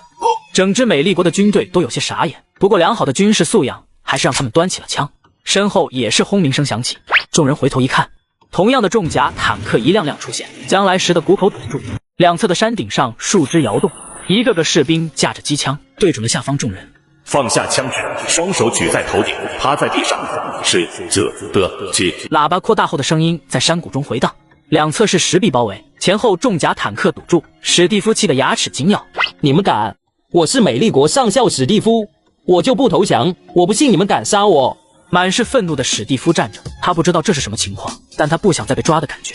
倒数的数字还在继续，4、3。就在这时，一股力量踢在了他的腿上，史蒂夫直接摔倒在地。往旁边看去，自己的副官已经是枪一扔，趴在了地上，后面的士兵都跟着扑通扑通的趴下一排。上校，你别带着我们死啊！我听到属下的报告，直接走出了王宫。外面的广场上是一排排站着的美利国大兵，枪械早已被缴获。把他们领头的带过来。元首，这就是他们的长官，最高决策者，拥有上校军衔的史蒂夫。我看着这熟悉的人影，有些呆住。他都没想到，居然还能又一次见到对方。而史蒂夫则是瞪着双眼，满是愤怒，其中却又藏着恐惧。快放开我们！我代表的是美利国陆战队队长，你们投降了还敢俘虏我们，太大胆了！听到这话，我一脸迷惑。我投降？你是来搞笑的吗？挨着熟悉的大笔兜，史蒂夫满脸不服。史蒂夫眼角有泪滚动，那屈辱的感觉再次涌上心头，以往的记忆重现。史蒂夫挨着大笔兜，哪怕脸上肿胀一片，却还是一脸坚定。算了，换个人问话吧。这人还打出抗性来了。我直接挥挥手，让人把史蒂夫带了下去。换了一个人，换的人很是老实，分分钟就将信息全部透露。都带下去吧，先去周围的矿场帮帮忙。等美利国什么时候来要人了，讹一笔大的。正好现在我们的经济太穷，需要一些补贴。3000多的美利国大兵被复仇军分批次带到了不同的矿场之中，开始了他们暗无天日的劳动。仅仅1天后，我就听到了来自周围各方国家中复仇军传来的消息。好，总算是将整个东南区半岛都占领了。接下来只需等以后慢慢加强中低管理层的渗透，以及复仇军将整个国家中的一些反对国家清除，应该就能触发系统了。发布声明，从现在开始，整个东南区半岛所有的国家国级别的名都取消，改为行省。东南区联合众和国为唯一的合法统治国家。小伙被骗缅北，没想到没被嘎腰子，反而统一了缅国，并进一步统一了东南区所有国家，就连美利国的航母编队也被吓走。美利国白宫，什么东西？整个东南区半岛都被那周牧统治了。对方就在昨天发射蘑菇弹后，直接就发兵往4周去控制各方国家。这些国家都是前几天套威胁的各方签订了并入东南区联合众和国契约的。当时我们都没在意，毕竟只要我方军队介入，那这些都没意义。没想到这都是对方早算计好的，就是趁着我们大意的时候做好准备，然后再使用蘑菇弹震慑出所有人的时候，直接统一东南区半岛，根本没人能反应得过来。要是对方早暴露蘑菇弹，肯定会引起我们的注意，第一时间就会大规模的进驻其周围的简普国、马来国等国家，布置军事力量限制对方，哪怕对方有蘑菇弹也作用有限。可现在整个东南区半岛都在对方手里，我们再不熟也晚了。现在我们当务之急是怎么应对这周牧，对方掌握着蘑菇弹，具体有多少等等都是一个不确定的因素。按照原本对方的行为推断，接下来难免不会引起各种事件，对整个世界的秩序都造成影响。对方既然已经统一东南区半岛，再在这方面限制对方反而没什么意义了，就直接承认对方的合理性。把对方拉进这个国际上各国家公认、共同遵守的规则中来，到时再从各方面慢慢的制裁对方。我们需要转变思想，想要对付一个国家不是一两天能成的，需要的是长久的时间，3年、5年，甚至数十年。无非就是新增一个持有蘑菇坛的国家而已，世界上也不是没有。最后要么弃蘑菇坛，成为我们的小弟棋子，要么随意就能找个方法轻易的就能限制。当天下午，美利国的声明就发出，祝贺东南区联合众和国的成立。随着美利国的承认，其余国家也是纷纷跟上，反正都是暂时没利益相关，发表一个声明也无所谓。而此刻，我也是收到了这些消息。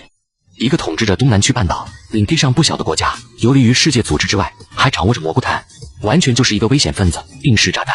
对于这样的国家，不能消灭的情况下，只能承认，将其纳入规则之中，用各种方法慢慢消磨针对，最终成为一个很普通的国家。果然，接下来立马就有国际上的消息传来，联合国邀请东南区联合众和国加入。只不过我可顾及不上这些，我现在只想先将自己的国家内给理顺，加上缅国、泰国以及新融合的5个国家，整整7个国家。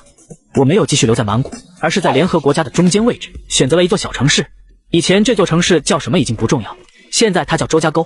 作为东南区联合众和国的首都，原本的各国家首都只适合作为行省的省都。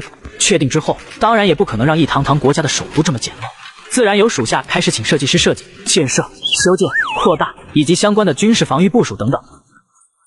恭喜宿主领地扩张，达到封大国级。恭喜宿主获得大国级武器包，是否立马打开？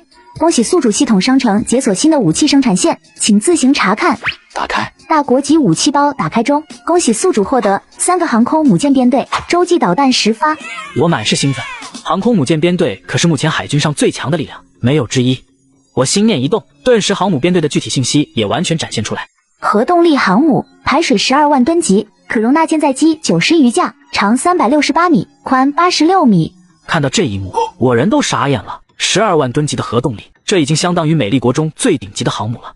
编队代表的可不是只有一艘航母，还有相关的其余舰种，驱逐舰、护卫舰、核潜艇、补给舰等等，全都是最顶级的型号。就连航母上的舰载战斗机、侦察机、轰炸机、多功能机等等都有，非常的完善，几乎只需要军队进入其中，掌握完全后就能做到运用。3个航母编队，还都是最先进的装备，完全配置妥当，就这一个奖励都完全足够了。压下心中的激动，我再次将目光放到了其余的奖励上。洲际导弹10发，这东西只要搭配上蘑菇弹头，那就直接成了大杀器。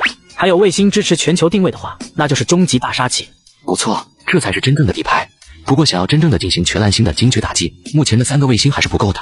随后打开了系统商城，蘑菇弹和卫星就赫然正在其中。蘑菇弹生产线，情绪值1000万，钢铁100万吨；卫星生产线，情绪值1000万，钢铁100万吨。蘑菇弹就是威慑，只要有1颗就行，暂时倒是不急。卫星则是需要尽快的进行量产，将生产线兑换出来，制造出足够将整个世界都能精准定位的数量。我的目光继续在系统商城中搜索，突然眼睛一亮，第5代隐形战斗机生产线，1000万情绪值，50万吨钢铁。除此之外，还有着最新一代的轰炸机，以及各种舰载机等等。我还没来得及兴奋，下一刻，系统商城中又是2个能够兑换的东西出现在眼前：防空导弹拦截系统，1000万情绪值，50万吨钢铁；地对空拦截炮，500万情绪值，30万吨钢铁。好东西，这可不是当初获得奖励的那一套防空拦截系统。在卫星定位的加持下，可以在对方导弹在距离1000里之外就有预警，500里外就可以启动拦截程序。还有拦截炮，更是最佳拦截战斗机群的武器，全是好东西。情绪值足够，可钢铁又成问题了。光是卫星的生产新兑换就几乎需要整个东南联合众和国的钢铁，更是还有生产所需的钢铁。钢铁的缺口很大，东南区整个铁矿全部开采也完全不够，只有依靠外界了。而现在没法直接入侵其余势力，就只能发展经济购买了。接下来只能全力发展经济才行。可整个东南区这些势力原本都在世界的底层，要么卖粮食，要么卖原料，或者底层的代工，连一个高利润的产业都没有，哪里来的经济啊？还有庞大的军队需要供养。现在的复仇军就已经快达到了东南区联合众和国的供养极限，接下来会有航母编队以及持续扩大的军队，需要的经济都是越来越多。不过为什么要去慢慢发展呢？强大的军事实力在，为什么要去舍本求末的在美利国制裁中慢慢发展？完全应该发挥自己的长处啊！在拥有了3个航空母舰编队之后，我召集属下在东南区联合众和国的海岸线上选择作为军事港口的位置进行扩建，继续扩大招募属下加入复仇军，兑换航母编队相关的技能书，培养相关的兵种、卫星的发射定位等等。而此时联合会总部的会议中，美利国的代表正在发言。代表目前首先要做的是让东南区联合众合国签署蘑菇弹的不扩散协议。东南区联合众合国已经同意了加入联合会，但对方的军事实力以及蘑菇弹对于世界上有很大的威胁和破坏。目前我们需要做的就是让东南区联合众合国签署蘑菇弹不扩散协议。对于这种发言，各方势力都表示了支持。而此时，东南区联合众合国，我正在沿海岸的港口上，看着下方无数的人在其中忙碌，机器轰鸣。元首，这港口本来就足够完善，以前也是泰国航省最大的港口之一，再等2天，立马就能达到你的标准，足够容纳下众多战舰的军事港口。我点了点头，很是满意。好，我就在这等上2天。现在东南区联合众合国各地区都平稳下来，走上正轨，成为了真正的国家。和以往随时都要进行入侵、战争等等不同，有着长久的和平时期，更是有着蘑菇弹的震慑，领土安全得到很大的保障。而此时有一个很重要的信息出现，蘑菇弹不扩散协议，联合会众多势力联名要求必须签署的。说白了就是你拥有蘑菇弹，谁也不会对你进行本土打击，但你也不能随意用蘑菇弹。我直接弄明白了其中真正的含义，不是拥有蘑菇弹就能为所欲为，而是只能保证自己领地的安全，但其余方面依然要遵守规则。回联合会的话，我方在未受到蘑菇弹威胁的情况下，以及本土领地未受到打击的情况下，绝对不首先使用蘑菇弹。我当然要答应。首先，如果连这态度都没有，绝对会成为世界公敌。再者，这对我来说也不是坏事。2天后，元首，港口已经改造完成，相关的军事防御部署已完成，相关的海军已经到位。2天的等待，终于港口的改造完成了。原本的贸易港口完全变成了军事港口，各种的军事相关的武器装备都部署成功，相关的民众也全都清退。可以说，这里已经成为了绝密的地方。我心情激动起来，乘着专车来到了海边刚改造完的港口。我走到了港口中一处被大棚遮挡起来的地方，这里本来只是一处普通维护修理大型货船的，但现在已经被改造了造船厂，里面一片空白，只有船道中的水波在微微荡漾。领取。顿时眼前空中一块块铁甲一点点的显现，越来越多，形成一艘巨大的船。庞大的船体上有着宽大的甲板，一架架舰载机慢慢显现而出，最后一艘完整的航空母舰出现在眼前，如同一座钢铁铸成的铁山，人站在其面前渺小如同蝼蚁。第一次近距离见到这样庞大的军事武器，我只感觉心神俱撼。12万吨级，搭载90余架舰载机，核动力，几乎每一个部分都是达到了现代武器的顶尖，真是可怕。有这样的强大海上力量，怪不得美利国能横行世界。对于一般势力来说，真的就是移动的军事基地。面对航母，根本没有反抗的力量。感叹之中，航母后面又是一艘驱逐舰缓缓成型。我领取的是一个航母编队，剩下的其余舰体也是相当之多，驱逐舰、护卫舰、蘑菇潜艇、补给舰等等。最终终于整个编队都出现在了这船厂之中，整整一个航母编队，一艘12万吨级排水的航母，4艘驱逐舰，2艘护卫舰，2艘巡洋舰，3艘蘑菇潜艇，2艘补给舰。由贸易港口改造过来的军事港口也达到了容量的极限，一队队早已准备好的士兵纷纷登上舰艇，这些都是复仇军中挑选出来学习了相关技能书的。站在航母甲板上，我用手摩挲着围栏，眺望着一望无际的海洋。光是每年的定期维护、平时的消耗以及供养都要巨大的经济钱财啊，更不用说远洋巡航需要携带的补给，还有这港口的投入、军事设施的布置、军队的驻守，简直就是吞金兽。元首，全军已经到位，请元首为航母编队命名。说话的叫做李四，本来是复仇军中的一位高层管理，被周牧用了航母舰长的技能书，现在成为了这支舰队的司令。李四身体挺得笔直，双眼充满了激动。我点了点头，就叫做大秦号吧。东南区联合众合国的第一个航母编队也正式出现，被校花骗到缅北搞大钱有多惨，我领取了整整一支航母编队，并取名大秦号。可惜能足够容纳航母舰队的港口非常少，这港口是得天独厚，才能轻易就改装好，其余的2个军事港口就没这么容易了，可能至少都还需要半个月以上才能陆续完工。系统武器包中建立的航母编队是整整3支，现在只是领取了1支而已，也不是我不想一次领取，而是实在没法容纳。元首，简朴行省的民众安抚下来了，可经济方面的发展受到很大的限制，当地都是农业为主，或者一些低端的制造业，没有竞争力，只能做到内销。元首，老挝行省经济尚可，不过也都是低端的制造业，为外部的发达国家做供应商，利润低薄，没有前景。几乎每个行省报告上来的都是经济发展的问题，耐过，只是想要发展很难。我拿出了地图，在桌面上缓缓摊开，将目光看向了东南区不远处的一处峡口。听说这里是贸易要道，离我这么近，何该我东南区联合众合国拥有？在地图的下方有着一个海峡口，这里连通太西洋和阿三洋，是东亚区和西方贸易的交通要道，每天无数的商船从这通过，代表的是无数的资源。令大秦号航母编队出发前往马六甲海峡进行巡航。维护秩序，保护过往商船的正常通行。处于泰国行省海岸边，现在名为大秦港中的航母编队开始启动，缓缓驶出了港口。巡洋舰和驱逐舰开路，大秦号航母如同一座海上的钢铁岛屿，四周是护卫舰的保护，更远处还有着核潜艇的前航，最后方则是补给舰，排列成队形，横于大海之上。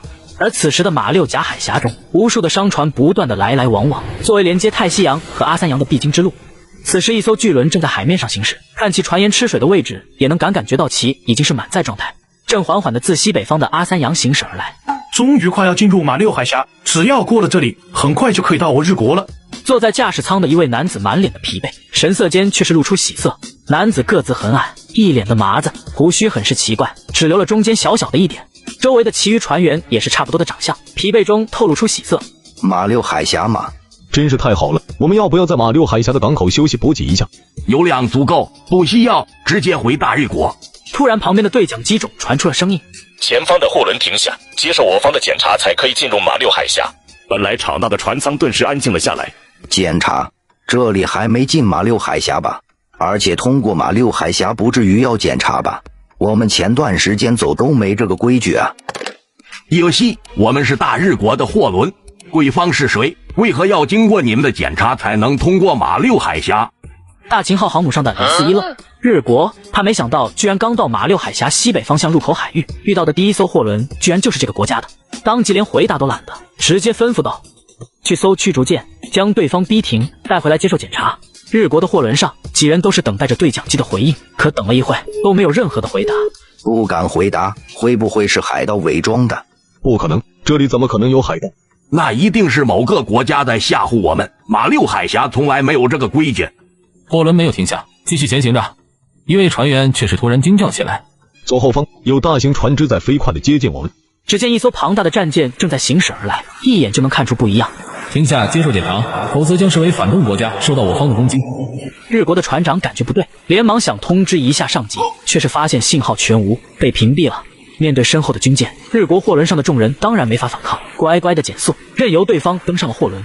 我们是日国的船只，从欧洲的汉斯国采购了一批先进的机械物品回国而已，绝对没有任何的违禁品。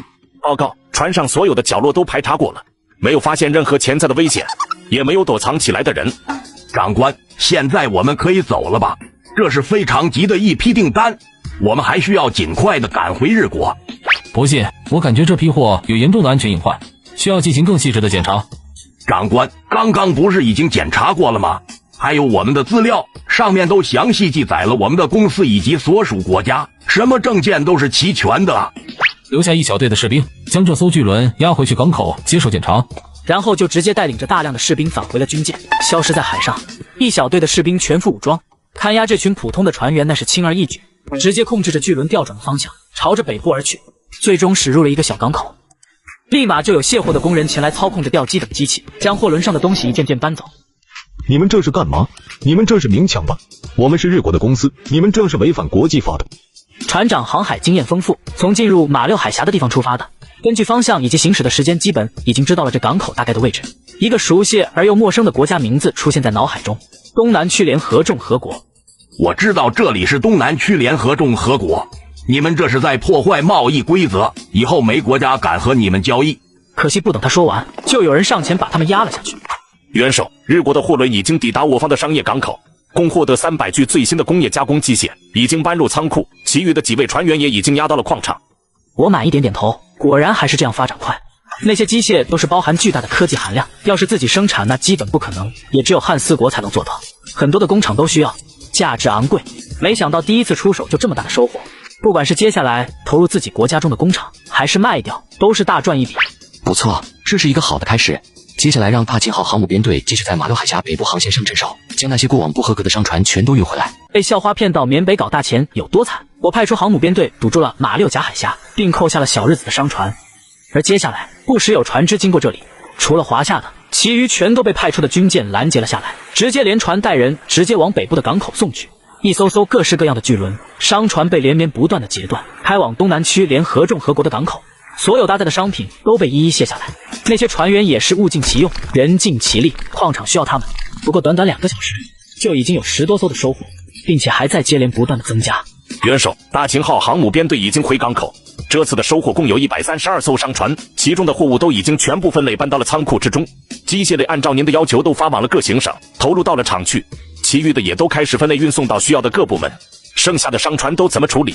那些商船中各方面的货物都有，小到价值极低的衣物、粮食类，大到精密的仪器、机器，就连汽车都有不少。留下吧，这些商船还是有用的。我们国家根本没有造船的能力，多备上一点，不久之后就会有用的。还有1艘军舰呢，要不要也留下来？军舰的事，我也是早就收到了前线的报告，我准备去现场看看。海港口，大秦号整个编队已经是静静地停留在海港上，密密麻麻一大片的巨大战舰，将整个海港口都占满。最边上却是还有这样一艘小很多的军舰，看武器布置和船型，是一艘驱逐舰。白色的船身已经因为长时间的浸泡在海中，受到海水腐蚀，带着一丝泛黄，显得很是陈旧，一看就知道是不知道多少年前的老军舰。船舱中有着50余人，正抱头蹲着，齐刷刷的一排，神色中满是懵逼，还没从惊骇中回过神来。谁也想不到，只是一次巡航马六海峡，找一下商船失踪的原因，会遇到让他们一辈子都忘不掉的事情。夸张，太夸张了！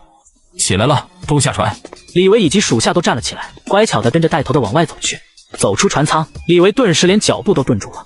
庞大的航母就停靠在不远处的港口岸边，清晰可见，再也不像开始在窗口的惊鸿一瞥，以及周围那些驱逐舰、护卫舰，比他以往有幸见过的一支美丽国航母编队还要庞大一些。各种武器装备可能他不懂，但还是能感觉至少不差，甚至隐约感觉还要先进一些。这些人都安排去矿场吧。港口的最边上，这艘缴获的军舰正默默地停靠着。我还是第一次看到除了系统奖励的航母编队里之外的军舰，所以很是感兴趣的来实地看看，结果大失所望。算了，也别留着了，全拿去拆了重铸成钢铁，运到军事生产区去当原料。而此时，一位通讯兵跑了过来。元首，我方海域发现有8艘巡洋舰、驱逐舰出现，商船的航道上也开始有着商船经过。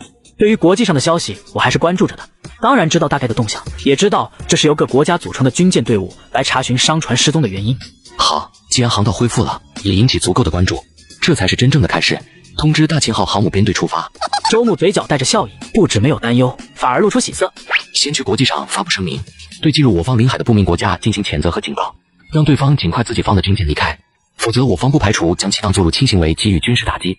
而此时，马六海峡的海上，8艘军舰正排列成队，缓缓行驶。就是这片海域了。我方的商船最后失去消息时的大概定位就是在这周围。8艘军舰至少都是有着3000吨排水网上的巡洋舰，每一艘上面的旗帜都各不相同，显然是来自各方国家。对，我方商船失去联系的地点也是在这周围，那肯定是这周围有所古怪了。此刻国际上，东南区联合众和国一条声明发出，请处于我方领海内的未知国家军舰离开，否则我方将采取军事行动。又是这东南区联合众和国，整天就是在上蹿下跳，如果没有核弹，上次直接就完了。我就在这里，不信他还能把我怎么样？我还不信他敢投核弹。这里间隔对方海岸线那么远，还是在海里，那周牧的陆军还能游过来不成？说不定以那周牧的性格，真会派出海军前来。那就更好了，他肯定还不知道真正的海军力量。就他那继承下来原本几个国家的破船，我还真希望能派来。那周牧可能真正的海军都没见过，以为有这几艘小破船就能和以前一样横行。哈哈，真想看看对方把他那几艘小破船你的海军派来，然后看到我们真正的军舰，那惊恐的眼神，让他面对现实。而就在此时，不知道哪方国家的传讯中，突然一道焦急的声音响起：舰长，不好了！被校花骗到缅北岛大前有多惨？我派出航母编队堵住了马六甲海峡，引来了8国联合舰队。然而8国联军不知道他们即将面对的是什么。慌什么？有什么可慌的？作为一名通讯士兵，你要记得无论什么时候都要保持镇定。说吧，到底什么事？难道是找到了失踪的商船，还是找到了相关的消息？通讯兵吓得抹了一把头上的冷汗，很是委屈地摇了摇头。约翰舰长脸色一滞，有些意外。那还能是什么事？总不能是有什么人来攻打我们吧？就是发现了未知的巡洋舰、驱逐舰各2艘已经出现在30海里之外，对方组成有编制的队形，正朝着我们行驶而来，没有丝毫的隐藏。初步能看出对方排水量有着7000吨左右。约翰国舰长愣住了，这地区海域怎么可能突然冒出这么多大排水量的军舰？要知道这样大排水的军舰，绝对不可能是什么海盗能够拥有的。快去同对方请求交流通话。对方没有任何回应，还在朝着我方驶来。是敌非友，连请求通讯都不接受，那至少肯定不是友军。各军舰都做好准备，对方按照速度应该快要进入20海里范围之内了。所有舰长都死死盯着各自屏幕上的雷达显示器。不会吧？对方难道真的不准备停下来吗？已经快要到20海里的距离了，对方是准备直接挑起战争。雷达上有着4个点正在急速移动，朝着己方而来，丝毫没有停下的意思。约翰国舰长深吸口气，甚至已经做好开战准备的时候，突然，对方的舰队停了下来，刚好处于20海里的安全距离。但众人没有丝毫放松，依然死死盯着雷达屏幕上的红点。足足等了几分钟，对方依然没有再前进一步，而是朝着20海里的圆弧距离往四周分散而去。虽然搞不懂对方这样做的意义，不过至少可以肯定，对方没有真的准备进行战争。报告舰长，雷达显示空中有3架战斗机在10公里外的高空，可立马就消失了。舰长，在10海里外的30米海深处，我方的声纳系统发现了2艘潜艇，对方现在已经继续往海下前去，失去了踪影。到底是怎么回事啊？到底后面是哪个国家？先是巡洋驱逐舰，然后疑似5代战机，现在更是连潜艇都有。蔚蓝的海面之上，一艘巨大的航母正破浪而行，四周的护卫舰在其左右，以及后方缓缓跟进的补给舰。元首，眼内已经全部完成，出现的配合失误以及一些协同操作上的生疏也已经改正。作战室内，负责传讯的下属正在报告着。好，表现不错，接下来直接进行下一步计划吧。话语一出口，立马就有下属向着航母编队上的最高指挥部下达了命令，同时另外的分部也是开始在国际上再度发表声明。离开东南区联合共和国的领海范围，否则方将进行军事统击。无线波向着远处传去，扩散到了整个海域。而此时正在商量的各方军舰舰长都是第一时间接收到了消息，听着从接收器转换出来的声音，众人都是一愣。东南区联合共和国，让我们离开，这里是他们的海域。舰长，我们刚才突然在40海里外发现了一支航母编队。不会吧？难道这航母编队真的是东南区联合共和国的？他们怎么可能有航母？不等众人反应过来，又有一个通讯兵跑了过来。舰长，天空中有战斗机出现，可我们的雷达识别不到对方，也定位不牢。10里海域中有2艘潜艇出现，这次信息比较多，可以肯定是核潜艇。还有空中有战斗机飞过。而此时，轰鸣的空爆声响起，抬头望去，高空一架战斗机横空而过，只留下一道长长的白色气浪。请立即离开我方领海，否则将立即采取强制性军事措施。那来自航母编队的声波信号再一次响起，没人敢无视。撤吧！对方的人军事力量太强了，5代舰载机、蘑菇潜艇、7000吨排水的巡洋驱逐舰，我们早就无声无息的被对方把防线突破，形成了包围，轻易就能摧毁我们。洛木到底是从哪里弄出来这么恐怖的航母编队啊？快点回话，我们只是来查询商船失踪事件，立马离开。8艘军舰连忙发送恢复的电波通讯，然后启动军舰往海域之外急速行驶，一路上都是战战兢兢。第5代机群无视雷达的检测，突然的从上空掠过，巡洋驱逐舰庞大的身影，以及海面上不时浮现而出的核潜艇，每一样都是让他们心惊胆战，好似一双双恐怖的猎手盯着他们。日国，王八，凭什么区区一个发展水平落后的势力能拥有如此强大的航母编队？还是才刚成立的，地盘还那么大，肥沃的土壤，位置都好。小日子的高层得知这个消息，嫉妒的眼睛都开始发红。他们的小国杯一直以来最渴望的就是国土，可最终没有半点收获。最近眼睁睁看着东南区联合共和国统一整个东南区半岛，连核弹都有，结果没想到现在对方又跳出来一个航母编队，嫉妒使人面目全非。统治美丽国爸爸，这样强大的海上航母编队出现，对他们的统治是最大的威胁。被笑话骗到缅北搞大钱有多惨？美丽国总部，一场最高阶层的大会正在开展。坐在首位上的人将一份份文件发到了下方众人的手中，静静的等待着。不出所料，不过2分钟，就有人忍不住发声。这东南区联合共和国怎么回事？先是莫名其妙崛起，隐藏蘑菇弹让我们大意，直接统一了整个东南区半岛，好不容易让其消停下来，加入联合会，现在又出现一个航母编队，还是最顶尖配置。文件上正是去调查马六海峡商船失踪案件的8个势力所提供。面对拥有顶尖航母编队，他们都选择了把问题丢给美丽国。太夸张了，这文件不会是假的吧？这航母编队和我们美丽国最顶尖的航母编队相比起来丝毫不差。现在你告诉我，区一个东南区联合共和国也有？有的人也开始质疑，实在文件中的信息太夸张，让人很难相信。就是，怎么可能？那周牧才刚建立势力不久，就那些又穷科技又落后的势力，哪里有底蕴能造出来？就算出了一个天才人物，可也得需要时间吧。面对下方众人的疑惑发言，首位上的总统沉默片刻后抬手制止了争论。别质疑了，当时各势力上都有记录的回放，经过我们专业人员的反复确认和研究，可以肯定是真的，的确发现了航母编队，还能确定至少是10万吨级别以上的航母，以及出现真实画面的5代舰载机和大型的巡洋驱逐舰。总统发言后，众人再是惊讶也只能认同，同时开始皱眉思考。想要硬打是不现实的，对方拥有蘑菇弹，直接入侵肯定不行。先把事件公布出来，掀起舆论，让对方先遭受各方势力的压力，借助舆论的时机，召集各方势力进行反对抗议，针对对方进行制裁。第一步计划定下，顿时就有相关人员开始行动。周牧看这个势力发来的质问和问责，以及各处论坛的抗议，神色平静如常。在美利国开始行动后，短短半天，就在整个世界掀起一股狂潮，无数人知晓了马六海峡北部海域上的事件，连带着东南区联合众合国的航母编队也被曝光。一时间，仿佛全世界都与周牧为敌。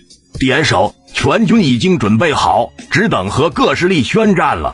甘愿为元首踏平一切阻碍，全军将士将以元首意志为方向，宁死不退。看着这一切，哪怕是被招募过的属下，周牧还是有点感动。不过感动归感动，周牧更多的还是无语。我什么时候说要对全世界宣战了？什么？不对全世界宣战？下属们都是面面相觑，本来热血激情的气氛刹那间变得有些尴尬起来。众多下属纷纷坐下，只不过那脑袋上一看就满是疑问。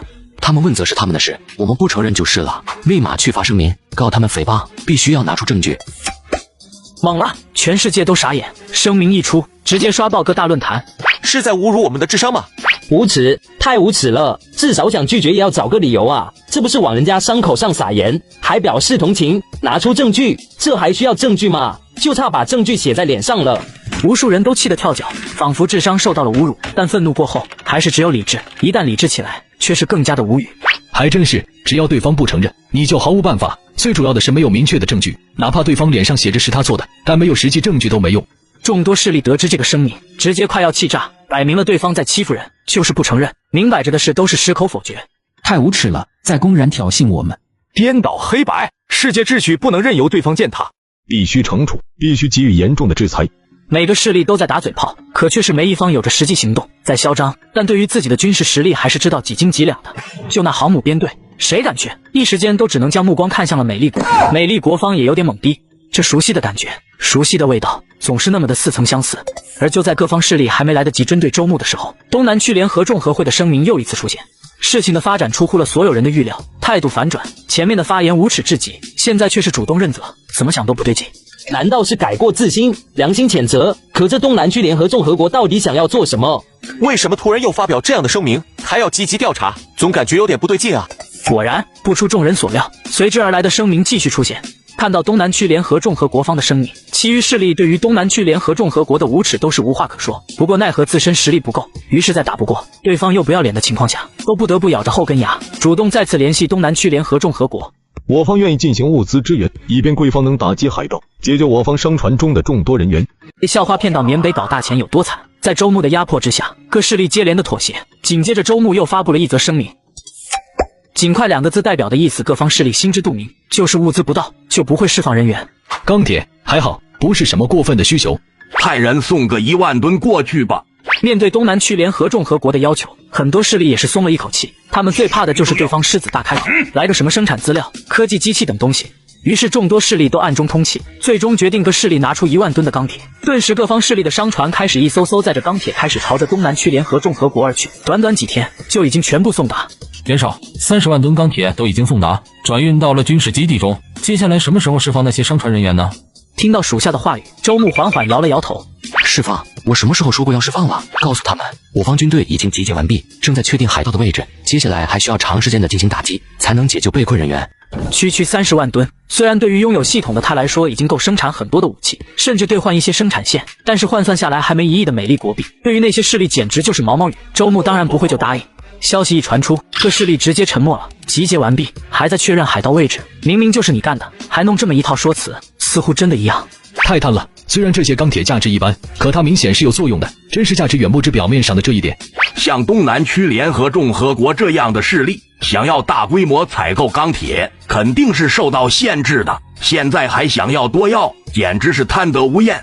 可最终，所有势力的高层都只能选择继续妥协，还是直接和对方接触一下吧，直接说出需要付出的代价。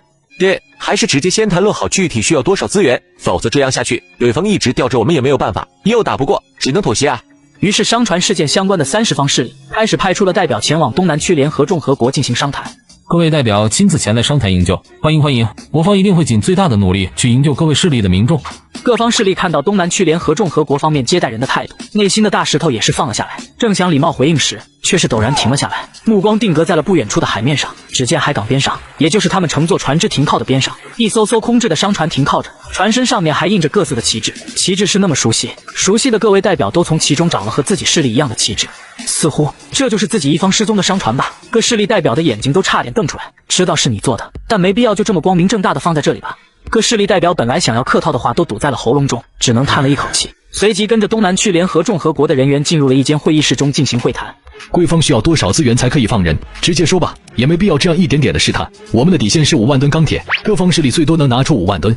20万吨，各势力20万吨，少一点都不可以。现在你们的人在我们手里，也许你们不在意这些人的性命，但如果这些人因为你们的物资不及时而被海盗杀死，那可就对你们管理层的统治有很大影响了。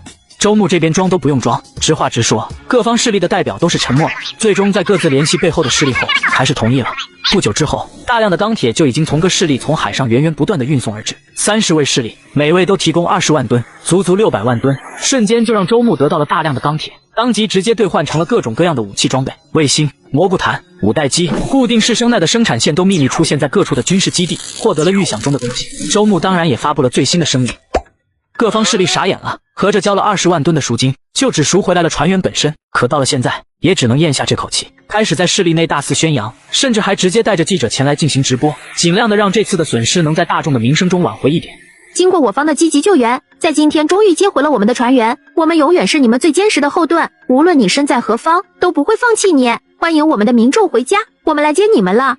这队人正是个势力失踪船只上的船员，排成整齐的列队，沉默的站着。这些船员感觉有点不对劲啊，太安静了，神态也奇奇怪怪的。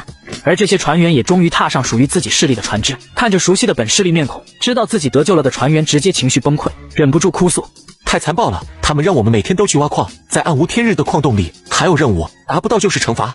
说到这里，所有被迎接的船员都忍不住打了个冷战，眼神之中满是恐惧，而其余人则是直接傻眼，什么东西啊，让人挖矿？本来正准备来2句感人话语的记者直接宕机，这现场和想象中差距有点大呀。还是其余人手疾眼快，直接关停了直播。他们想表达的是这些船员对于势力的感激、夸赞，而衬托出势力管理层对于民众的关心。但这些船员全是在哭诉，在诉说悲惨的遭遇。你让本势力高层能怎么办？报仇？有这个势力吗？美丽国方更是直接开始召集相关势力进行会议。美丽国眼睁睁看着第一步计划失败，只能再次启动其余的方案，来对东南区联合众合国进行针对制裁。只不过才刚刚召集个势力，还没来得及商讨，东南区联合众合国的声明再一次出现，笑话骗到缅北搞大钱有多惨。伴随着个势力的失踪船员被接回，马六海峡周围停在周边港口休息的商船都在准备恢复航行。终于恢复了，就这几天我们企业的原料供应不上，已经开始歇业。现在总算恢复，只需要等上级的命令一到，就可以立马恢复通航。结果上级的命令没等到，反倒是等到了东南区联合众合国的公告。海盗未决，全世界都知道就是你东南区联合众合国的借口而已。航母编队在，还能有海盗？真是混子啊！摆明了是想再当海盗，收过路费。东南区联合众合国的公告不只是这些商船在关注，整个世界很多人的目光也都被吸引而至，包括普通人都注意到了东南区联合众合国，顿时在无数的论坛掀起话题。无语了，真是什么事都能做得出来。全世界都知道商船失踪事件就是东南区联合众合国自导自演的，现在还说海盗未决，就他自己把海盗事件当真的了吧？说白了就是想收过路费。天然的海峡，国际上早有公约，自由航行。现在这东南区联合众合国不指明着敲诈了30个势力，还想着在海峡口收所有势力的过路费，而且不是商量着收，是直接威胁。想收可以谈论，但这声明和明抢没有区别了。只要不交护航费，就会遭到海盗袭击吧？100%会，航母编队在，就算一般的军舰去了，也是被海盗劫掠的命。太无赖了！什么时候国际上的势力也和混子一样的行为了？再说那片海域根本就不是东南区联合众合国的领海吧？国际海洋公约上明确的说明了，领地12海里内才算是领海。可众人的讨论才开始，又是一条信息立马被置顶。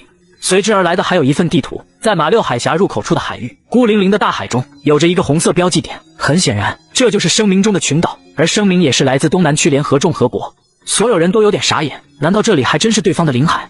不对呀，那里是航线，一直没听说过有岛屿，还是群岛，属于商船最不愿意经过的地区，容易有很多的暗礁等危险。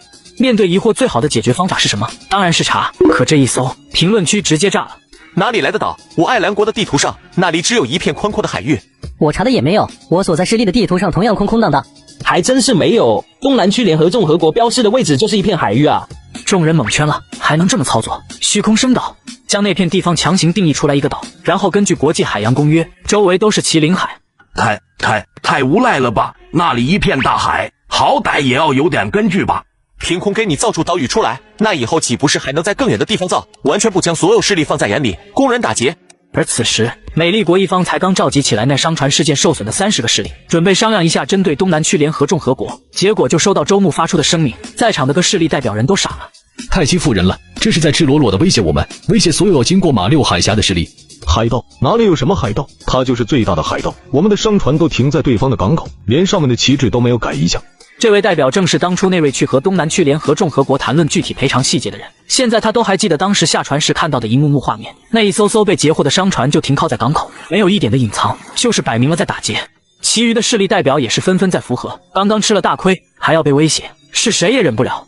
从来没有哪个填人海峡还需要交股路费的说法，简直是无赖混子一个，坚决不能退步妥协。再说那地方虽然他声称是自己领海，没人在意，但根据国际海洋法，早就超过了12海里，不能任由对方再为所欲为了。就在众多代表还在咬牙切齿的时候，有工作人员上前悄悄地进来汇报了新的消息。沉默，全场都沉默了下来，连一直还算镇定的美丽国代表都满脸迷糊，有种似曾相识的感觉。什么？对方宣称那里有一座岛是他们的，但明明那里什么都没有吧？刚刚还在发言的那位，差点一口血喷出来，当即忍不住开始直接联系了东南区联合众和国相关的外交人员外呼服。荒谬！马六海峡口根本没有岛，没有什么天星群岛，周围也不是你们的领海，还想收众多势力的过路费，这是对所有势力的挑衅。怒气冲天的这位代表就是一顿喷，内心稍微平静了下来，正准备断掉联系，没想到居然对方传来了回答：遥遥领先。你好，天星群岛自古以来就是我东南区联合众和国不可分割的领土，可能刚好遇到潮汛期，天星群岛正处于海面之下，不容易观测到。我方也并没有收取任何什么过路费以及其余类似的不正规费用。对于此类行为，我方是表示强烈反对以及谴责的。和其余势力的关系，我方一直保持着友善、和谐、互利的友好态度为最重要的交流基础。回应很客气，语气很柔和。侮辱，简直是对他们智商、人格全方面的侮辱。马德，海面下的一块石头都能叫做岛，那怎么不说太西洋就是个水坑呢？各方势力的代表瘫坐在椅子上，已经不知道怎么去表达气氛，只感觉心累。美丽国代表方却表现得十分冷静，甚至嘴角露出了一丝猥琐的笑容。收保护费真是天真，收保护费是可以平白得到很多利润，可要得罪的势力可就多了，远远比商船失踪事件的30方势力还要多，正在想通过其余方式来制裁你，这不是把机会递到我们手上吗？被校花骗到缅北搞大钱有多惨？东南区联合众和国的声明已经传遍世界，不过短短2天，就有一个小势力的商船忍不住开始主动联系请求护航，成为了近段时间第一艘通过马六海峡的船只。第二个势力申请护航的则是让周牧都没有想到，居然是大夏。奇怪，我压根就没限制大夏，大夏竟然主动要求护航。此时的大夏中，宋正威一脸无奈，他也没想到这一次商船失踪事件居然是周牧所导致的。大夏本来没受一点影响，也没准备停运，可在他的建议下，还是选择了和各势力相同的做法，并且连护航费也是选择交。不交的话，各势力怎么看我？万一你下次又搞点什么事，绝对第一时间就会把注意力引到我方。背了这么多次黑锅，一次比一次大，我是真不想背了。想到最近这段时间背黑锅背的他都蒙圈了。不过上级居然表达了想邀请那周牧来访问。宋正威吐槽完后，则是想到了这次上级表达出来的意思，很是直接的提出了准备邀请的想法，只不过具体的时间没提，肯定还需要更加精确的计划和评估后才会执行。也的确，现在的周牧已经是今时不同往日，整个东南区半岛都是对方的势力范围，还是受到联合会认可，拥有蘑菇潭以及一个顶尖航母编队，放在任何一个势力身上都是绝对的世界级大势力，真不敢相信对方居然只是一个普通人。有了大夏也主动出来交保护费，顿时其余的势力也不再关注，选择了妥协，或者说只能妥协。一时间马六海峡的商船反而还比往西多了不少，只不过在马六海峡的出口有着一艘军舰停靠着，军舰只是很普通的小军舰，武器火力装备都很少，但往来的商船却是不敢有丝毫轻视对方，只要经过这里就会主动报告自己托运的物品，随后上缴一些护航费用，也有想要直接溜走的，可最终的结果是直接被发现，然后被强制带走，下一刻就出现在世界公告的消息中，被海盗抢了。所以各势力收到美丽国召集他们开始针对东南区联合众和国会议的时候，都选择了参加。现在东南区联合共和国的武器装备很发达，上次又勒索了各势力很多的钢铁，肯定是想继续强大军事力量。我们必须团结起来，让对方的经济崩溃、军事崩溃，否则就对方这样的行为，迟早危害到世界。很多势力看了一眼美丽国，嘴角抽了抽，好像危害世界你干的也不少，但也不得不承认，的确如此。东南区联合共和国实在是太危险了。随着会议的完成，没有了明确的目标，各势力也开始针对东南区联合共和国做出相应的制裁。美丽国方更是开启了新的军事部署。而此时的东南区联合共和国都城之中，元首，我方想要购买钢铁，却被对方拒绝了，还有工厂的海外订单也被停，甚至我们出口的粮食都被拒收，分别都换了几家势力，全都选择了拒绝。我们势力应该是被针对，还是很多势力的针对？美丽国在尼西国的军事基地出现了一个航母编队驻守，准备还真是充分。周牧眉头皱着，不用想也知道是美丽国所为的了，不然其余势力可不会这样统一的针对他。本来他还打算先发育，现在看来是不可以了。新的2个军事港口改造完成了吗？元首，新的2个军事港口已经传来消息，等2天就能正式完工，投入使用。当时一共计划是3个军事港口，全是由旧的普通港口改造而成。第一个大秦号航母编队所在的港口，由于本来港口很大，所以很快的就改造完成，投入使用。好，不错。接下来让通知各行省的管理人员，稳住当地的局势，维护好秩序，不要让当地发生各种动乱事件。属下点点头，脸色轻松。东南区联合共和国的领土广袤肥沃，足够养活势力内的民众。交代完这些，周牧也没闲着，而是开始前往各地的军事基地之中。这一次的收获最主要的还是那600多万吨的钢铁。兑换，一条条生产线不断的出现，全是根据目前最需要的武器生产线。周牧先是生产出了10多颗卫星和相关的发射装置，生产出来的不像当初系统武器包中所奖励的，可以直接具现在空中，需要自行进行发射。3、2、1，发射基地中，伴随着倒计时，一颗卫星在发射器的推动下，被带着直接冲上了云霄，最终进入预定中的外太空。这么大的动作，顿时让各大势力都纷纷侧目。卫星发射，全世界大部分势力组合起来的势力都在对他进行制裁，他还在发射卫星，真的是一点都不在乎接受到的制裁吗？还没等个势力反应过来，下一刻就收到了对方连续发射了15颗卫星的消息，顿时个势力全都傻眼了。能发射卫星是正常，可连续发射15颗就极度不正常了。这对方想干什么？15颗卫星足够覆盖大半个蓝星了吧？是在搞批发吗？面对各方面的制裁，那周牧是一点都不慌吗？还在这里批发卫星？元首，15颗卫星已经全部进入轨道，和原本的3颗组成了相应的联系，能大概定位整个蓝星。对于东半区更是可以做到非常的精准，误差在300米内。东南区联合共和国的军事基地中，听到这消息的周牧露出了满意的笑容。被校花骗到缅北搞大钱有多惨？周牧发射15颗卫星进入太空，在太空中形成了一个完整的定位系统框架，对东半球形成更完整精确的定位。接下来周牧又继续开始在势力范围内选择了一部分的民众进行招募，只需要下达命令，就会层层下传，分配任务，具体执行。至于有好度，只需要简单的宣传，几乎就能达到90以上。最后周牧再亲自面对这些民众一番讲话，有好度直接成了满格，唯一的区别也就是无法使用技能书而已。当然最终周牧还是花费了情绪值招募，再根据各兵种的缺少而选择兑换不同的技能书给这些士兵。总的复仇军也是来到了28万人，陆军、空军、海军齐全，源源不断的武器被生产出来装备。相比较发射卫星，这一切则是安静的多，平淡的让密切关注的各方势力感到不真实。这么多卫星应该都是定位用的，怎么也要发射一颗导弹来震慑一下吧？没下文了吗？就结束了？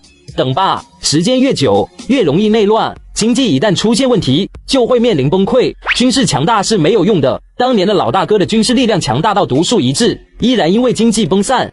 一时间众多势力又恢复了密切关注的模式，而此时的周牧则是来到了猴子行省。猴子行省由原本的猴子国改编的。周牧跟着属下直接来到了海边。元首，前面就是新改造出来的其中一个军事港口了，昨天正好完成，商船之类的也早就禁止停在这里。周牧点点头，一个人来到了港口之中保养维修的位置。周牧深吸口气，将注意力放到了脑海里的系统之中。巨蟹。随着周牧的默念，熟悉的一幕再次出现在眼前，钢铁的外壳在空中缓缓成型，越来越快，最终形成了一艘巨大的船只。宽大的甲板上一架架的舰载机出现，最终一艘巨大的航母显现而出，和大秦号航母一模一样。哪怕不是第一次近距离的看到，但周牧依然是震撼不已。深吸口气，压下心中的激动，继续进行着巨蟹。后方整个航母编队该有的巡洋舰、驱逐舰、护卫舰、补给舰、蘑菇潜艇等等都是相继出现，又是一个航母编队。就叫2号吧。随后周牧让下属将早已准备好用过相关技能书的军队进来，接收了整个编队。周牧没有在这里多留，转身继续跟着属下前往下一个地点。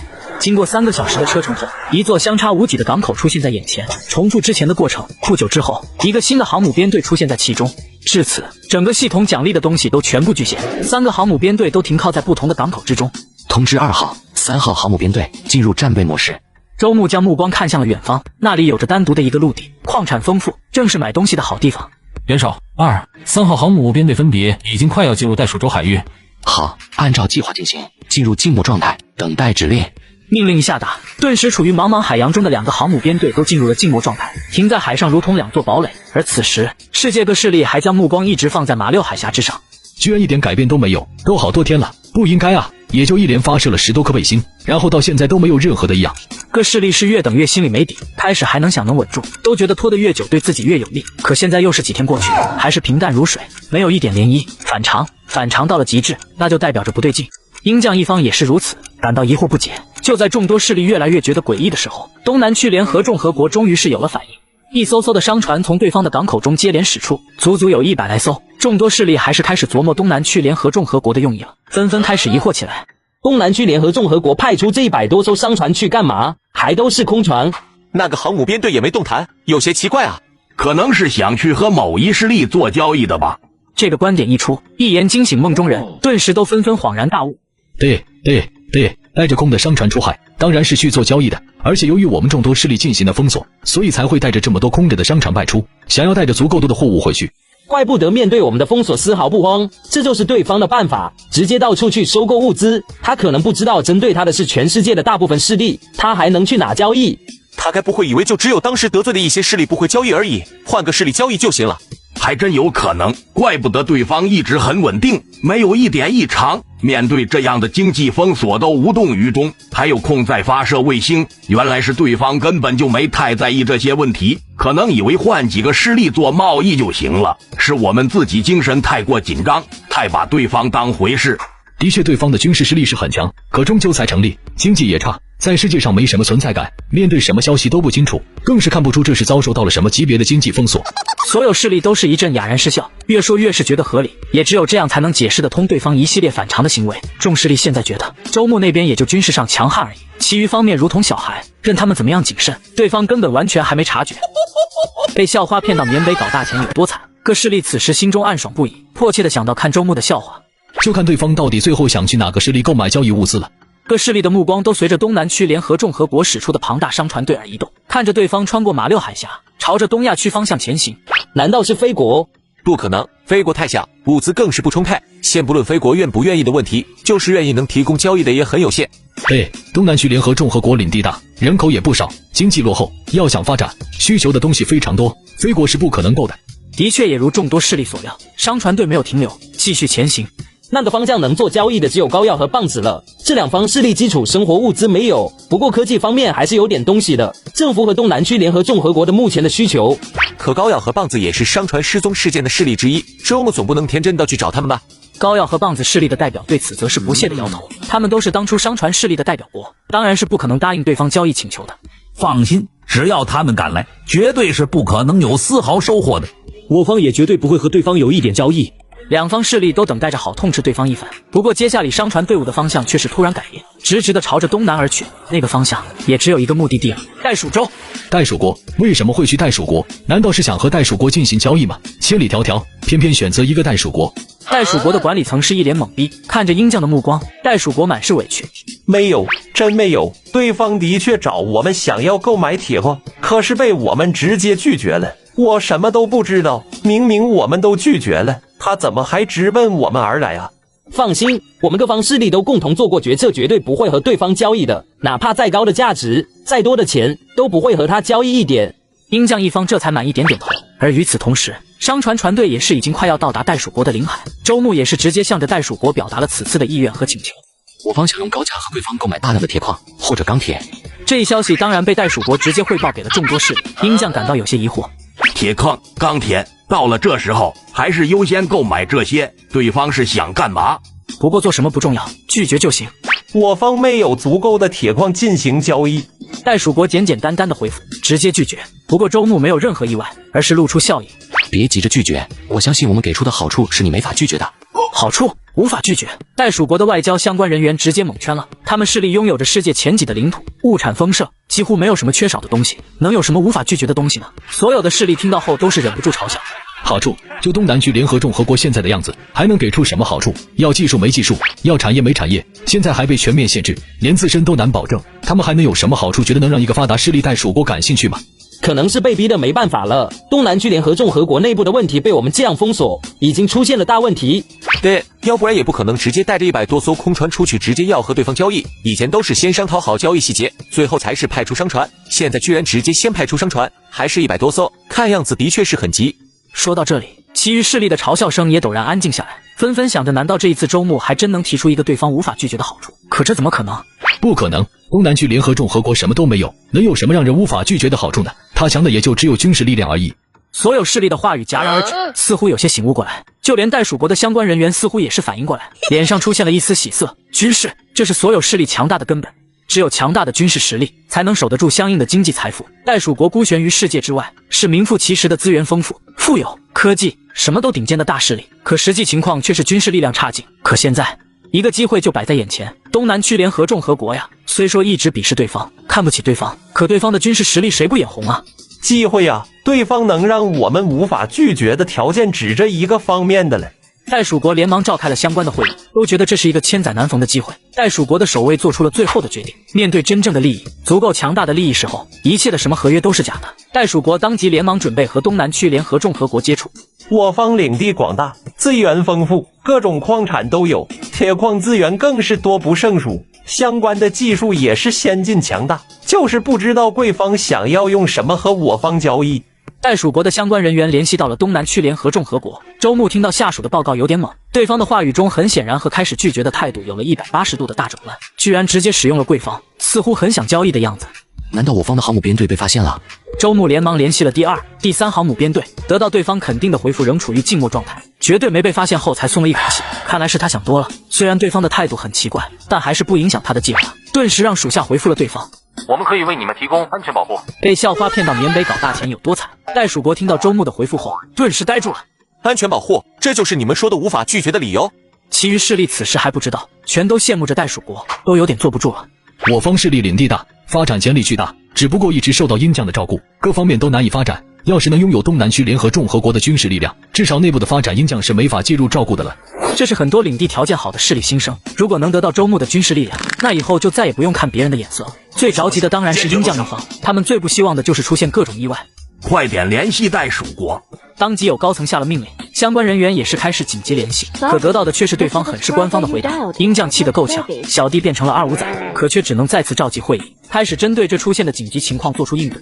作为小弟的袋鼠国当然知道这其中的恐怖，却没有丝毫的改变立场。与能够得到强大的军事力量，自己翻身做大哥的利益相比，其余的都不算什么。放心，得罪鹰将的势力很多，我们隔得远，资源丰厚，影响不会很大。各部门都给我加强效率，应对接下来可能出现的问题。袋鼠国的守卫满脸严肃，一一吩咐着下属准备好迎接来自鹰将方面的压力，但他的嘴角依然隐藏不住的露出了笑意，正好看到了从会议大厅外走进来的下属。谈得怎么样了？对方能给我们带来哪些军事技术？会议大厅中，其余高层也都将目光望了过来。那位下属苦着脸，想要说话，却又见到这场面有些紧张，一时语塞。袋鼠国守卫见此，眉头一皱：怎么？难道对方要求还很高？是需要兑换的资源超出了我们的预算吗？对方根本没想和我们交易军事武器，而是说可以对我们提供安全保护。整个会议大厅一片安静，这是什么意思？开什么玩笑？这就是那东南区联合众合国说的无法拒绝的条件。我们好好的，为什么需要他们的保护？就对方这样，自身都难保，还想着为我们提供安全保护？靠着他那100多艘的空商船，我看是对方想白嫖我们，真的是有点分不清现在的情况啊。他现在受到的是世界大部分势力的共同制裁，还想着空手套白狼。可能对方还不清楚情况，或者沟通方面有误解，还是再联系一次，直截了当的说明我们的意思吧。袋鼠国守卫觉得还是需要重新联系一下对方，这一次还是直接一点，再将对方目前面对的局势讲解一番，交易应该还是不成问题的。想要用铁矿以及其余的资源换取我的航母、蘑菇弹、卫星、导弹，一切的军事科技。周牧不可置信地反问道，下方的属下肯定的点了点头。对，袋鼠国方面刚才联系了我们，非常明确了表达了这个想法，可以用我们需要的物资资源和我们长期的进行军事科技技术的交换。同时，对方还透露了，现在世界上大部分势力都在针对我们，不管在哪里，都是交易不到任何物资的。周牧有点傻眼，怎么也没想到袋鼠国居然打的是这个主意。他想的白嫖也不过是一些资源而已，对方则是更夸张，是哪里来的勇气想着一堆资源就可以换这些东西？蘑菇弹、航母、卫星等等，哪一样不是镇国级的武器？拒绝，别说是交易这些镇国级武器，哪怕是一支枪都不可能。周牧如果有这个打算，早就进行军事贸易了。有着系统商城的他，也会因此成为最大的武器商人，盆满钵满。至于其中的原因也很简单，因为周牧的目标可不是简单的安稳发展下去，有着系统的存在，他的目标只有一个：世界和谐。与此同时，袋鼠国一方也是收到了来自周牧的回应，一群高层直接猛圈，随之而来的是愤怒。对方居然拒绝了，他是不知道现在的严重情况吗？想正常交易，哪里可能有势力会答应？完全不知道现在的局面啊，还安全保护，真的是以为这里是挨着东南区联合众和国的马六海峡，太嚣张了，都这个地步了还这样。刚刚才以为千古难逢的机会，让他们开始背叛鹰将，准备自己翻身当大哥，结果还没开始就直接玩完。袋鼠国再是生气也是没有办法改变，只能在世界上发起公告。简单的公告让众多密切关注的势力都是一愣，严格遵守公约，拒绝，开什么玩笑？不过现在显然透露出了一个消息，双方没谈好，鹰将一方也是松了一口气。下一刻，鹰将立马接到了来自袋鼠国的汇报，里面详细的交代了一些消息。鹰将随即将这些消息进行了公开。安全保护，这是在进行威胁的感觉啊！对方也不是第一次做这种事了，肯定是这个意思，简直是嚣张跋扈。在马六海峡，对方忌惮他的军事力量，不得不妥协。可这是在袋鼠州千里之外的地方，直接带着100多艘空船，就想威胁一个势力空手套白狼。袋鼠州远隔千里，那东南区联合众和国这次的威胁也太没威慑力了。袋鼠国也不是以前那些东安区的小势力，真以为自己无敌啊？就凭空口威胁就想得到好处，怎么可能？如果能派出航母编队去，还是有很大威慑力的。可惜鹰将的航母编队在尼西西地外的海域和对方进行对峙，根本不可能离开。众多势力都无视了周牧的威胁，周牧也没有丝毫理睬，只是继续着自己的计划。第2、3编队航母解除静默状态，对袋鼠国进行安全保护计划。顿时茫茫大海上，本来停靠的航母编队接收到信息后，立马启动，朝着袋鼠国的方向破浪而行。既然对方不配合，那就只能强行让对方配合。被校花骗到缅北搞大钱有多惨？袋鼠国听到周牧的回复后，顿时呆住了。安全保护，这就是你们说的无法拒绝的理由？其余势力此时还不知道，全都羡慕着袋鼠国，都有点坐不住了。我方势力领地大，发展潜力巨大，只不过一直受到鹰将的照顾，各方面都难以发展。要是能拥有东南区联合众和国的军事力量，至少内部的发展鹰将是没法介入照顾的了。这是很多领地条件好的势力心声，如果能得到周牧的军事力量，那以后就再也不用看别人的眼色了。最着急的当然是鹰将一方，他们最不希望的就是出现各种意外。快点联系袋鼠国！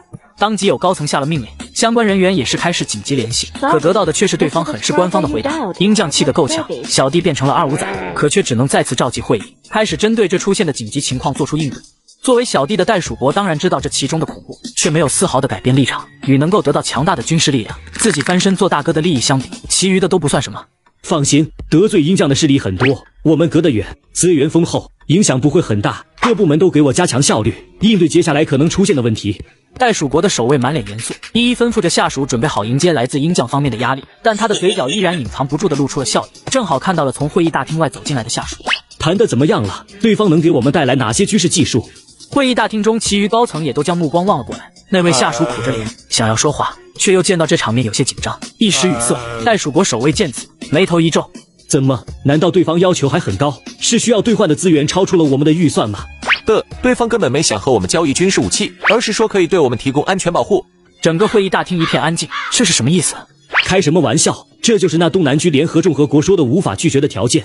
我们好好的，为什么需要他们的保护？就对方这样，自身都难保，还想着为我们提供安全保护？靠着他那100多艘的空商船，我看是对方想白嫖我们，真的是有点分不清现在的情况啊。他现在受到的是世界大部分势力的共同制裁，还想着空手套白狼。可能对方还不清楚情况，或者沟通方面有误解，还是再联系一次，直截了当的说明我们的意思吧。袋鼠国守卫觉得还是需要重新联系一下对方，这一次还是直接一点，再将对方目前面对的局势讲解一番，交易应该还是不成问题的。想要用铁矿以及其余的资源换取我的航母、蘑菇弹、卫星、导弹，一切的军事科技。周牧不可置信地反问道，下方的属下肯定的点了点头。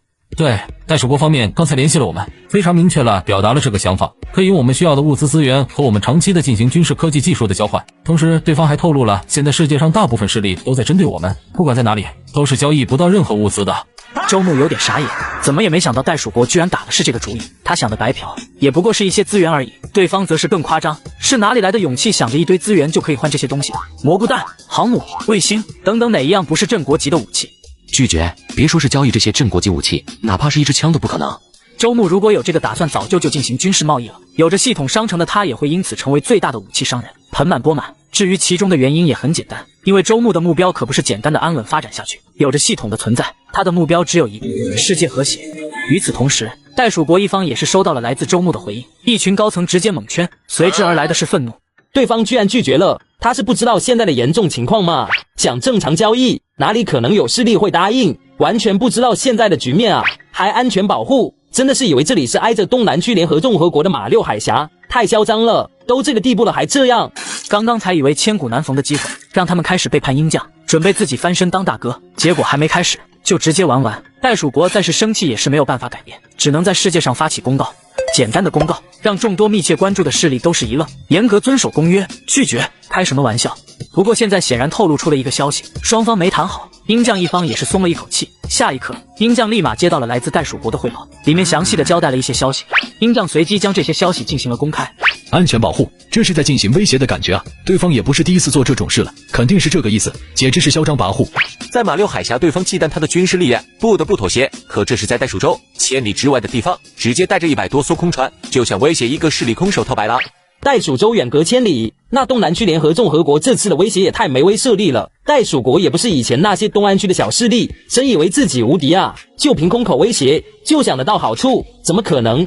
如果能派出航母编队去，还是有很大威慑力的。可惜鹰将的航母编队在尼西西地外的海域和对方进行对峙，根本不可能离开。众多势力都无视了周牧的威胁，周牧也没有丝毫理睬，只是继续着自己的计划。第23编队航母解除静默状态，对袋鼠国进行安全保护计划。顿时茫茫大海上，本来停靠的航母编队接收到信息，立马启动，朝着袋鼠国的方向破浪而行。既然对方不配合，那就只能强行让对方配合。被校花骗到缅北搞大钱有多惨？此时袋鼠国每一个人都坐立难安。2个航母编队，这尼玛的从哪里冒出来的？到底是什么情况？会不会是假的？这可是航母编队，不是什么普通船只。我方派出的军舰在被俘虏前传回来的消息，根据相关的调查，能确定消息属实，在我方海域外有着2个航母编队出现过。众人再一次的沉默下来，怀疑的声音全都消失不见。现在袋鼠国的武装司令都出来发话，那证明消息100%是真的了。各位就不要怀疑了，那艘派出去驱逐东南区联合众和国商船的军舰，在被对方俘虏前的时候，将侦查到的消息全都传回来。经过专业人员的分析，可以确定是真的，并且我们派去的侦察船都发现了对方的存在，是2个10万吨级别航母为主，配置各类驱逐舰、巡洋舰、补给舰、护卫舰等等，拥有综合性自主作战能力的航母编队。这些航母编队和东南区联合众和国在马六海峡出现过的航母编队高度相似。其余人都是惊骇的面面相觑，和东南区联合众和国的那航母编队相似。东南区联合众和国怎么还有2个航母编队啊？还是和大秦号航母编队差不多的，悄无声息地出现在我们海域外。他们难道是想对我们发动什么吗？我们现在该怎么办？对方的2个航母编队都是最顶尖的科技武器，在海上想要隐藏，我们是无论如何都发现不了的。现在暴露了存在，肯定是对方故意的。对，如果对方真的想直接攻打我们，那没必要这样做，完全可以突然发动袭击，占据最大的优势，这样主动暴露没有一点意义。也是，对方无缘无故攻打我们，没有道理的。真想打，随便找一个近点的、弱点的，要容易很多。对方带着100多艘商船来，是想交易的。最开始对方表达的意思就是想交易，现在看来是想强制让我们同意和他进行交易了。怪不得对方不走，原来是有这个底气。经过这么一分析讨论，原本慌张的众人总算松了一口气，至少看样子对方不会立马对他们发动袭击。先通知一下鹰将吧，然后再决定怎么应对。当然，我们相应的军事警戒还是要做好。袋鼠国守卫最终下达了最终的指令，首先必然是要报告鹰将的，等到鹰将那边做出回应了再做出决定。而此时的鹰将一方也是接收到了来自袋鼠国的最新消息，当事人就傻眼了。东南区联合众和国，又是他，怎么会在袋鼠国外有着2个顶尖的航母编队？我们那么多的监视人员都是吃翔的吗？对方势力内的渗透非常难。上次的加强侦查已经损失了很多的内线，也只得到普通消息，内核的消息是一点都没办法。对方的军事方面也是得不到具体消息，只能确定对方的内部还属于正常，没有大规模的部署异常。大秦号航母编队也在对峙中，没有离开港口。那2个出现在袋鼠国海外的航母编队，我也不知道怎么回事。手下委屈地说着，却是声音越来越低。不管如何，始终是他的失职。没办法，太突然了。2个和大秦号一样的航母编队，在世界上哪里都是强大的海上力量，突然的出现是谁也没想到的。以前东南区联合众和国也没有丝毫表现出来，对方拥有一个航母编队已经是出乎所有势力的预料。谁能想到还有2个航母编队？根据对方的情况，是怎么也不可能拥有的。3个航母编队，先不说哪里来的，光是供养也不是对方能承担的才对。在场的还有其余高层、军事方面的人站了出来，一边说一边不断的摇头，似乎还没从这个震惊的消息中回过神来。只有他们才最能感受到其中的夸张。现在要的是做出应对，袋鼠国方面说的是先稳住对方，我们必须尽快做出相应的应对才行。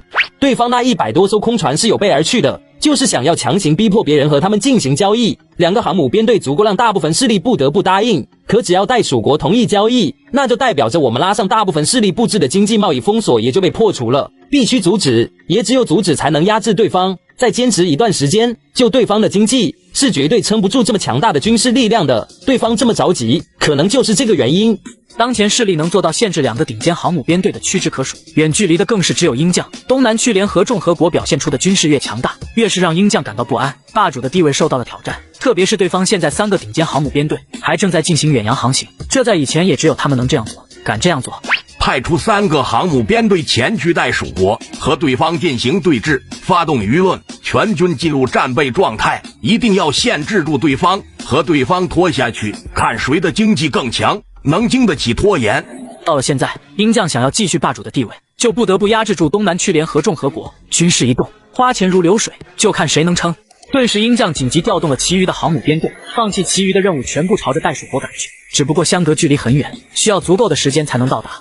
袋鼠，稳住，不能违背公约。我方已经派出3个航母编队，3日内就能到达。面对曾想当25载的袋鼠国，鹰将传达了自己的意思，而袋鼠国也只能选择答应，夹在中间，左右为难。稳住吧，鹰将的航母编队在来的路上了，先去联系一下东南区联合众和国，问问我方的军舰怎么回事，借着话题拖住对方，稳住对方就行。被校花骗到缅北搞大钱有多惨？伴随着鹰将的3个航母编队朝着袋鼠国海域的出发，随之而来的还有相关的舆论。鹰将和袋鼠国都选择了将事件公布到世界之上。面对东南区联合众和国的行为，各方势力都惊骇不已。还有2个航母编队和大秦号差不多，怎么可能悄无声息的就跑到了袋鼠国的海域去啊？明明现在对方受到各方重视，还有鹰将的监视，居然还是没人发觉。怪不得敢带着100多艘的商船前去交易，就这2个航母编队的战力也太恐怖了。当前世界上能远距离作战，在海上无敌的又多了一个势力。东南区联合众和国在众多势力眼中就是强盗一样的存在，航母编队出来1个，又冒出来2个，加起来整整3个。世界上除了鹰将，几乎没有势力能在海上军事同对方比较了。必须谴责禁止对方这种无法无天的行为，无缘无故就进入别的势力领海，完全不尊重其余势力，给其余势力带来太大的压力，没有一点维护世界整体平和的意思。太危险了，这样的行为对我们所有势力都是一种挑衅。恐惧让所有势力都不得不发声。今天是袋鼠国，明天可能就是他们。如果但凡有点靠谱，也就认了。但偏偏这东南区联合众和国实在是不同，它不止强大，还不讲理。而此时的袋鼠国也在趁着这些舆论以及鹰将航母到来的消息时刻，直接发表了声明。随即是一段视频和信息，正是军舰被俘虏前传回来的信息，可以明确的看出是被东南区联合众和国的所俘虏。各势力此刻见到这一幕，更是纷纷满是愤怒。还真是太嚣张了，被所有势力承认后还是这样，一点都不讲规则，任由这样的势力下去，下一次就轮到我们了。整个世界岂不是任由对方想怎么样就怎么样？对方的军事力量越来越强，也越来越肆意妄为，就看这次鹰将能不能限制对方了。鹰将的航母编队已经出发，现在消息对方肯定也知道了，肯定是绝对不会再这样做。袋鼠国随时关注着动向，看着舆论起来，估摸着东南区联合众和国应该也收到这些消息的时候，才开始主动直接联系了对方。还请东南区联合众和国一方释放归还我方的军舰以及相关人员，我方相信其中有什么误会，希望能尽快解开误会，以便让贵我双方维持友好的关系。此时，东南区联合众和国的都城之中，周牧正坐在自己办公室里，看着手上属下传递的消息，不由点了点头。不错嘛，这袋鼠国还真是有点脑子，能忍能找机会。那我们接下来怎么办？对方这样示弱，还有各方面的舆论，我们也不好太过分吧？势力之间只有利益，其余什么都是假的，只是一点态度转变而已。别被这些迷惑，我们需要做的是达到自己的目的。目的是什么？自然当务之急的最重要的是各种资源，特别是各种的矿产、用品等等。顿时，东南区联合众和国对袋鼠国进行了回复。我方和袋鼠国方一直保持着友好交流，鉴于发现袋鼠国周边海域海盗过多，我方派出了一些军事力量为对方进行安全保护信号。的确是发现一艘军舰，疑似贵方所有，不过被海盗所劫持，最后被我们解救。世界上的众多势力都一直关注着这边，第一时间就收到了消息，所有人都是面面相觑。海盗，又是海盗！袋鼠国的军事还是很强的，特别是海军。就这样一个拥有轻型航母的势力，你告诉我他周围海域有海盗？不要脸，太不要脸了！袋鼠国都这样卑微了，还说是海盗，简直就是在侮辱我们大家的智商，太过分了，和上次一模一样。对，马六海峡就是这样无中生有，无中生海盗。上次怎么说也是在一个海陆航线上，这次在别人家门口还是这个借口，能不能稍微尊重一下我们，至少换个理由吧？对于海盗的说辞，大家当然是不可能信的，纷纷吐槽，可却是无可奈何。袋鼠国方面更是一脸懵逼，怎么也没想到想了这么一个完美的方法，对方根本软硬不吃。安全保护，我们哪里说过需要啊？对方真的以为无法无天吗？难道对鹰将一点都不在意？要知道越强大可是会引起鹰将越大的制裁打击，他们可不会允许有势力脱离他们的掌控，挑战他们的位置，让出自身的霸权。等鹰将的航母带来，相比较东南区联合众和国，鹰将再过分也是给条活路，在规则中玩，而对方就不一样了，太流氓，太无耻。要是让这样的势力得到鹰将的地位，简直不敢想象。袋鼠国一众的高层阴沉着脸，强行让自己平静下来，能做的只有等着。众多高层刚刚下定决心，就有手下走进了会议大厅之中。守卫，不好了！不好了三个字一出现，袋鼠国守卫就是一个机灵。最近听到几次这个开场白，都是极差的消息。深吸口气，作为一个势力的守卫，必须保持镇定。我们港口出去的商船全部失去了联络，不用想也知道怎么回事。能在这周围敢做这种事，有能力做的也只有东南区联合众和国。对，关闭港口，禁止贸易出海。刚回应不过1个小时。守卫不好了，对方直接有军舰到了我们港口外，说有海盗跑了进去，要进行彻底的搜查。被校花骗到缅北搞大钱有多惨？我们已经够卑微了，够忍让了，连出海都禁止，居然还敢直接说我们港口进海盗，无耻、强大、嚣张，就算真的海盗也没这么过分。袋鼠国某高层将手不断砸在桌子上，一阵噼里啪啦的声音响起。袋鼠国怎么说也是一个在世界上有名有姓的势力，独占一州之地，经济发达。哪怕对方之前的行为相当在头上拉响，他们依然忍让，甚至中间还主动认怂。可对方根本无视他们，现在直接说海盗跑到他们港口里面，需要进行搜查。海盗？我看他才是海盗，真的是不把我们放在眼里。下一步是不是直接进入港口强行搜查？这样下去，说不定对方还真敢。鹰将航母编队到来的消息，对方肯定是知道的，却是一点不怕，反而变本加厉的挑衅我们。很显然，鹰将的威慑效果极为有限，对方根本不怕。袋鼠国众多高层再是气愤，可一想到东南区联合众和国的2个顶尖航母编队，以及其余的军事实力、蘑菇弹等等，就像被一盆冷水淋下，替他们找回理智。鹰将至少还有3天才到，整整3天，谁知道对方会做出什么事情来？自从鹰将要到来的消息传出，对方明显节奏加快，先是阻止我们的海上贸易，察觉到我们禁止停港后，立马就来了这么一档子事。是啊，按照对方的节奏，3天说不定就找什么理由直接要上我们都城来了。那现在怎么办？等3天后，鹰将来了后，什么情况都不能确定，但肯定那时候我们的情况非常不妙。袋鼠国守卫神色镇定下来，当务之急还是要想出解决的办法。对方现在最大的问题是资源问题，一开始来我袋鼠国就是想交易，交易不成才发生这些事情，所以我方只有2种选择，要么忍下去，等到鹰将，要么答应交易。上一次同样的问题还是在这一个地方，所有人没有任何犹豫的选择了前一种，这次众人都是面面相觑，最终毫无意外的只能选择第2种，选择和东南区联合众和国交易。交易好啊，至少不亏。要是早知道会这样，一早选择正常交易就好了。不过那样直接交易也太损失我们的公信力，得罪其余势力。经历了这些，这次交易鹰将和其余势力就不能怪我们了，我们也是迫不得已。袋鼠国的高层众人放松了下来，可还没来得及实施下去，就接收到了消息。守卫，不好了！对方直接派出军舰进入我们的港口，把那些仓库中的物资商船都开走了，我们根本不敢拦。对方走的时候还通知我们说海盗问题已经解决。众人互相看了一眼，最终只能深深叹了口气，既在意料之中，又在意料之外。此时的东南区联合众和国都城中，袁绍这次在对方港口收获了一些出口的矿产，已经派人运送回来。有着我们的航母编队在海上镇压，他们没有丝毫的反抗，我们又不杀人。不错不错，不愧是资源大势力，经济发达，区一个港口中的就这么富。这时通讯兵跑了进来，袁绍，袋鼠国联系我方，愿意同我方进行交易。好，立马回复对方，我们同意交易。袁绍，为什么同意交易啊？现在我们这样白的不好吗？周牧摇摇头，他的目标一直都只有一个，获取自己需要的资源，这样的白的基本没有意义，并且一直这样，对方没退路，肯定也会反抗的。当天下午，周牧就派出团队前去进行详细的商谈。一行人坐着一艘小军舰，停在对方首都的一小港口，交谈很是顺利，双方都很满意的敲定了最后的结果。直到东南区联合众和国的代表离开，袋鼠国的相关人员才感叹道：没想到这东南区联合众和国和想象中完全不一样，本来还以为都是嚣张跋扈的人，没想到丝毫没有，就连价格都没还价，按照国际价格给的。其余的人也是纷纷不可置信，本来打算好亏点本的，没想到还有赚。袋鼠国方面也是按照交易中的要求立马进行了准备，一车车储存的钢铁开始被运到沿海的港口，还有连续不断的铁矿同样运来。周牧一方也是选择了接受，同时让自己停靠在袋鼠国海域的100多艘商船驶入了各个港口，在进行着装货，并且向着世界发出了声明。其余势力听到这个声明，都将目光看向了袋鼠国。袋鼠国一脸懵逼，只能无奈的回应肯定了这个事实。鹰将本来就通过内部知道一点消息，只不过还来不及确认，此时听到这声明，直接傻眼。他们介入的理由就是东南区联合众和国对于袋鼠国的不好行为纠纷，结果现在袋鼠国半途和对方突然达成了交易，那他们还有什么理由去当面看着对方交易吗？被校花骗到缅北搞大钱有多惨？东南区联合众和国和袋鼠国交易的消息传出，顿时无数的势力纷纷侧目，皆是埋怨不已。袋鼠这是一点公约精神都没有啊！都说好了共同制裁对方，结果现在直接和对方达成了交易。鹰将的航母都快到了，这一点时间都稳不住，也不知道是不是故意的，应该有很大的利益吧。为了一点利益就不顾及公约，以后东南区联合众和国的行为你们要负责。各势力的言论都传到了袋鼠国的耳中，却是没有一点心虚。对付东南区联合众和国他们没办法，只能妥协，但对于这些势力只有不屑。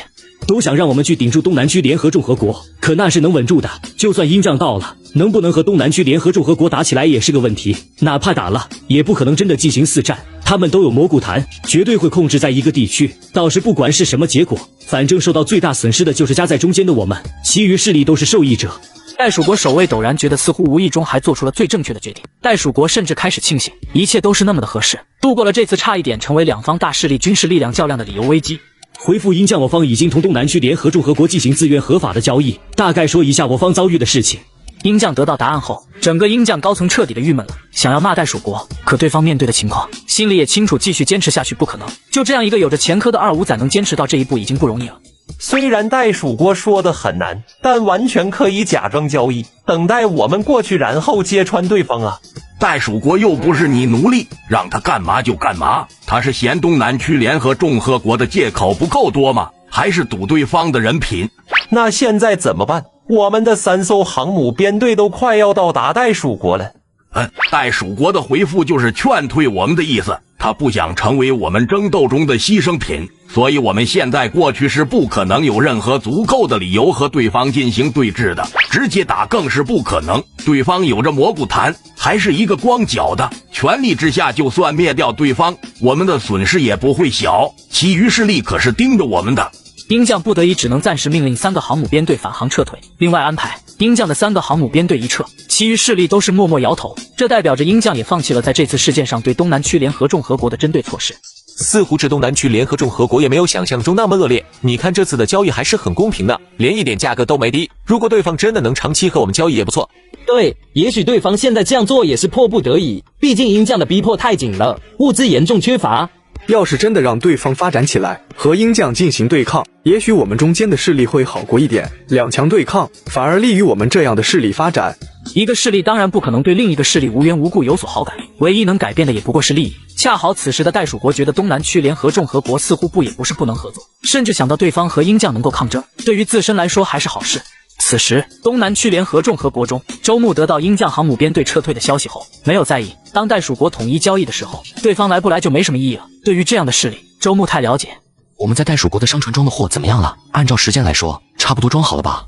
已经发来消息，第一批全装满了，都是袋鼠国储存的钢铁和一些开采出来的铁矿，接下来只能长期慢慢的供应，不可能一次性有这么多的相关资源。好，和对方进行交易吧。随着周牧的指令下达，顿时一个专业的代表团就登上了袋鼠国的陆地领土。袋鼠国方面也是非常的重视，有着很多的相关人员进行接待。东南区联合众和国的代表看着海上密密麻麻停靠着的商船，上面满是装满了铁矿，满意的点了点头。不错，贵方能按照约定好的时间做到承诺的供货，我方也会按照合约上的进行付尾款。袋鼠国一方的代表很是满意，没想到不用他提，对方居然主动说出了这个仗义。谁说东南区联合众和国是强盗，是海盗？其实似乎对方还是很不错的。合约中的交易约定是用鹰酱币或者等价的资源交易，不知道贵方准备用哪一种方式结算。与此同时，袋鼠国的代表也疑惑起来，他左看右看，对方的一行代表都是空着手，来时的船只也是正常的小型军舰，没有任何装着资源的商船。袋鼠国代表突然有了一丝不好的预感，被校花骗到缅北搞大钱有多惨？放心，我东南区联合众和国会按照合约结算给你们的，请相信我们的契约精神。东南区代表团的人不急不缓的肯定回答，让袋鼠国的代表团众人的嘴角都抽了抽，说的再肯定，可对方两手空空，让人一点都不安心。难道对方想要赊账？我方当然相信贵方的契约精神，不过这一次的交易将我方在钢铁和铁矿上的储备都消耗一空，甚至还耽误了原本维持交易的势力供给，付出了相当大的代价，还是急需一定的经济弥补，才能继续进行和贵方进行长久的交易。考虑到贵我双方的初次的交易，我方还可以给很大的折扣。袋鼠国代表团众人将目光看向了对方代表团，他们的话语已经够明显，对方应该能听出其中的意思，实在不行就只能当面直说。可接下来东南区联合众和国的表现却再次出乎了他们的预料，似乎听懂了，但对方代表团的领头人没有说话，反而一脸的皱眉，似乎有些生气。你们袋鼠国这是看不起我东南区联合众和国吗？我方签署了的合约就绝对会遵守，这是一个势力的承诺，我东南区联合众和国不容你们诋毁，这区一点货物都结算不了，也太小看我们了。声音满是愤怒，洪亮高昂。东南区联合众和国代表团的领头人一脸的怒气，直接镇住了在场的所有人。误会，误会！我方对于东南区联合众和国保持绝对的尊重，完全的相信贵方的契约精神，绝对没有任何小看、轻视、诋毁。袋鼠国代表团的众人连忙开始道歉，看着对方代表团没有一丝一毫的表演痕迹，完全的发自内心，心中都开始惭愧起来。难道是我们误会了对方？所有的详细数量和相关的数据都经过你我双方的认可，装船也都全部结束，贵方只需要在这里签个字，再进行最后一个步骤，就可以完成这次合约了。一张合约被递了上来，东南区联合众和国的代表领头人大概看了一眼，直接刷刷刷的签上了名字。好了，流程走完了吧？现在我们结算后，这次交易就算成功完成了吧？听到这话，袋鼠国的代表则满是喜色，终于到了最关键的时刻。对，只需要进行结算，我们之间的这次交易就算完成了。经历过怀疑、猜想、失望，兜兜转转，最终还是和最初一样，是个美好的结局。不知道贵方的商船什么时候到？这次结算是使用哪些等价的资源？我们也好进行一些准备，进行接收，争取让效率最大化，不耽误贵方的时间。好。听到回应，袋鼠国代表团众人将目光望向港口外面的海上，等待着对方即将出现的资源商船。可海上一片风平浪静，偶有微微的海风出来，荡漾起无数的微波。两只海鸟飞过，远方的海面上依然空空荡荡。袋鼠国代表团的众人开始困惑起来，船呢？是不是走错地方了？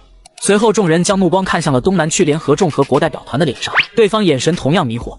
什么船？你们结算的所用的资源不用船运用什么？我们没有说要运资源来做结算啊。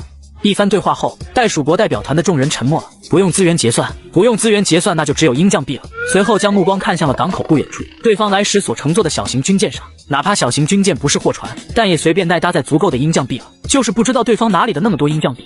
场面莫名的安静了下来。在足足等了一会，那艘停在港口远处的小型军舰依然没有任何的动作。袋鼠国的众人脸上的疑惑越来越重，不由抬头看向了对方，想询问什么情况的时候，对方反而先说话了。你们在干什么？全都愣着看那里，是有什么问题吗？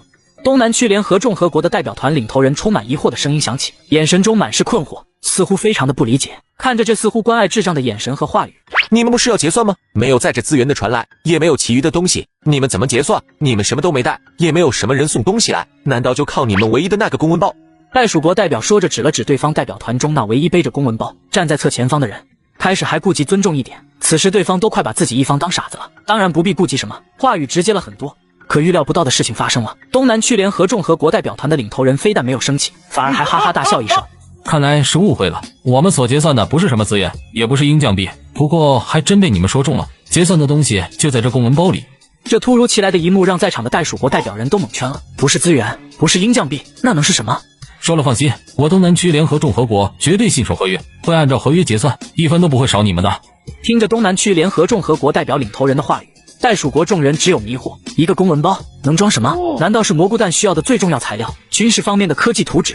想到这里，袋鼠国代表团众人顿时激动了起来，被校花骗到缅北搞大钱有多惨？随着公文包打开，顿时一叠巴掌大小、一指来后的纸张出现在众人眼前，在场的袋鼠国众人满脸的问号。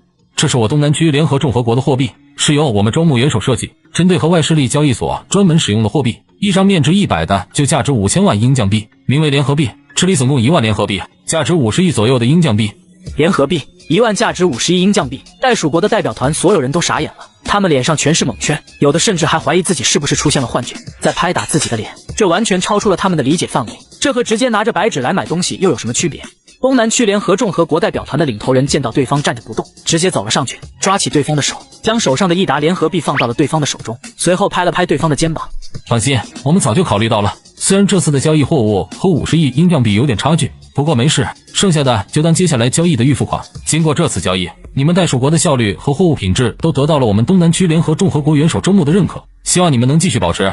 袋鼠国代表的领头人看着手上的1沓纸，鲜红如血，巴掌大小，而他也终于缓过神来，嘴里哆哆嗦嗦，想要说什么，却发现似乎有太多想说，什么都说不出，手里激动的颤抖，啪嗒一声，1万的联合币直接掉在了下去，翻滚2下，静静的躺在地上，场面一下凝固，气氛陡然间变得不对劲。怎么，贵方这是对我们东南区联合众和国有意见？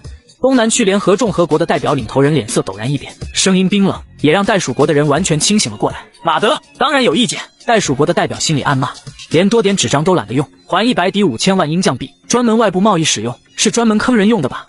小小1沓纸张就想坑他们几千万吨的铁矿，袋鼠国的代表团气得胸膛剧烈起伏，如同风箱一般扯动，发出扑哧扑哧的声音。联合币代表了我东南区联合众和国的脸面、尊严，贵方这样丢在地上，是在对我们发起宣战吗？我们的2个航母编队正在外海进行待命，我们的本土导弹已经在进行准备。袋鼠国代表领头人直接俨然，宣战、航母、导弹、愤怒的情绪以及心中准备好的副稿一下子被熄灭，嘴巴张了张，手掌握拳又松开，纠结辗转，终究狠狠咽了一口唾沫，一口长气吐出，缓缓蹲下去，将那沓在他眼里废纸一样的联合币捡了起来，脸上挤出一抹笑意。不小心的。没事没事，一点小问题而已。既然已经结算完毕，那我们就先走了。东南区联合众和国代表领头人脸色一缓，露出笑容，随即转身就要带领着其余人离开。等一下，我们守卫还有事要和贵方商量。我只是让商船都出发，我们还不会走，毕竟我们的结算有剩余，还要和你们签署长期交易的合约呢。袋鼠国代表所有人再一次沉默了，想对方走的没走，不走的反而走了。看着对方熟练的从那公文包中摸出一叠合约，直接递了过来。合约中关于铁矿的价格没变，关于货物量以你们的开采速度完全能轻松供应，结算也会按时，和这次没有任何什么区别，在这里签个字就可以了。袋鼠国一方接过合约，他的心里只有一个字：破，等着上面的人来做主意，进行决定。一时间只能保持微笑，含糊其辞，说着模棱两可的空话。可袋鼠国代表团领头万万没想到，他无意中附和对方点了点头后，对方直接拿起笔在合约上刷刷2笔。好了，既然你都答应了，那合约也就不重要，只是一个步骤而已。希望我们以后能合作愉快。东南区联合众和国代表团的众人留下其中一份合约后，直接坐上军舰，跟在才离开不久的众国商船后离开了。剩下袋鼠国代表团的众人看着对方留下的合约，一脸呆滞。合约上属于袋鼠国签字的一栏，上面已经写上了他们领头人的名字。别说，笔法流畅，不过这尼玛是对方签的吧？与此同时，袋鼠国会议大厅里，能看到所有的高层都沉着一张脸，眼中满是愤怒，死死盯着旁边不远处，那里站着一个人。面对这样的情形，有点紧张，却是依然坚持地念着接收到的消息。事情就是这样，东南区联合众和国派来的代表用联合币进行结算，我们代表一旦有点反对的意思，对方就说我们不尊重他们，是在挑衅、宣战，也不敢进行阻拦。联合币1万等于英将5000万，他怎么敢的？这和明抢有什么区别？欺人太甚，真的完全不把我们袋鼠国放在眼里。这么多的铁矿、钢铁，价值几10亿英将币，就这样一沓废纸就把我们打发了，将合约当作空气吗？对方这样的势力不能有一点信任。有的高层气愤填膺，有的则是唉声叹气。过了一会，都冷静了下来，商量一番。面对东南区联合众和国这样的势力，目前最好的办法还真的就是只有认了。首位，东南区联合众和国发声明了，对方在国际上表达了和我们此次合作交易的愉快和肯定。算了，不管这些，对方这才刚和我方结算，就直接发表声明，看样子早有准备。鹰将的封锁计划也算是被迫了。有了这次的表面上的良好交易，再加上对方的3个航母编队，鹰将是封锁不住的。他们找上其余势力交易，都没势力会拒绝。东南区联合众和国还发表了和我们继续进行长期合作的声明，说是和我们签署了一个长期的合约，相关的合约细节都出现在了声明之中。本来幸灾乐祸的袋鼠国高层们直接愣住了，什么东西还会和我们进行长期合作，还签署了合约？谁签的？都这样了，谁还敢和他们签？是被对方收买了吧？究竟是谁和我们袋鼠国有着深仇大恨吗？快点去查！顿时就有旁边准备的秘书下去查，可还没等这些人离开，就有人传来的消息，负责这次和东南区联合众和国交易结算的代表团回来了。代表团的领头人到现在头都还是懵的，他不知道该怎么和上级解释，索性直接自己第一时间来到了这里。走进大厅，看着一众袋鼠国的高层环坐一圈，各色目光纷纷聚焦到了他的身上。他想到这次遭遇的委屈，悲从心来，竟扑哧一声跌坐在地上，口里不断念叨：这合约真不是我签的，是他们干的，他们太不讲道理，太欺负人了。被校花骗到南北长大，多惨！荒谬，太荒谬了！把我们袋鼠国当成什么了？真的是没当人看啊！必须反击，哪怕是死，我们也不受这鸟气，欺人太甚，一而再再而三的羞辱我们，就算付出再大的代价也不能忍下去。东南区联合众和国实在太过分，完全不把我们当人。其余的也就算了，我们吃点亏，可也不能这样得寸进尺呀。这一次不能代签合约，下一次就敢直接代签其他的，那我们袋鼠国还是我们自己的嘛？必须反抗，付出再大的代价都必须去做。伴随着袋鼠国总统的声音出现，所有的袋鼠国高层再没有一点其余的声音，全都对东南区联合众和国的进行着声讨。东南区联合众和国的国家情况很不一样，和当前世界上其余国家都完全不同，甚至可以说是前所未有的异端。他们虽然经济弱，发展水平低，可军事方面却是强大到没边。这样的结构看起来很不健康，却也让对方真的横行无忌，做事无法无天。我们肯定是不能直接出动军事的。想和东南区联合众和国对抗，那就必须压制住对方的军事，否则什么用都没有。那就只有美利国，他们两者之间的矛盾还是无法调和的。要是当时直接坚持2天，坚定的选择美利国就好了。就是大不了亏多点，冒点风险，也好过现在被人蹬鼻子起脸，遭受这样的屈辱。联系美利国，还是只能是美利国？我们愿意付出大的代价，支持他们来和东南区联合众和国对抗。前段时间发生了那些事，你觉得美利国还会理我们？千里迢迢的再次大费周章的派出航母编队前来，这一番话直接让会议厅中陡然安静了下来。既然吃了亏，也没必要大动干戈。对，我觉得忍就要忍到底，为了一点点小利益就不顾国家安危，是不负责任的表现。其实也不是多大的事，一点铁矿而已，想开点。而此时的周牧则没想这些，他现在很忙，这一次的收获非常的多。首先就是100多艘大型商船运回来的钢铁以及铁矿，足足几千万吨。港口之上，浩浩荡荡的商船依次停靠，不断的卸下货物。随后这些货物铁矿被运往各处早已大规模建造的炼钢厂之中。炼钢厂需要的技术很简单，属于各类技术中的低端入门级别，特别是周牧的系统对于钢铁没有什么特殊要求，一切都在井然有序的进行。袁绍，我们的贸易已经疏通，那些以前和我们有贸易的国家基本都恢复了。听着手下的报告，周牧满意的点点头。这次的收获可不止这些铁矿而已，还有便是打破了美利国带头联合大部分国家对他进行的封锁。面对东南区联合众和国的这次行为，那些国家也不想和袋鼠国一样面对，所以纷纷主动的恢复了往常的贸易。毕竟面对航母还是面对合约，当然都知道怎么选择。不过这些国家也变得太快了，我还以为得等一段时间，还需要哪2个国家来立威才行。应该和袋鼠国有关系，我们发出的声明他们一直没有任何的回应，似乎完全的默认了。这倒是有点出乎他的预料，对方居然默认了，没有发声，那不就代表着对方认同了他那签署的长期合约？果然是利字当先，利用强大的军事力量威慑，虽然有用，但想到交易的真相，别人总是不情不愿的，能拖就拖，至少会观望一下。而袋鼠国的行为让其余国家都以为和我方交易是正常的，反而会让其余国家没有担忧，在得知封锁不了后，直接恢复和我方的交易。周牧也没再打其余国家的主意，而是看向了国家内部，忙碌起来，利用这次在袋鼠收获的铁矿炼成的钢铁，兑换各种军事武器生产线，投入生产。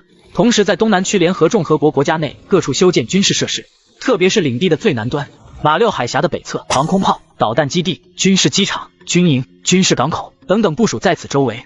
凭借着周牧对于东南区联合众和国的掌控力度，各方面的施工都极为的快速，很多更是有系统兑换。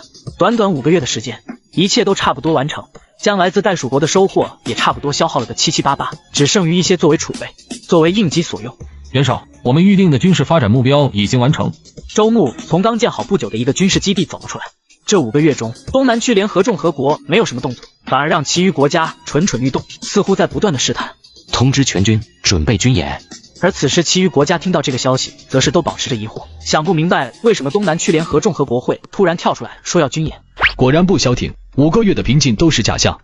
这一出现就是要进行军演，军演可是需要大量的经济支撑，对方现在打破制裁，可自身的经济也很贫瘠，没事进行什么军演？反正军演总比开着航母编队到其余国家海外晃悠的好。东南区联合众和国本身就处于风口浪尖，一则要军演的声明发出，引起了所有国家的关注。相比其余国家的放松，美利国就完全不同。高层连忙召开了紧急的会议。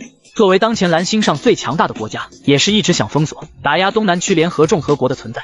不确定具体的消息，但可以肯定对方在进行大量的军事扩建、武器生产。马六海峡北部部署了很多的军事设施。这次的军事演习绝对不简单，应该有所目的的。对于东南区联合众和国，美利国是吃了几次亏，上次联合其余国家进行的封锁也被破掉，被袋鼠国这个二五仔坑了，派出的3个航母编队都无功而返。不管什么目的，这一次对方军演绝对能暴露个大概的军事实力，我们也算是有点收获。3天的时间转瞬即逝，这期间经过马六海峡的商船都渐渐的找到最近的港口进行暂时的停靠。当然，同10个国家的侦察队伍也都默默的摸进了相关的海域边上，调整好了设备，准备得到最实际的消息。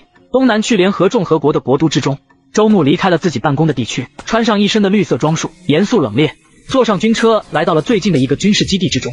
这里就是总指挥部，也就200来平，地方不大，处于地底下数十米深，周围用钢铁建造隔绝，可以防备100万吨级蘑菇弹的爆炸。经过层层守卫和通道，周牧终于达了核心区域，负责各部门的人员全都站了起来。元首，整齐嘹亮中带着尊敬，周牧环视一周，点了点头，随后走到了一张椅子上坐了下来，将目光放到了面前。他正对面是一堵墙壁，灯光一亮，投射的光影映照，显现出来一整张标注着整个东南区以及周边很多的海域的地图。再随手一点，被点的位置立刻变大，清清楚楚地显出局部的细节。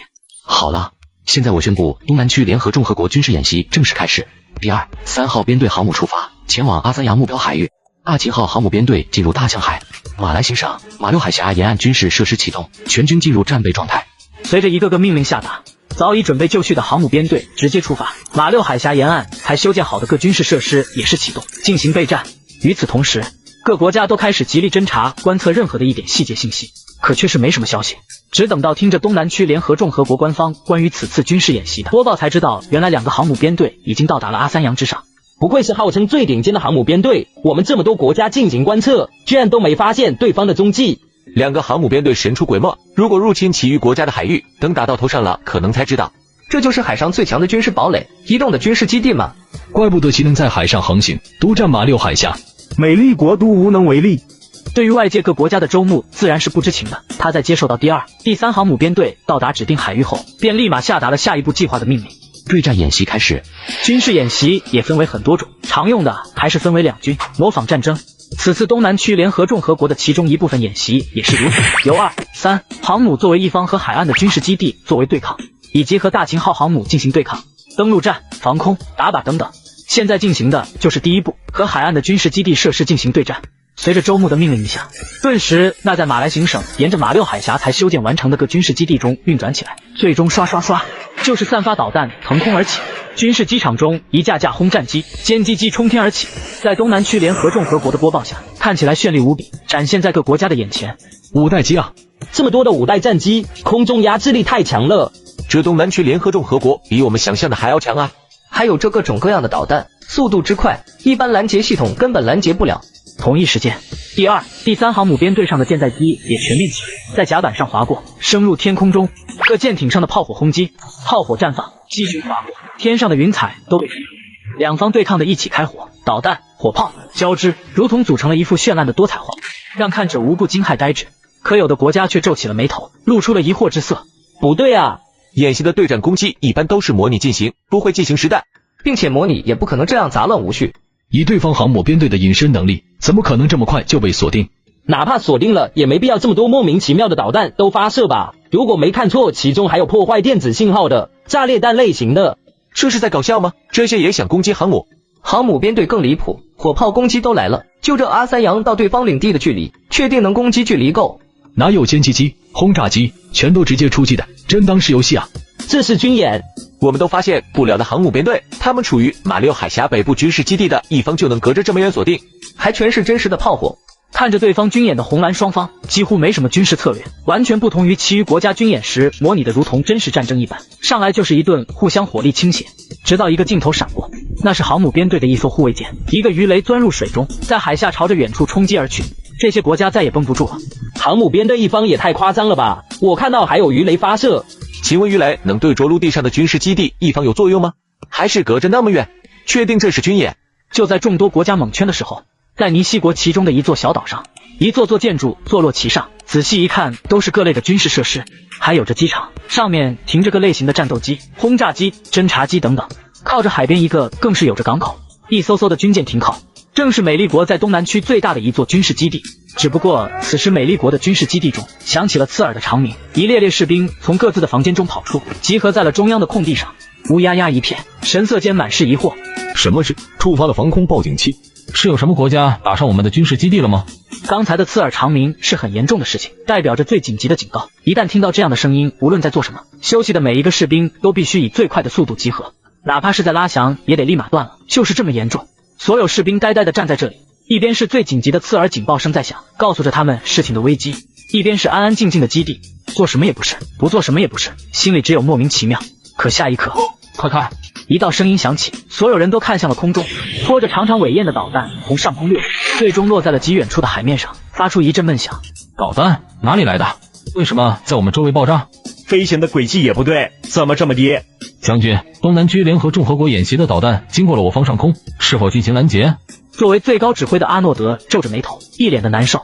他本来也在关注对方的军事演习，甚至还也看出了对方演习的奇怪，在心中吐槽对方只是空有武器的莽夫。可此刻他才发觉小丑原来是自己，对方根本不是在演习，是在针对他。被校花骗到缅北搞大钱有多惨？东南区美利国的军事基地正处于这次东南区联合众和国演习的红蓝双方的中央位置，此时不断有着战斗机、轰炸机从其上空飞过，还有个是个导弹经过，其中所有的人心里都是七上八下，生怕什么时候这些武器掉下来。这些导弹可以飞更高的啊，非得飞这么低吗？还有那些轰炸机，你能不能不要在经过这区域的时候故意往下压？很害怕的好不好？那些火炮也是，你们演习双方的距离已经严重超过你的射程了，就不要发射了，全落在我们周围海域。美利国军事基地中的人望着天上不断过去过来的导弹瑟瑟发抖，都祈祷着尽快结束，偶尔有射程短一些的落在周边海域，都能让他们一个哆嗦。足足半个小时，那盘旋经过在空中的战斗机、轰炸机来往的导弹才终于消失，也得到了来自东南区联合众和国的消息。军演结束，众多国家有点懵逼，大张旗鼓，全世界关注，这才正式开始对抗，半个小时就结束了。有史以来的最短军演吧？把航母开到了阿三洋，就半个小时的对抗，还只是一通乱炸释放火力，根本没展示其余的啊。军演奇怪，这结束的也奇怪啊，不是还有其余的项目吗？怎么都没了？为什么那些导弹飞行轨迹都好低，还有那些各类战机的飞行位置都很一致？一个疑问出现，立马就能引起更多国家的关注。抬头经过的尼西国一个位置，按理说导弹的轨迹应该多变才对，可以避免对方提前部署的防空拦截系统。还有演习中的反常行为，完全不像是只为了展示武器火力。军演结束的也莫名其妙，肯定有目的。当想到目的，顿时很多国家都反应过来，将目光看向了尼西国，那里似乎是美利国的军事基地。与此同时，美利国召开了紧急会议，宽大明亮的会议大厅中，一众高层愕然不已。针对的我们，飞机导弹堂而皇之的从我方东南区军事基地上空飞过，对方安静发展了5个月军事，然后进行军演。军演还是全程都在针对他们的东南区军事基地，与其说是军演，不如说是轰炸他们基地的流程演习。根据对方这次展现出来的军事力量，只凭借基地根本完全没法抵抗。要不要进行增援？对方的军演虽然结束了，可2个航母编队还在印度洋、马六海峡北部也有足够的军事设施，将我们的基地围困在中间，派什么去增援？就算真的派出大量军队前去和对方对峙，也没意义啊！对方在领地内，我们在一个基地，地理位置限制太多。对于是否增援，大多数的高层都选择了反对。军事基地的意义就是为了震慑周围的国家，扩大我们的军事辐射地区。现在有着东南区联合众和国的存在，那军事基地也就失去了意义。与其留着浪费资源，不如撤了。同样，面对其余国家，他们不怕对方真打，也不相信对方会。只有面对东南区联合众和国，他们不敢。顿时，美利国位于东南区的军事基地就接收到了撤离的信息。阿诺德深吸口气，看着周围熟悉的军事建筑，满脸感慨。他作为这里的最高指挥，当然知道对方这样的演习代表着什么。代表着对方可以随时轻易拔掉你，看你是自己走，还是哪天突然被灭。军事基地撤销是唯一的选择。东南区联合众和国是真的在没法闲置，彻底的崛起，成为了一个真正的大国家，在周围有着绝对的话语权，美利国都无能为力，阻止不了。其余的国家感慨无比，羡慕不已。对于能够在如今世界上做到这一步，是每一个国家都希望的事。这一次美丽国的军事基地都不得不撤离，这样的损失严重，近年来第一次受到这么大的失败，不可能无动于衷吧？如果没有，东南区联合众和国绝对会越来越嚣张跋扈的，到时我们肯定都会受到影响。可对方的军事实力展现出的强度，也根本没法真的压制住。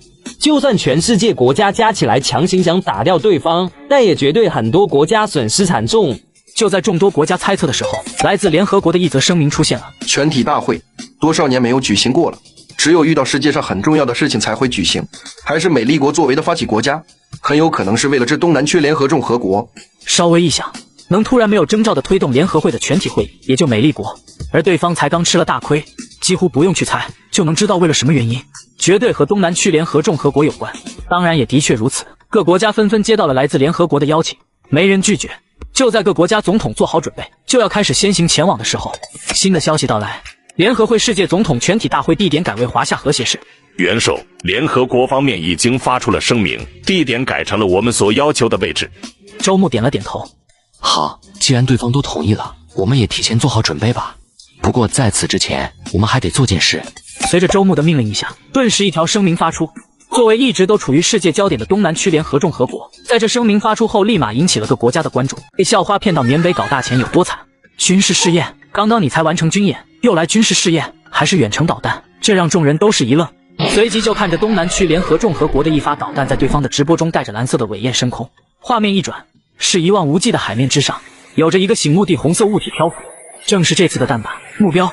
一段时间过去，一发导弹出现在天空，越来越近，最后猛地命中了红色物体，将其炸得粉碎，漂浮在海上，威力很小，也就掀起了一点水花，和其余武器比起来的威力天差地别，可却是让各国家的人都镇住了，就连关注的美丽国都是如此。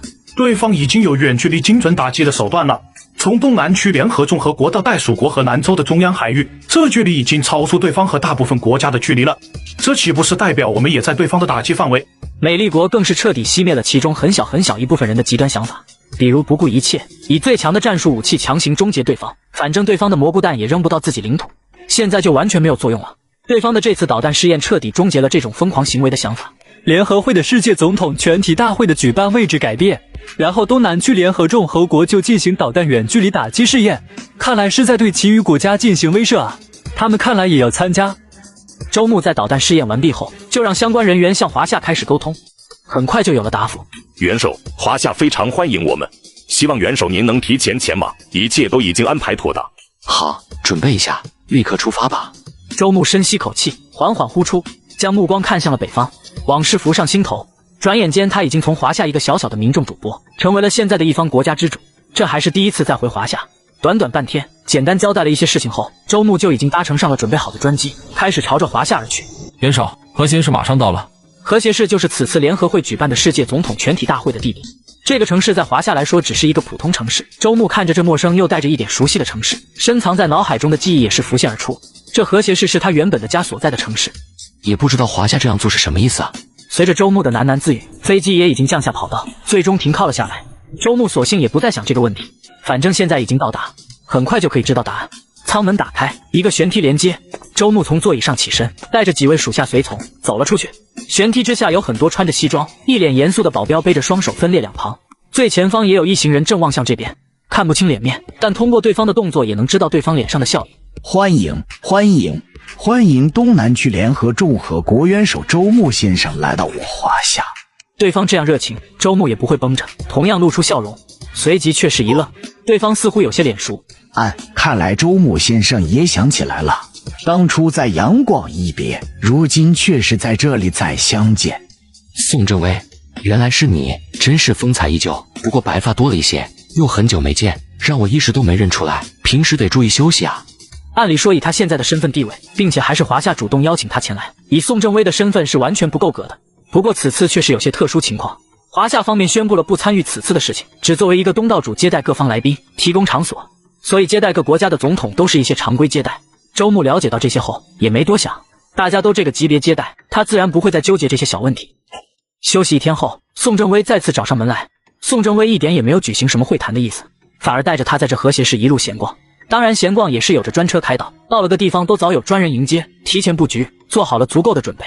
宋正威话锋一转，南山镇如今的发展也挺好，我们闲来无事也一起去看看吧。南山镇，周牧有些恍惚，他的家就在和谐市南山镇。周牧先生的出生的似乎就是在南山镇吧？放心，我们没有别的意思。您能让家人在这里继续生活，那就是对我们的友好。我们华夏的理念像是与人为友，与人为善。若是你想接走他们，我们也不会丝毫的阻拦。要想继续在华夏不违背法规的情况下，我们会尽力满足你的要求。好，听到周牧的回答，宋正威紧张的脸上终于舒展开来，露出了笑容。对方的回答也代表着接受来自华夏的友善，立马就有人开始准备，不久就坐上了专车，开始出城。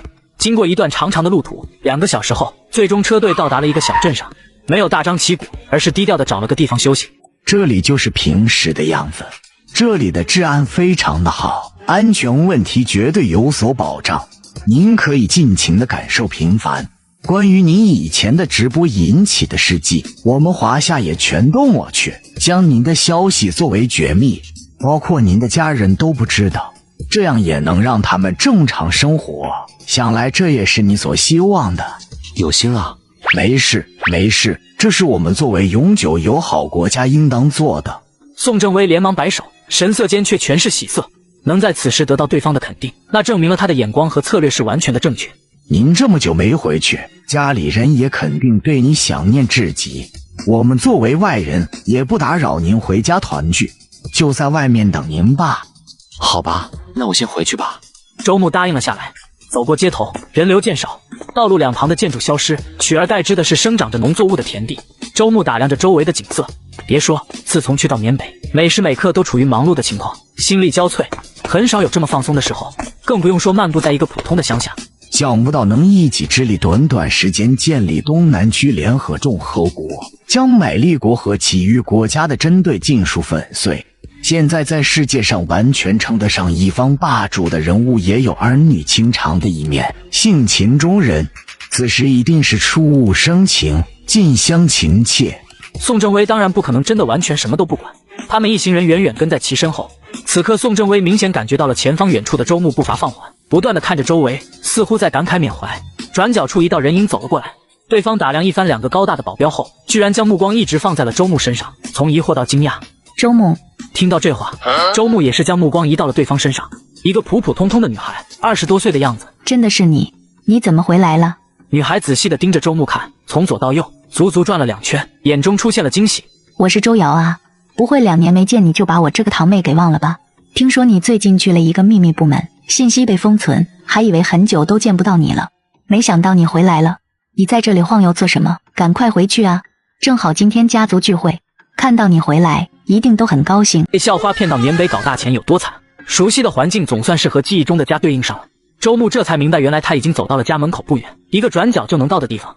远远就能看到院子中已经人影绰绰，热闹非凡，炊烟袅袅，众多亲戚也没有谁找事。烂俗的桥段有，可不会发生在一个在秘密部门工作的人身上。还有2个一看就吓人的保镖在一旁，反倒是成为了众人吹捧的对象。简单吃过一顿饭，周牧和父母告别，就直接离开了。这次回来的2个目的也算到达，其一是目前家人过得很好，因果偿还；其二是来自华夏的好意也接受了，表达了自己的友善。周牧先生不多待一回吗？宋正威和属下一直都在外界远处等着，只是一个中午过去就看到周牧的身影出现，顿感意外。够了，感谢你们的照顾，以后我也不打算接走他们，让他们都在这里也是一种幸福吧。周牧先生想给还真是全面，能为了家人着想，做到忍受分离，我是万分佩服啊。特别是开始看到您面对家驻步不前，近乡情怯的时候，我们都是感动不已。放心，我们一定会照顾好你的家人，他们也是我们的民众。一行人悄无声息的专车回到了和谐市，只有也准备到镇上离开这里的周瑶看着离去的人群皱起了眉头。这堂哥周牧有点不简单啊，也不知道怎么就能突然进去秘密部门，出行有着2个保镖，还有专车专人接送。明明家庭普通，学习普通，不过这些还是不要打听的好。算了，对方能好也不错，我还是先做好自己的事情吧。凭借我的资历和职位能有幸得到这次的任务，完全就是天降大好事，一定要表现好一点，说不定之后能凭借这次的履历进一步。回到和谐市，距离世界全体总统大会召开的时间还有5天，以华夏的动员能力，已经是将会议场所相关的事项准备了个七七八八，其余国家的总统也开始相继出发。可此时在另一个方向的大楼中，一间会客厅里，几个国家的总统聚集到了一起。这次的会议可是不一般啊，在这个时间点，绝对是和东南区联合众合国有关。你们比刚国和美利国走得近，对方有没透露过什么消息？太突然了，以前但凡重要的会议都会提前准备通知，这次直接匆忙召开全体总统大会，我们也没有一点消息，对方也没透露，甚至到了现在，美利国都还没到。比刚国总统脸上带着笑容，抬手拨弄了一下戴在耳朵上的翻译器，随后热心地回应着眼前的大伙。不过可以肯定，的确是和东南区联合众合国有关系。东南区联合众合国这次的军演展现的实力太强，让美利国都不得不撤掉在尼西国的军事基地。可以说，东南区联合众合国是没有国家能限制住了。其余国家听到这话也是感叹不已的点头。的确啊，东南区联合众合国的军事力量已经这样强，全面，根本没法限制。特别是前几天实验的远程导弹，这代表着对方可以对全世界造成蘑菇威慑。有着这些底牌以及常规的航母编队，可以说是完全能对任何一个国家进行打击。偏偏对方还是一个莽夫，一言不合就是上武器，根本不讲道理，对大家都是一个潜在的威胁。也没必要担忧，对方经济发展太差，那些行为属于没办法。虽然行事作风很无赖，但其实想想，自从对方成立以来，还是很克制的，没有真正的发起过一次战斗，反而能抗衡一下美利国，也不是多大的坏事。对，东南区联合众合国本来和我们国家的粮食进口地，上次我们停了和对方的交易，后来又恢复了，对方也没那么恶劣，一切都是正常交易。对方的发展是不可阻挡的，说不定这一次还是我们各国家得利的机会。东南区联合会众合国的军事力量没有任何一个国家会怀疑。也是，对方军演前5个月那么长时间和各国家交易，也没听说出过问题，看来也没想象中那么差。虽然基本和对方的交易都是小规模的，可也有一定的说服力。5个月的风平浪静，这是个国家都清楚的。对于这些话语，没有丝毫的反驳点。对了，袋鼠国总统也在，他们国家和东南区联合众合国的交易可是很大的。当初东南区联合众合国还派出了2个航母编队，也没听说有问题啊，甚至交易还持续到了现在。袋鼠国总统，您来说说有没问题？不知哪一位总统说了这句话，顿时让所有人的目光都放到了袋鼠国总统的身上。袋鼠国总统沉默了。当听到有国家说对方这5个月和其余国家交易正常的时候，他嘴角抽了抽。当初收了几万的联合币，让他们直接懵逼了很久，也被坑惨了，不止损失惨重，还让他们被刺了美利国，落得里外不是人。还好，交易很顺利。袋鼠国总统满是笑意的脸上艰难地挤出了2句话，思前想后，亏已经吃了。要是讲出原本的事情，也找不回损失，反而会被其余国家笑话，成为真正的大冤种。事情已经过去，也不是什么机密，根本不会有影响，没必要说的这么敷衍吧。详细说说，我们大家也好根据具体情况来看看接下来对东南区联合众合国要不要进行投资。我们在场的国家在世界上都有一定的经济能力，某些方面科技处于前列，一个国家的发展绝对能有我们的机会。现在这种机会可不多，很少有这种市场存在了。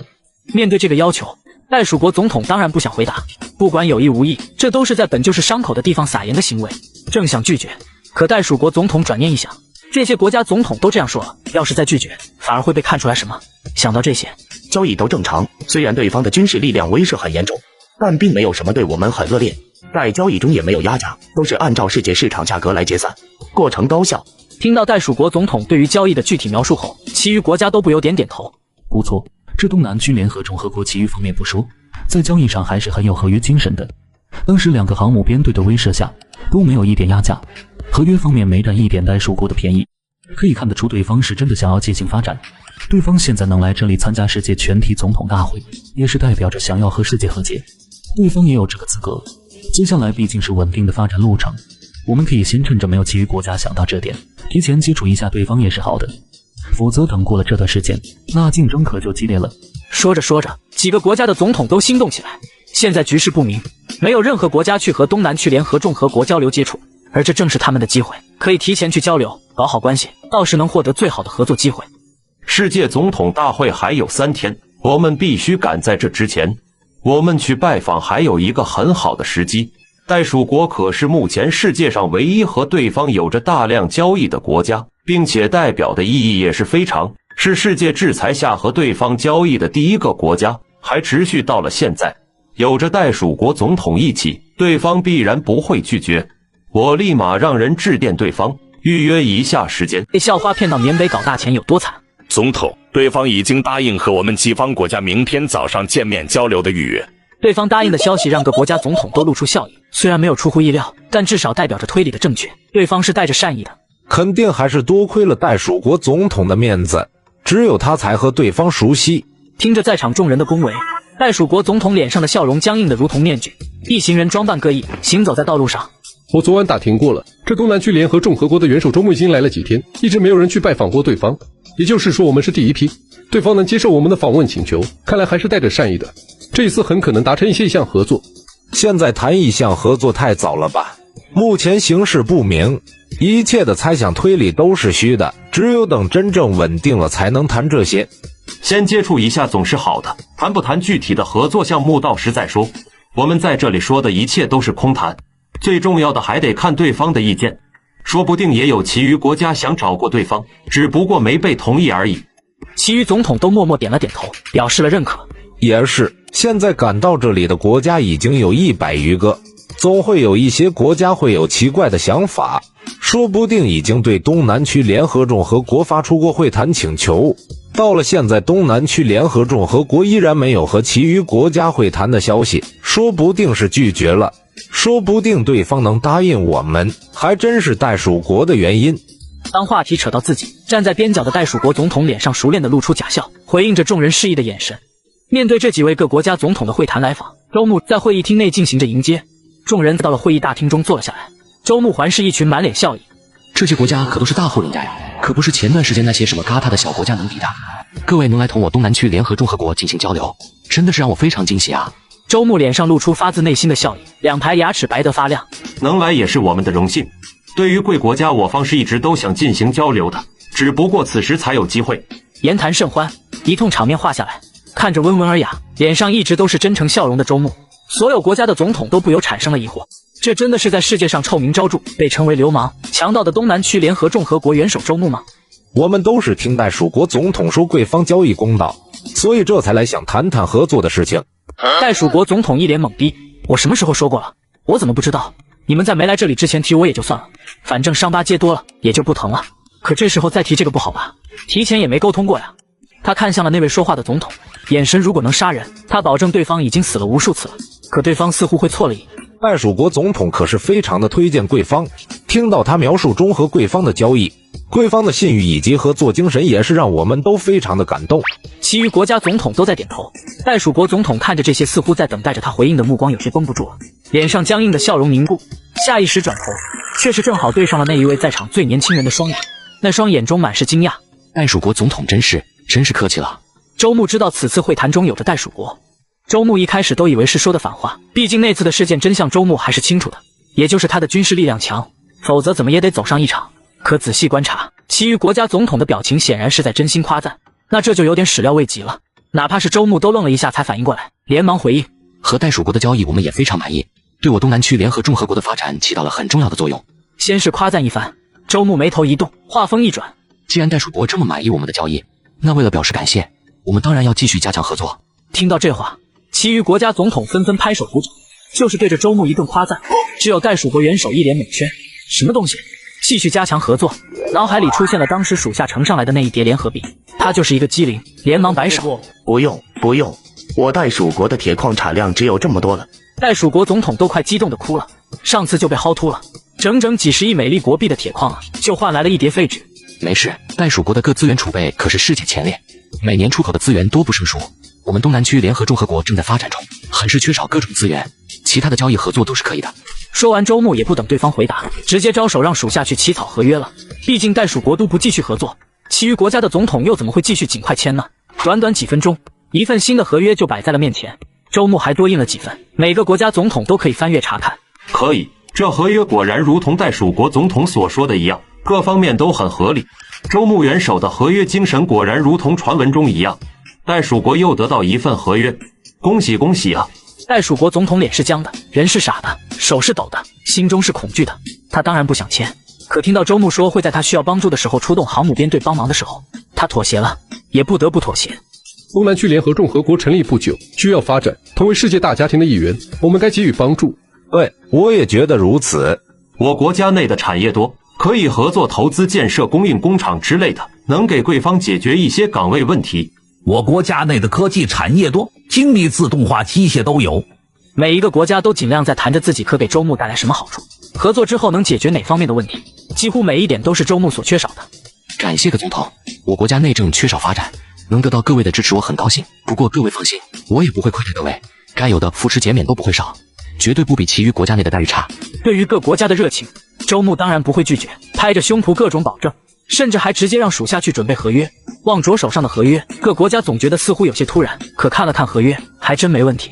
各种扶持减免，比去其余国家内开拓市场要好上无数倍。肥肉就在眼前，吃了再说。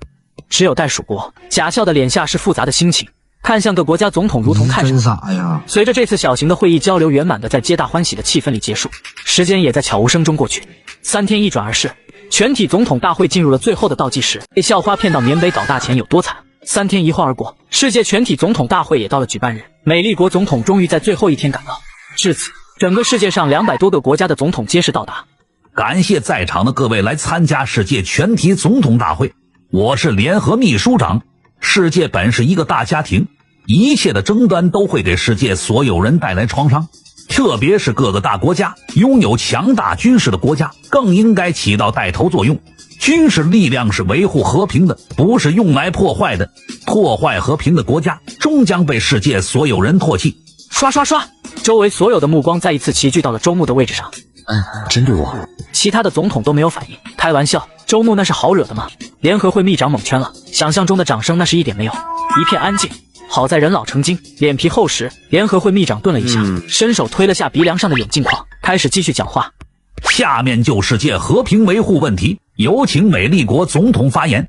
联合会秘长如示众的说完最后一句话后，走下台回到了位置上，正好就在周牧旁边，一下就看到了周牧正看过来的眼神，并且对方还似乎面带深意的点了点头。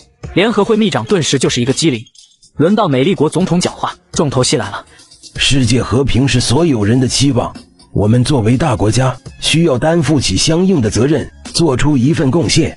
东南区联合众和国地处东南区，军事强大，应当担起相应的责任。我提议让其加入常任国家位置。美丽国总统面容严肃，显然这个决定也是经过详细思考的最优解。针对东南区联合众和国，打不能打，制裁也不起作用，反而对方无法无天，对方的实力也达到了这个标准，拉近体系反而是最优的选择，否则指不定对方搞些什么幺蛾子。再这样下去，他们建立的世界体系都得崩溃，损失更大。不过在场的其余国家则是一片寂静。常任国家，所有国家都瞪大了双眼，眼中充满了惊骇。这位置可是不一般，就连周牧都是愣住了，他一脸不可置信，怎么也没想到会是这么一回事。接下来就是进行投票，美丽国、高卢、约翰、毛熊、大夏直接当先投了赞成。当这几位常任国家赞成后，其余国家同不同意已经不重要了，直到宣布东南区联合众和国成为新的常任国家之一，周牧才反应过来。他摇摇头，没有激动，没有热烈。接下来就请常任国家东南区联合众和国元首周牧发言吧。周牧站了起来，环视一周，脸上露出和煦的笑容。我方会为了世界和平尽最大的努力，会为了全人类的幸福而奋斗。会议结束。也好，有了这个身份，也好可以继续进行下一步的扩张了。元首，有个来自华夏的交流访问。华夏本来的策略就是不参与此次会议任何相关的事情和讨论。自从上次从南山镇，也就他的家归来以后，华夏一方便再也没有联系过他。好，周牧沉吟一下，还是答应了下来。不管怎么说，这次华夏的安排还是足够对自己的尊重。而此时，在一处大厅后面的房间中，周瑶脸色遏制不住的激动，他努力的让自己的心情平复下来，却是依然止不住的翻涌。还以为这次的接待就结束了，没想到最后还有一次接待的机会。周瑶、林梦，你们快点熟悉一下这次接待的流程，别紧张，你们只需要跟着就行，有我们这部门的顶头领导在，不需要你们真的做什么说什么的。听到这话，周瑶才如梦初醒，连忙点头。旁边一位长得苗条，脸却圆圆的女孩一样如此，似乎才缓过神来。这次是一个机会啊，希望你们好好把握，不是那边接待部有2个人临时病倒，根本不可能有机会轮得到我们的。直到领导离开，2个女孩才终于不用再压抑内心的喜悦。运气太好了，这次可是很重要的一次接待会谈，听说是由我们部门最大的领导亲自去。那可是最高级别的领导，我们这样的人平时连见都见不到的，我们可要好好表现，不能出了差错。兴奋过后则是紧张，虽说知道他们所需要做的有限，几乎只是凑个人场，但级别不同，作为平时地方部门里普通一员，能有幸到这里进行一段时间的工作就很不错了。没想到还能遇到这样的机会，能够跟着部门的顶头领导出席接待，那简直是不可思议。对了，我们的顶头领导叫什么啊？圆脸女孩林梦突然一拍脑袋，太紧张，我居然想不起来。宋正威，他是我们所在部门上级的上级的上上级领导。对于这人，他们当然没见过，也没资格见，但并不妨碍所有人都知晓，不只是他们，普通民众都有很多知道。对，宋正威，我一紧张就突然想不起来。不过还好，这次我们的任务也简单，只是接待跟着就行。就在两人还在闲聊的时候，已经有人前来将两人带走。大厅宽大整洁，最重要的是透露出一种严肃的气氛。5、6个人正在站在这里，皆是站姿标准，仪态方正。跟在后边吧，我给你们说下这次接待的任务和注意事项。最前方有一人正在进行着讲话，伸手指了指后方，周瑶和林梦便自觉站在了后方。这次接待的是东南区联合众和国元首周牧，对方在此次的世界全体总统大会中成了常任国家之一。只有周瑶疑惑了一下，周牧这名字似乎有些熟悉，好像和自己那堂哥重名，不过也没在意，重名的事情太正常了，特别是这种名字，一个县城都有180个。一行人来到了大厅外，红色的地毯已经铺满地面。宋正威将目光看向了路的尽头，等待着即将出现的车辆。被校花骗到缅北搞大钱有多惨？周牧元首，恭喜啊！东南区联合众和国成为常任国家之一，以后的发展道路一片通畅。宋正威满脸感慨，他自然是清楚能成为常任国家有多难，只是一个席位而已。东南区联合众和国的路还长。站在大厅门口不远处的林梦也忍不住用余光看着迎面走来的人。这位东南区联合众和国的元首，年轻，太年轻了。在他对面，周瑶一脸的呆滞，一双眼神直勾勾地盯着快要到眼前的那位元首贵宾。林梦心里满是着急，他不知道为什么一向表现得比他要沉稳得多的周瑶会有这么重大的失误。林梦连忙使了几个眼色，眼睛眨眨，可对面的周瑶完全没反应。完了！林梦看着已经快到自己面前几步之遥距离的宋正威和那叫做周牧的元首，却也只能心里替对方悲哀，而他则是不敢再有丝毫的分心，脸上的笑容展现，一手伸出，负责引导在具体的位置上。周瑶现在觉得自己是在做梦，眼前那人是如此的熟悉，和前不久才在老家遇到过的那位堂哥简直长得一模一样。可一位是东南区联合众和国元首，一个常任国家的老大，地位简直是世界最顶尖之一。做梦，一定是在做梦。周瑶，你怎么了？朦朦胧胧，迷迷茫茫中，一道有些熟悉的声音在耳边响起，让周瑶猛然清醒过来，将视线汇聚到眼前，和自己堂兄长得一模一样的人正站在自己面前，神色疑惑。周瑶呆愣在原地，除了林梦，其余人开始都没注意到，毕竟现在的中心点肯定是汇聚到周牧以及宋正威身上的。可随着一行人的走近，站在一旁没有动作的周瑶就是那么的显眼。那人怎么回事？还愣住干嘛？连自己该做什么都记不住吗？紧张也别站着不动啊！周围的人心里着急起来，一旦接待方面出现了礼仪失误，那是所有人都会有责任的。随着宋正威和周牧一行人的距离越来越近嘛，这些人是越来越慌，心里不断的在催促着：快点让开啊！别发呆了！这谁找来的人啊？怎么会犯这样低级的错误？此时的周牧已经停了下来，带着疑惑的看着眼前几方不知什么原因而愣在原地的人员。没事。周瑶脸上挂着勉强的微笑，匆忙回应后，连忙后退离开了中间的道路，引入了周边的人群中，心中的震撼却丝毫没消。是我们疏忽了，接待出现了一点失误，还希望周牧先生海涵。不过这人似乎和您认识啊。周牧摆摆手，只要对方态度没问题，其余的旁枝细节他倒是丝毫不在乎。岂止认识，她还是我一个堂妹，也算是我家中最熟悉的一位了。说者无意，听者有心。周牧随口感叹的一句话，却是让宋正威陷入了深思。那还真是巧。宋正威接话说道，随即开始将话题转移到了其余地方，走进了会议大厅之中，依次坐下。短短半个小时，双方就已经谈论完毕。周牧在对方的欢送下，坐着车辆离开了。宋正威看着远去的车队缓缓消失在视线中，不由摇头叹息：不得安生啊！本以为你能稳定下来，想不到还是要搞事。不过能提前告诉我们华夏，也算是知会过了，不影响我们就行。你都说了，以我们华夏对待友盟的宣扬，也没法干涉你的决定啊。算了，东南区联合众和国现在的崛起是势不可挡，有了正国级的军事威慑，就有了真正做决定的话语权。对了，那接待中叫做周瑶的人呢？在接待部。你是怎么回事？为什么会在这样大的街会上出现这样的事情？你是睡着了吗？知不知道会有什么严重的后果？这么简单的接待你都能弄错，真是浪费了这样一个大好的机会。你知道就这样一个机会是多少人求之不得的吗？你为什么会犯这么低级的错误？因为你这次整个接待部都会受到惩罚，是你连累了所有人。周瑶低着头不敢说话，脸上满是歉意。我错了，非常对不起大家，以后再也不会发生这样的事，我保证。保证？完了，还想以后有这样的机会？别想了，以后你再也没有机会了，还会记一次大的处分。周瑶脸色苍白，知道后果严重，但没想到这么严重。一次大处分，那可就代表着以后的路途到头了。本来这次来和谐市就想着能有个好的履历，对自己的事业路途有着很大的帮助。收拾东西走吧。赵丽刚刚说完，一阵脚步声从门口的走廊上响起，她回头一看，一行人正从门外走进来。错，宋部长。赵丽心里就是一个机灵，完了完了，这是来问罪的。赵丽缩了缩脖子，准备迎接斥责的时候，却是发现宋正威只是朝着自己点了点头，随即直接从自己身旁走了过去。周瑶是吧？不错不错。周瑶看着这以前只在电视上看过所属部门最顶尖的人物，哪里还想不到是什么原因才能让对方对自己一个名不见经传的人这么热情柔和？肯定只有周牧。一旁的赵丽看待这样一幕，眼珠子都快要瞪出来了，看了看宋正威，又再看了看前一刻还在被自己训斥的周瑶，艰难的咽了口唾沫。很显然事情并不是自己想象的一样，这哪里有一点问责的样子，完全是一副关心自家晚辈的模样。你有关系早说呀，就这通天的关系，该是你训斥我才对啊。宋部长，这周瑶是很不错，他在基层的表现很好，这才有机会参加这次的任务。这次的活动中表现也是临危不惧，可以证明其出色的能力，我觉得应该重重的表扬一番。